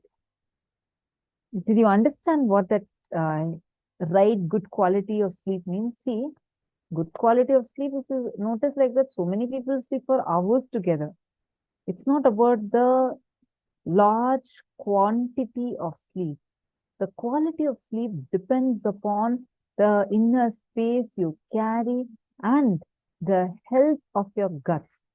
These two really affect the quality of sleep you have. Now, let's understand about how to protect yourself from power-based or greed-based thought currents. We think, oh, if I become MLA, I think I'll feel fulfilled. If I become MP, I'll feel fulfilled. I should become a president, then I'll feel fulfilled. Maybe I should become the prime minister, then I'll feel fulfilled. Now, can all of you take a few minutes, identify at least 5 areas of your own life where you have used such words, where you feel that, like it can even be as simple as, oh, if I get this particular power, like this particular role, maybe I'm going to feel fulfilled. Maybe if I become a class leader, like Swamiji said, no, that starts at that time itself, becoming a class leader. I know so many of us would have had that as a desire. I request all of you, take a few minutes now and look in. Identify 5 such areas in your life where you've used such words. Start. Please start penning down.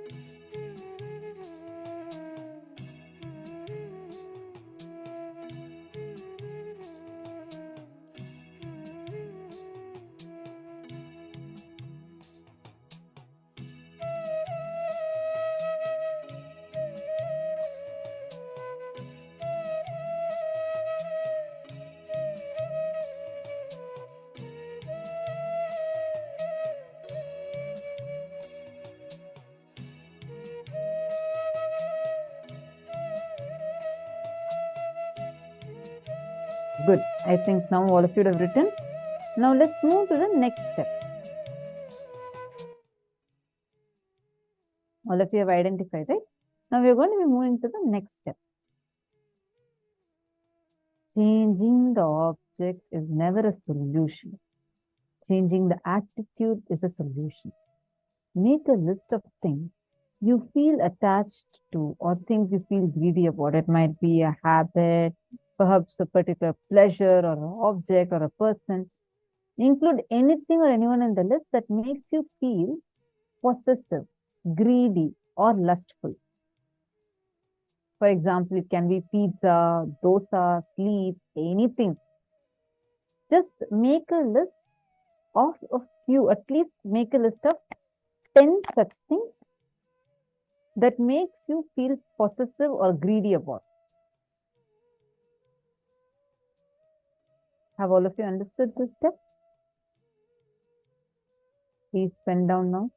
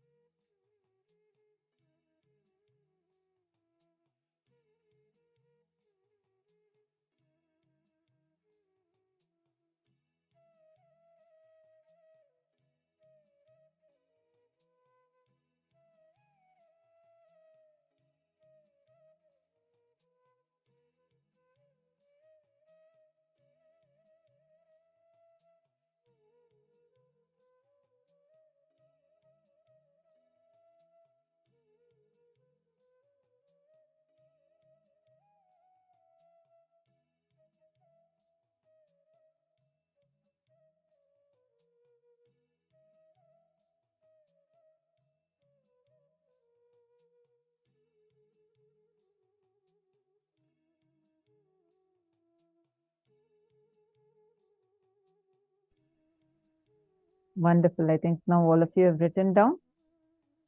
Finished writing? Are all of you understanding this so far? Now, listen carefully.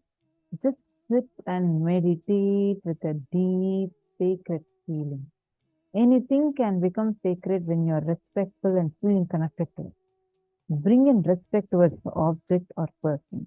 For example, if it's pizza, look at pizza. Just see from where the sacred feeling is coming. The pizza or the moment when you're enjoying the pizza.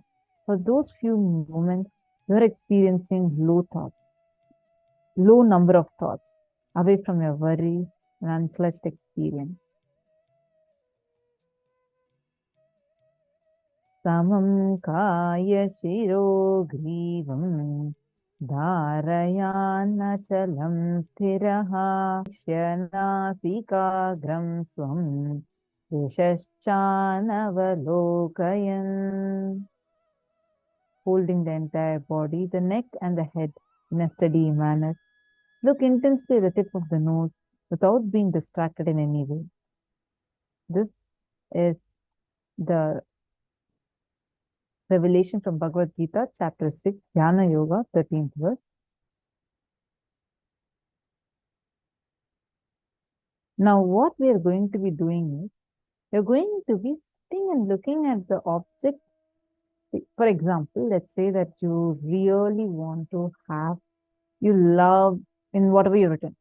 You are somehow feeling very greedy towards dosa or pizza. Now, what you're going to be doing is, you're just going to be remembering that pizza and look at it intensely and with a lot of respect, tremendous respect.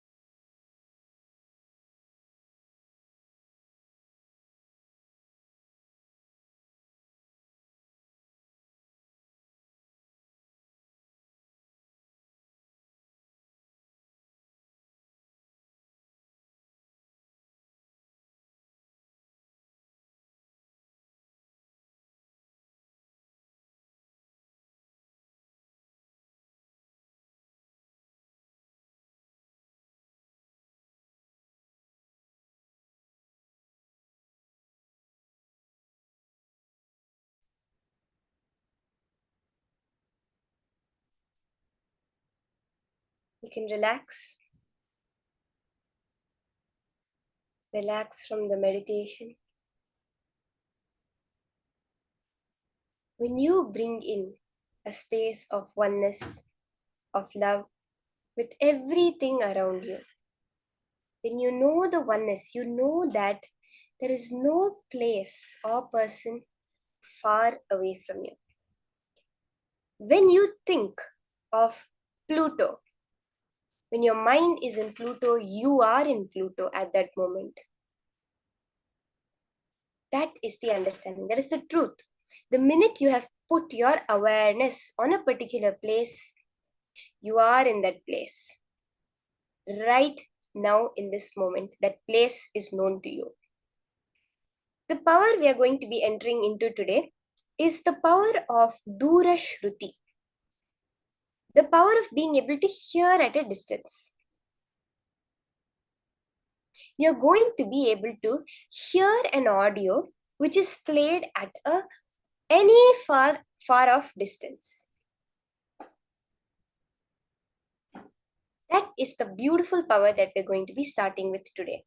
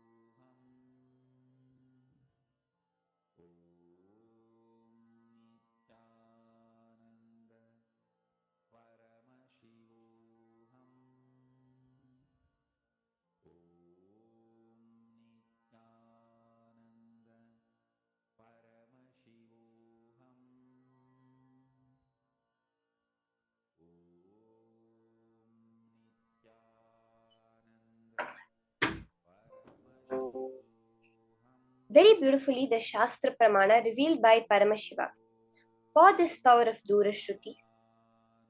Ato vindurato nado rupam asmadato rasaha pravartante chirenaiva kshobhakatvena dehinaha. The meaning of this verse is, from this appears supernormal light, supernormal sound, nada, supernormal form, rupam, supernormal taste, rasa.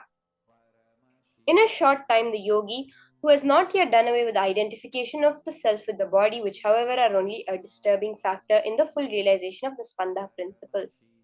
From this Unmesha, from the once we have the initiation of Swamiji, and we are able to see the supernormal sound. Very beautifully, Swamiji reveals, Paramashiva reveals the power of Durashruti, where beyond what you think as the normal capabilities of sound of your ears to hear sound, you're able to go beyond that and manifest the powers.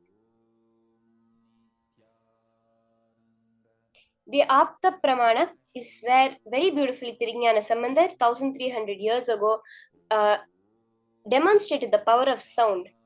When Sambandar visited Tiruvodur, he saw a devotee crying.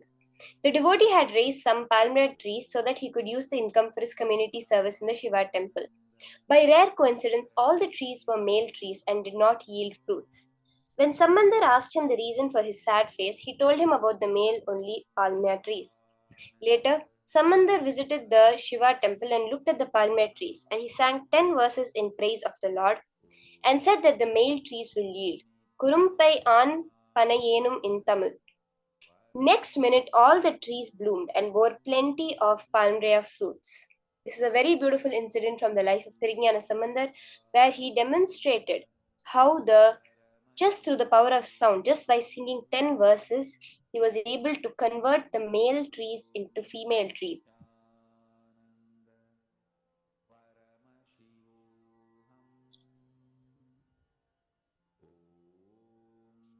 So let's start with this power manifestation.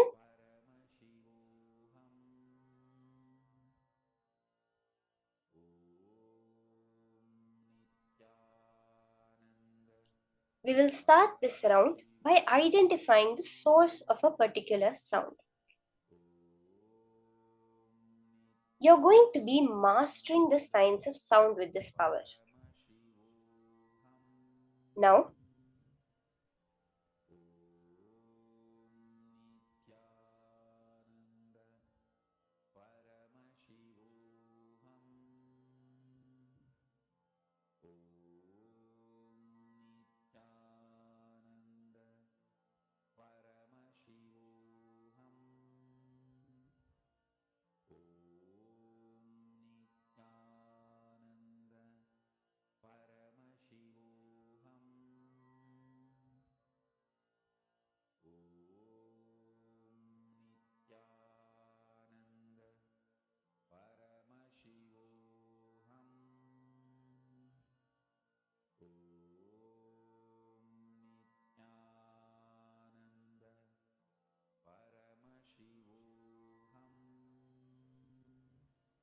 Now, for the start of this round of manifestation, I will be playing a music.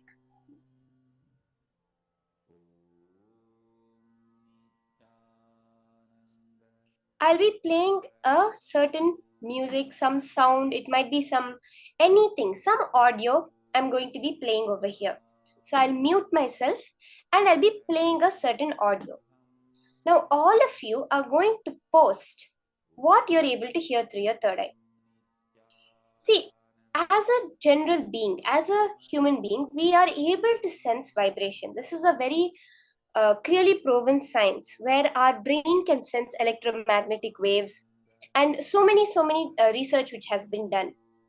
But what happens is we get distuned from that. We're untuned from it. You can, like how you have a radio station where, especially if you knew the olden days TV box set or radio, if you tune it to the wrong frequency, you'll have static. Shh, kind of static sound will come. But what we're going to do is now we're going to tune to the right frequency. Right now, we have only our inner chatter. We're only tuned into our inner chatter, whatever random words, thoughts, conversations that we have within us. So, what we're going to do for this power is tune out of that and tune into the cosmic frequency. Are we understanding? That our whole being is just a receiver. We are a receiver of consciousness, a receiver of sound, a receiver of light. So, from that space, when you understand, when you tune into the right sound, whatever music I am playing here will immediately be revealed to you. So, are we ready for this? Chant. As you're doing the power manifestation, chant the Mahavakya intensely, sit straight, and listen to the pure silence of your inner space, where just like a receiver, when it receives the right channel, it comes as music, it comes as a talk, anything. When you're going to tune yourself to the cosmic frequency and connect to what sound that I'm playing over here. So let's do the first round. Let's start. Chanta Mahavakya.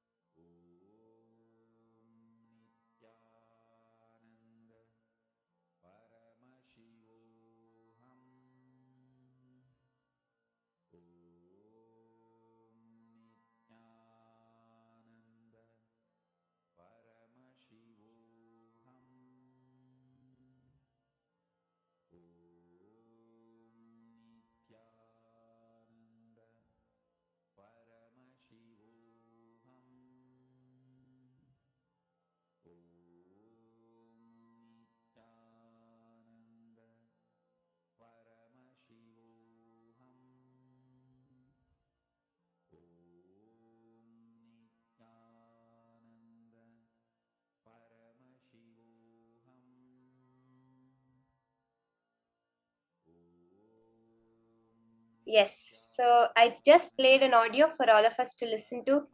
Whatever you're able to see through your third eye, we'll have a few minutes for you to post in the chat.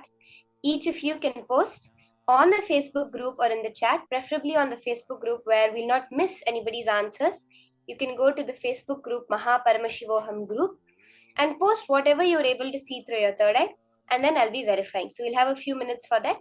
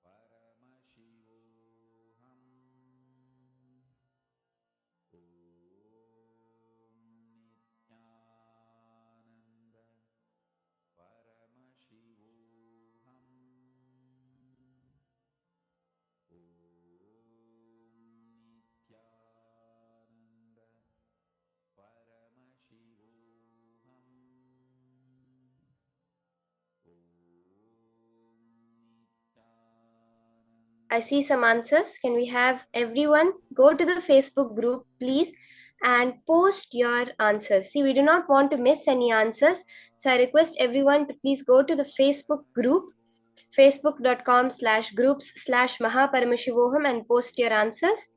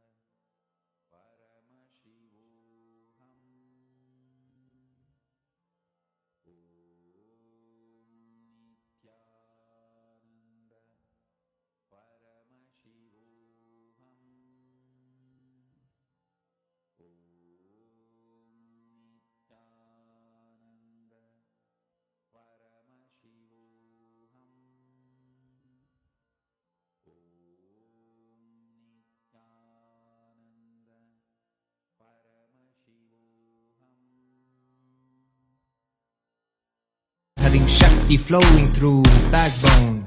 I am the Paramashiva. Shiva. The me in the me is in you as me. You are the Paramashiva. Shiva. The you in the you sees you in me. We are the Paramashiva. Shiva. Living in Kailasa, the place to be. Nithyananda Paramashiva. Brought Kailasa back on the map. With a flag, a bank, done deal, it's a... So now I'll just be playing again the music that I had played for all of you to listen to. So let's listen to it. परित्राणाय साधूनां विनाशाय च दुष्कृतां धर्म संस्थापनार्थाय संभवामि युगे युगे. Like he always did, he created a buzz with the simple blink of an eyelid. As a village boy and a president, running a nation 110%. The golden Raja with the jasmine scent, the holy Godzilla, the ego killer, the pure truth to the... Okay, so that was the music I played. So you can verify it with whatever you saw. Now we'll be entering into the next session, which is the session of Nothing Can Violate You.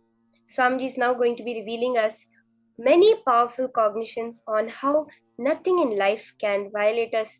There can be no suffering for us in life. Let's now hear this from Swamiji.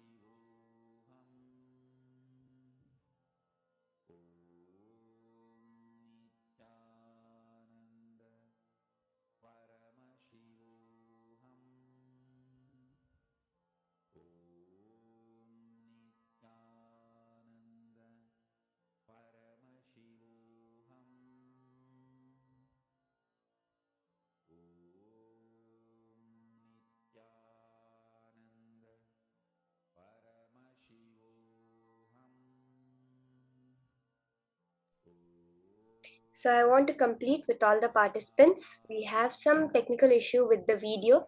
There was no audio for the video. So while we fix that issue, we will be entering into the next session after that, which is the beautiful revelations from Swamiji on Bhakti, the ultimate ecstasy. Let's now hear these revelations from Swamiji.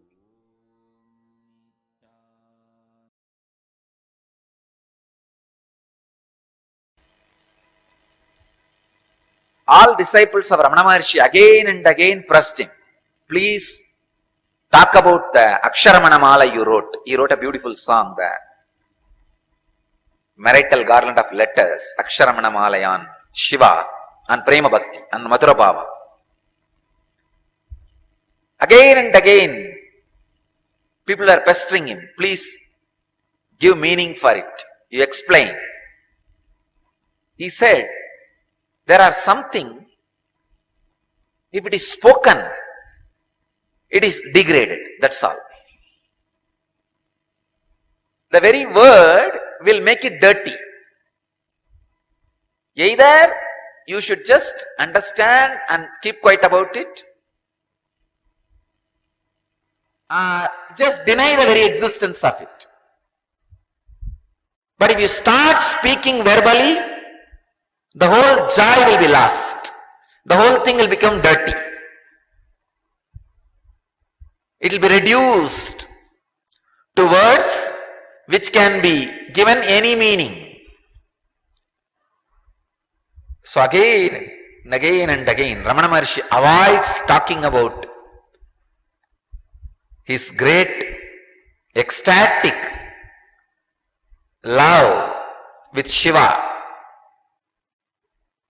Then one disciple asks him, if it is so sacred, if it is so secret, why did you sing it out? Why did you share it with us?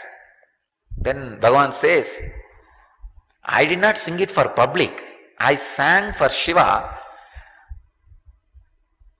Only few people were around me were there when I sang, but those few people I felt they are my very extension. They are not different. Just because those few were very my extension, only they were around me, I sang to Arunachala. Same way, when Manikyavasagar was asked to give meaning for Tiruvasagam,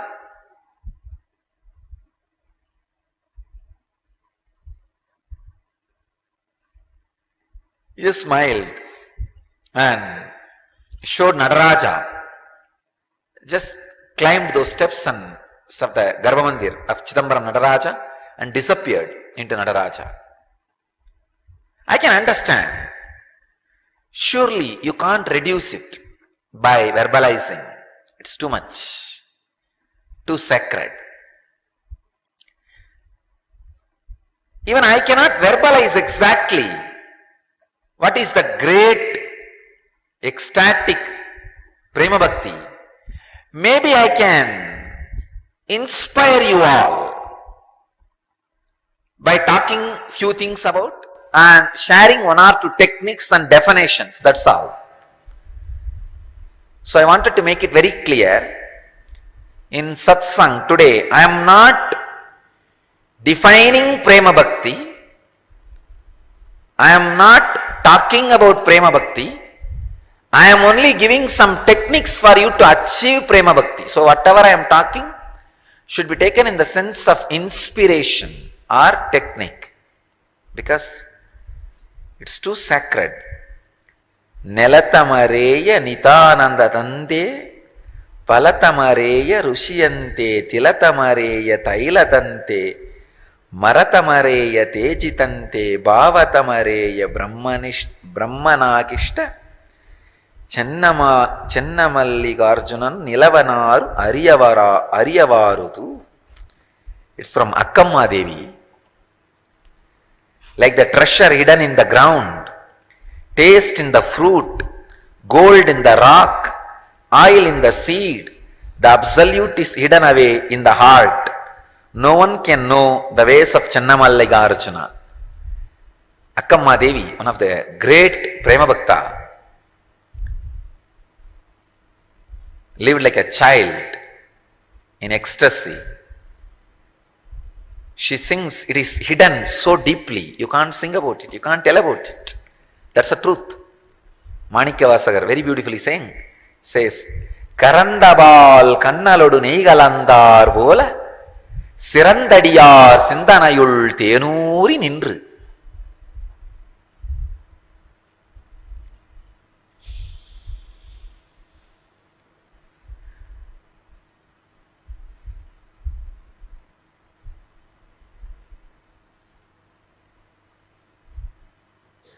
கரந்தவால் கண்ணலொடு நீகலந்தார் போல சிறந்தடியார் சிந்தனையுள் தேனூரி நின்று.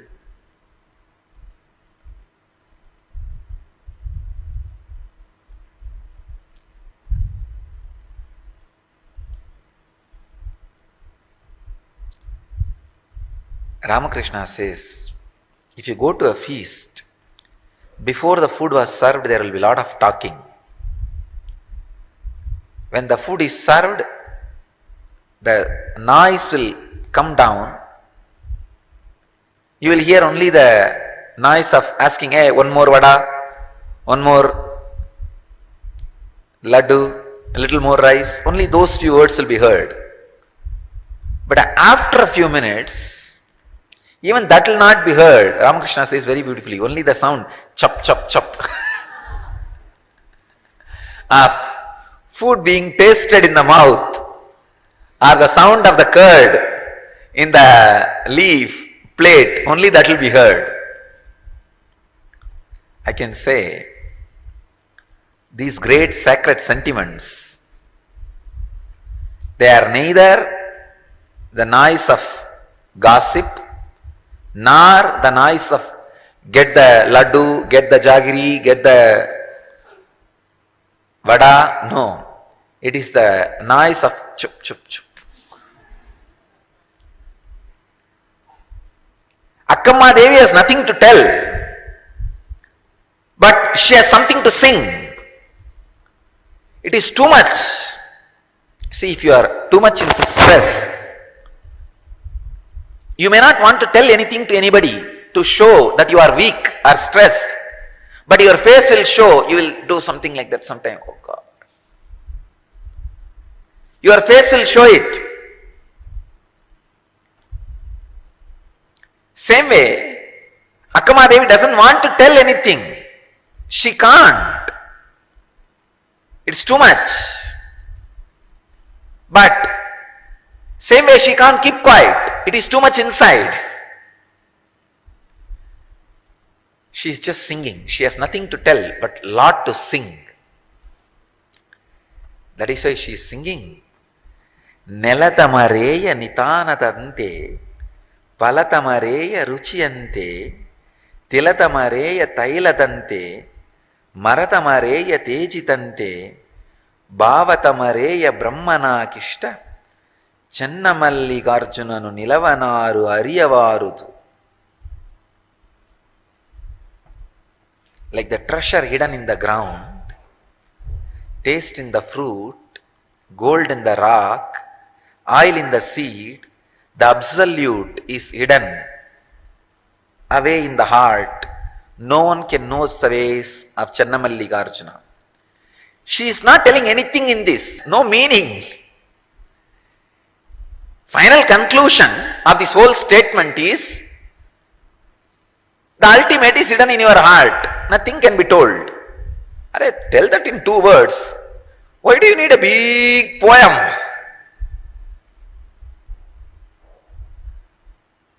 Because it is too much to be told in 2 words. You can't do anything. When you are possessed with that experience, anything you do is poetry.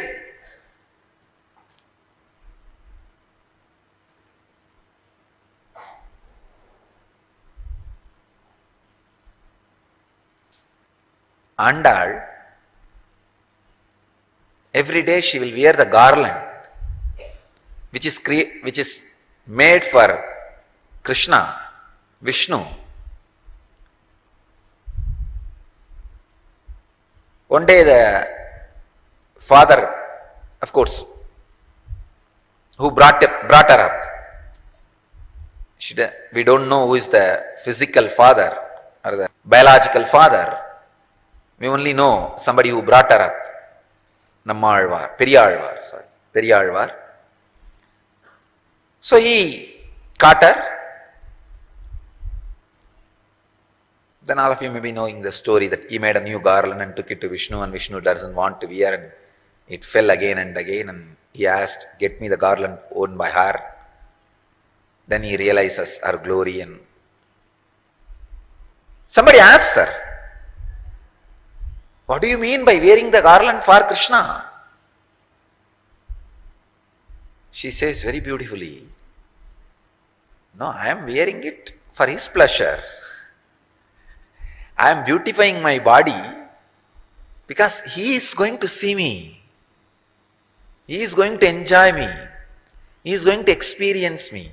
No more independent identity. Even the body is offered to him, Krishna. Krishna Prasada or Nevedya kept for Sri Krishna.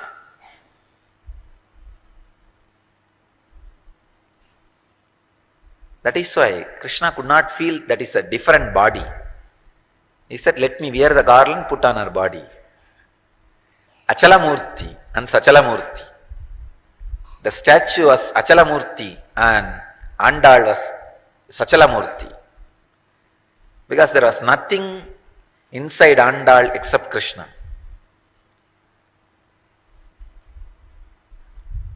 Dressing up because Krishna will see me. This belongs to him. So Akkamma Devi has nothing to tell, but she has to tell something. So that she expresses her extraordinary ecstasy. When you are in bhakti, you don't possess bhakti, bhakti possesses you. It's not like one more thing, you will have it in your house. Oh, these objects. I have bhakti also. No. Bhakti will own you. You can't own bhakti. As long as you own bhakti, it is not bhakti. It's managed bhakti.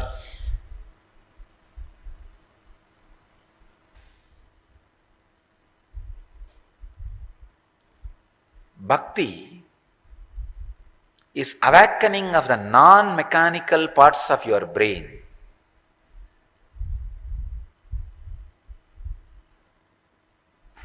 Till the end, neither I nor somebody can explain to you the meaning of Sirandadiyar Sindanayul Tenuri Nindru. No. I can give you the translation, but I can't give you the meaning. Translation says, in the heart of the devotees, you ooze out like a honey. What do you understand?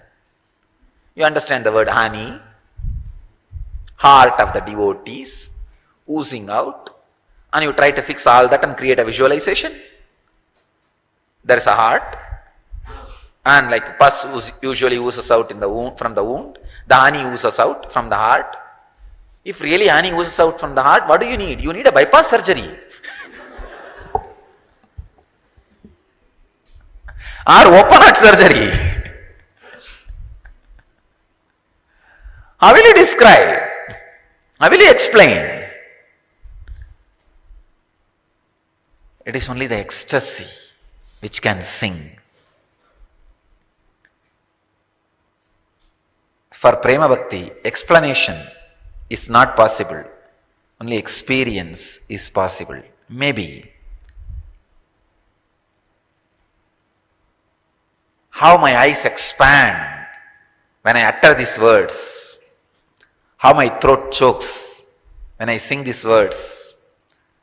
The joy my body language expresses when I recite these verses. And the courage my being radiates with these great words, these sacred sentiments. Maybe I hope that can transmit this into you. The experience may be transmitted into you. That is the only reason I do go on singing, talking every morning.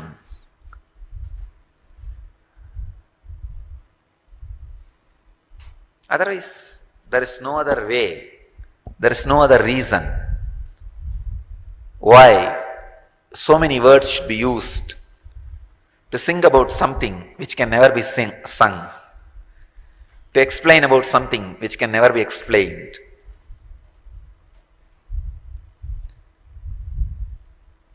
Maybe I'll try to define one or two things from the Narada Bhakti Sutras.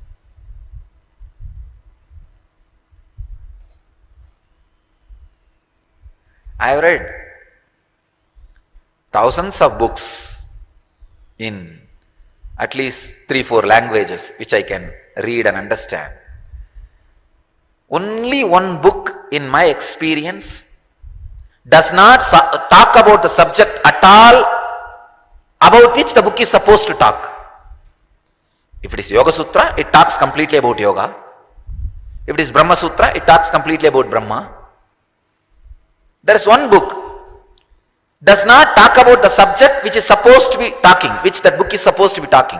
That is Narada Bhakti Sutras. The title is Bhakti Sutras, but till the end Narada is not able to touch 1 inch of bhakti. He goes on beating around the bush because the bush itself can't be beaten.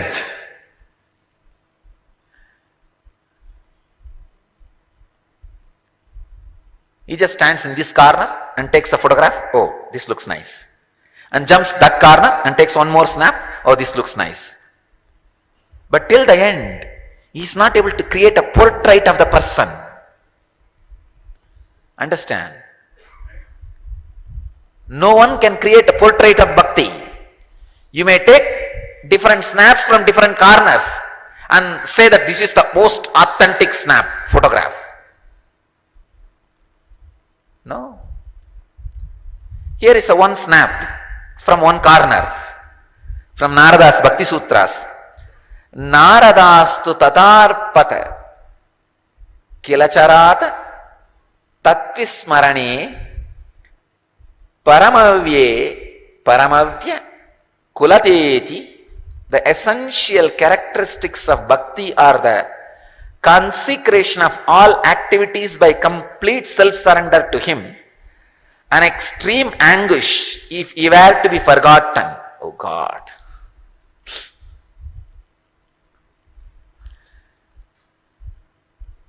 He is describing a deep passion in this one sutra. Self-surrender, an extreme anguish if He were to be forgotten.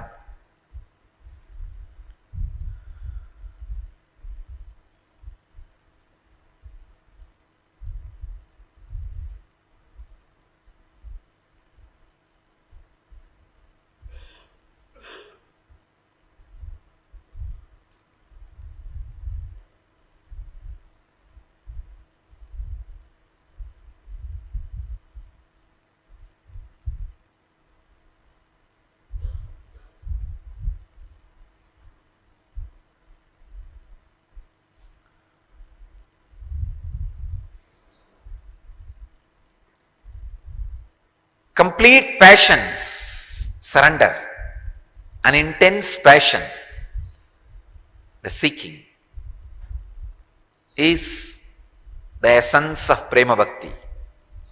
Again, I am also beating around the bush because the bush cannot be beaten. It can only be different directions, different sides, different explanations.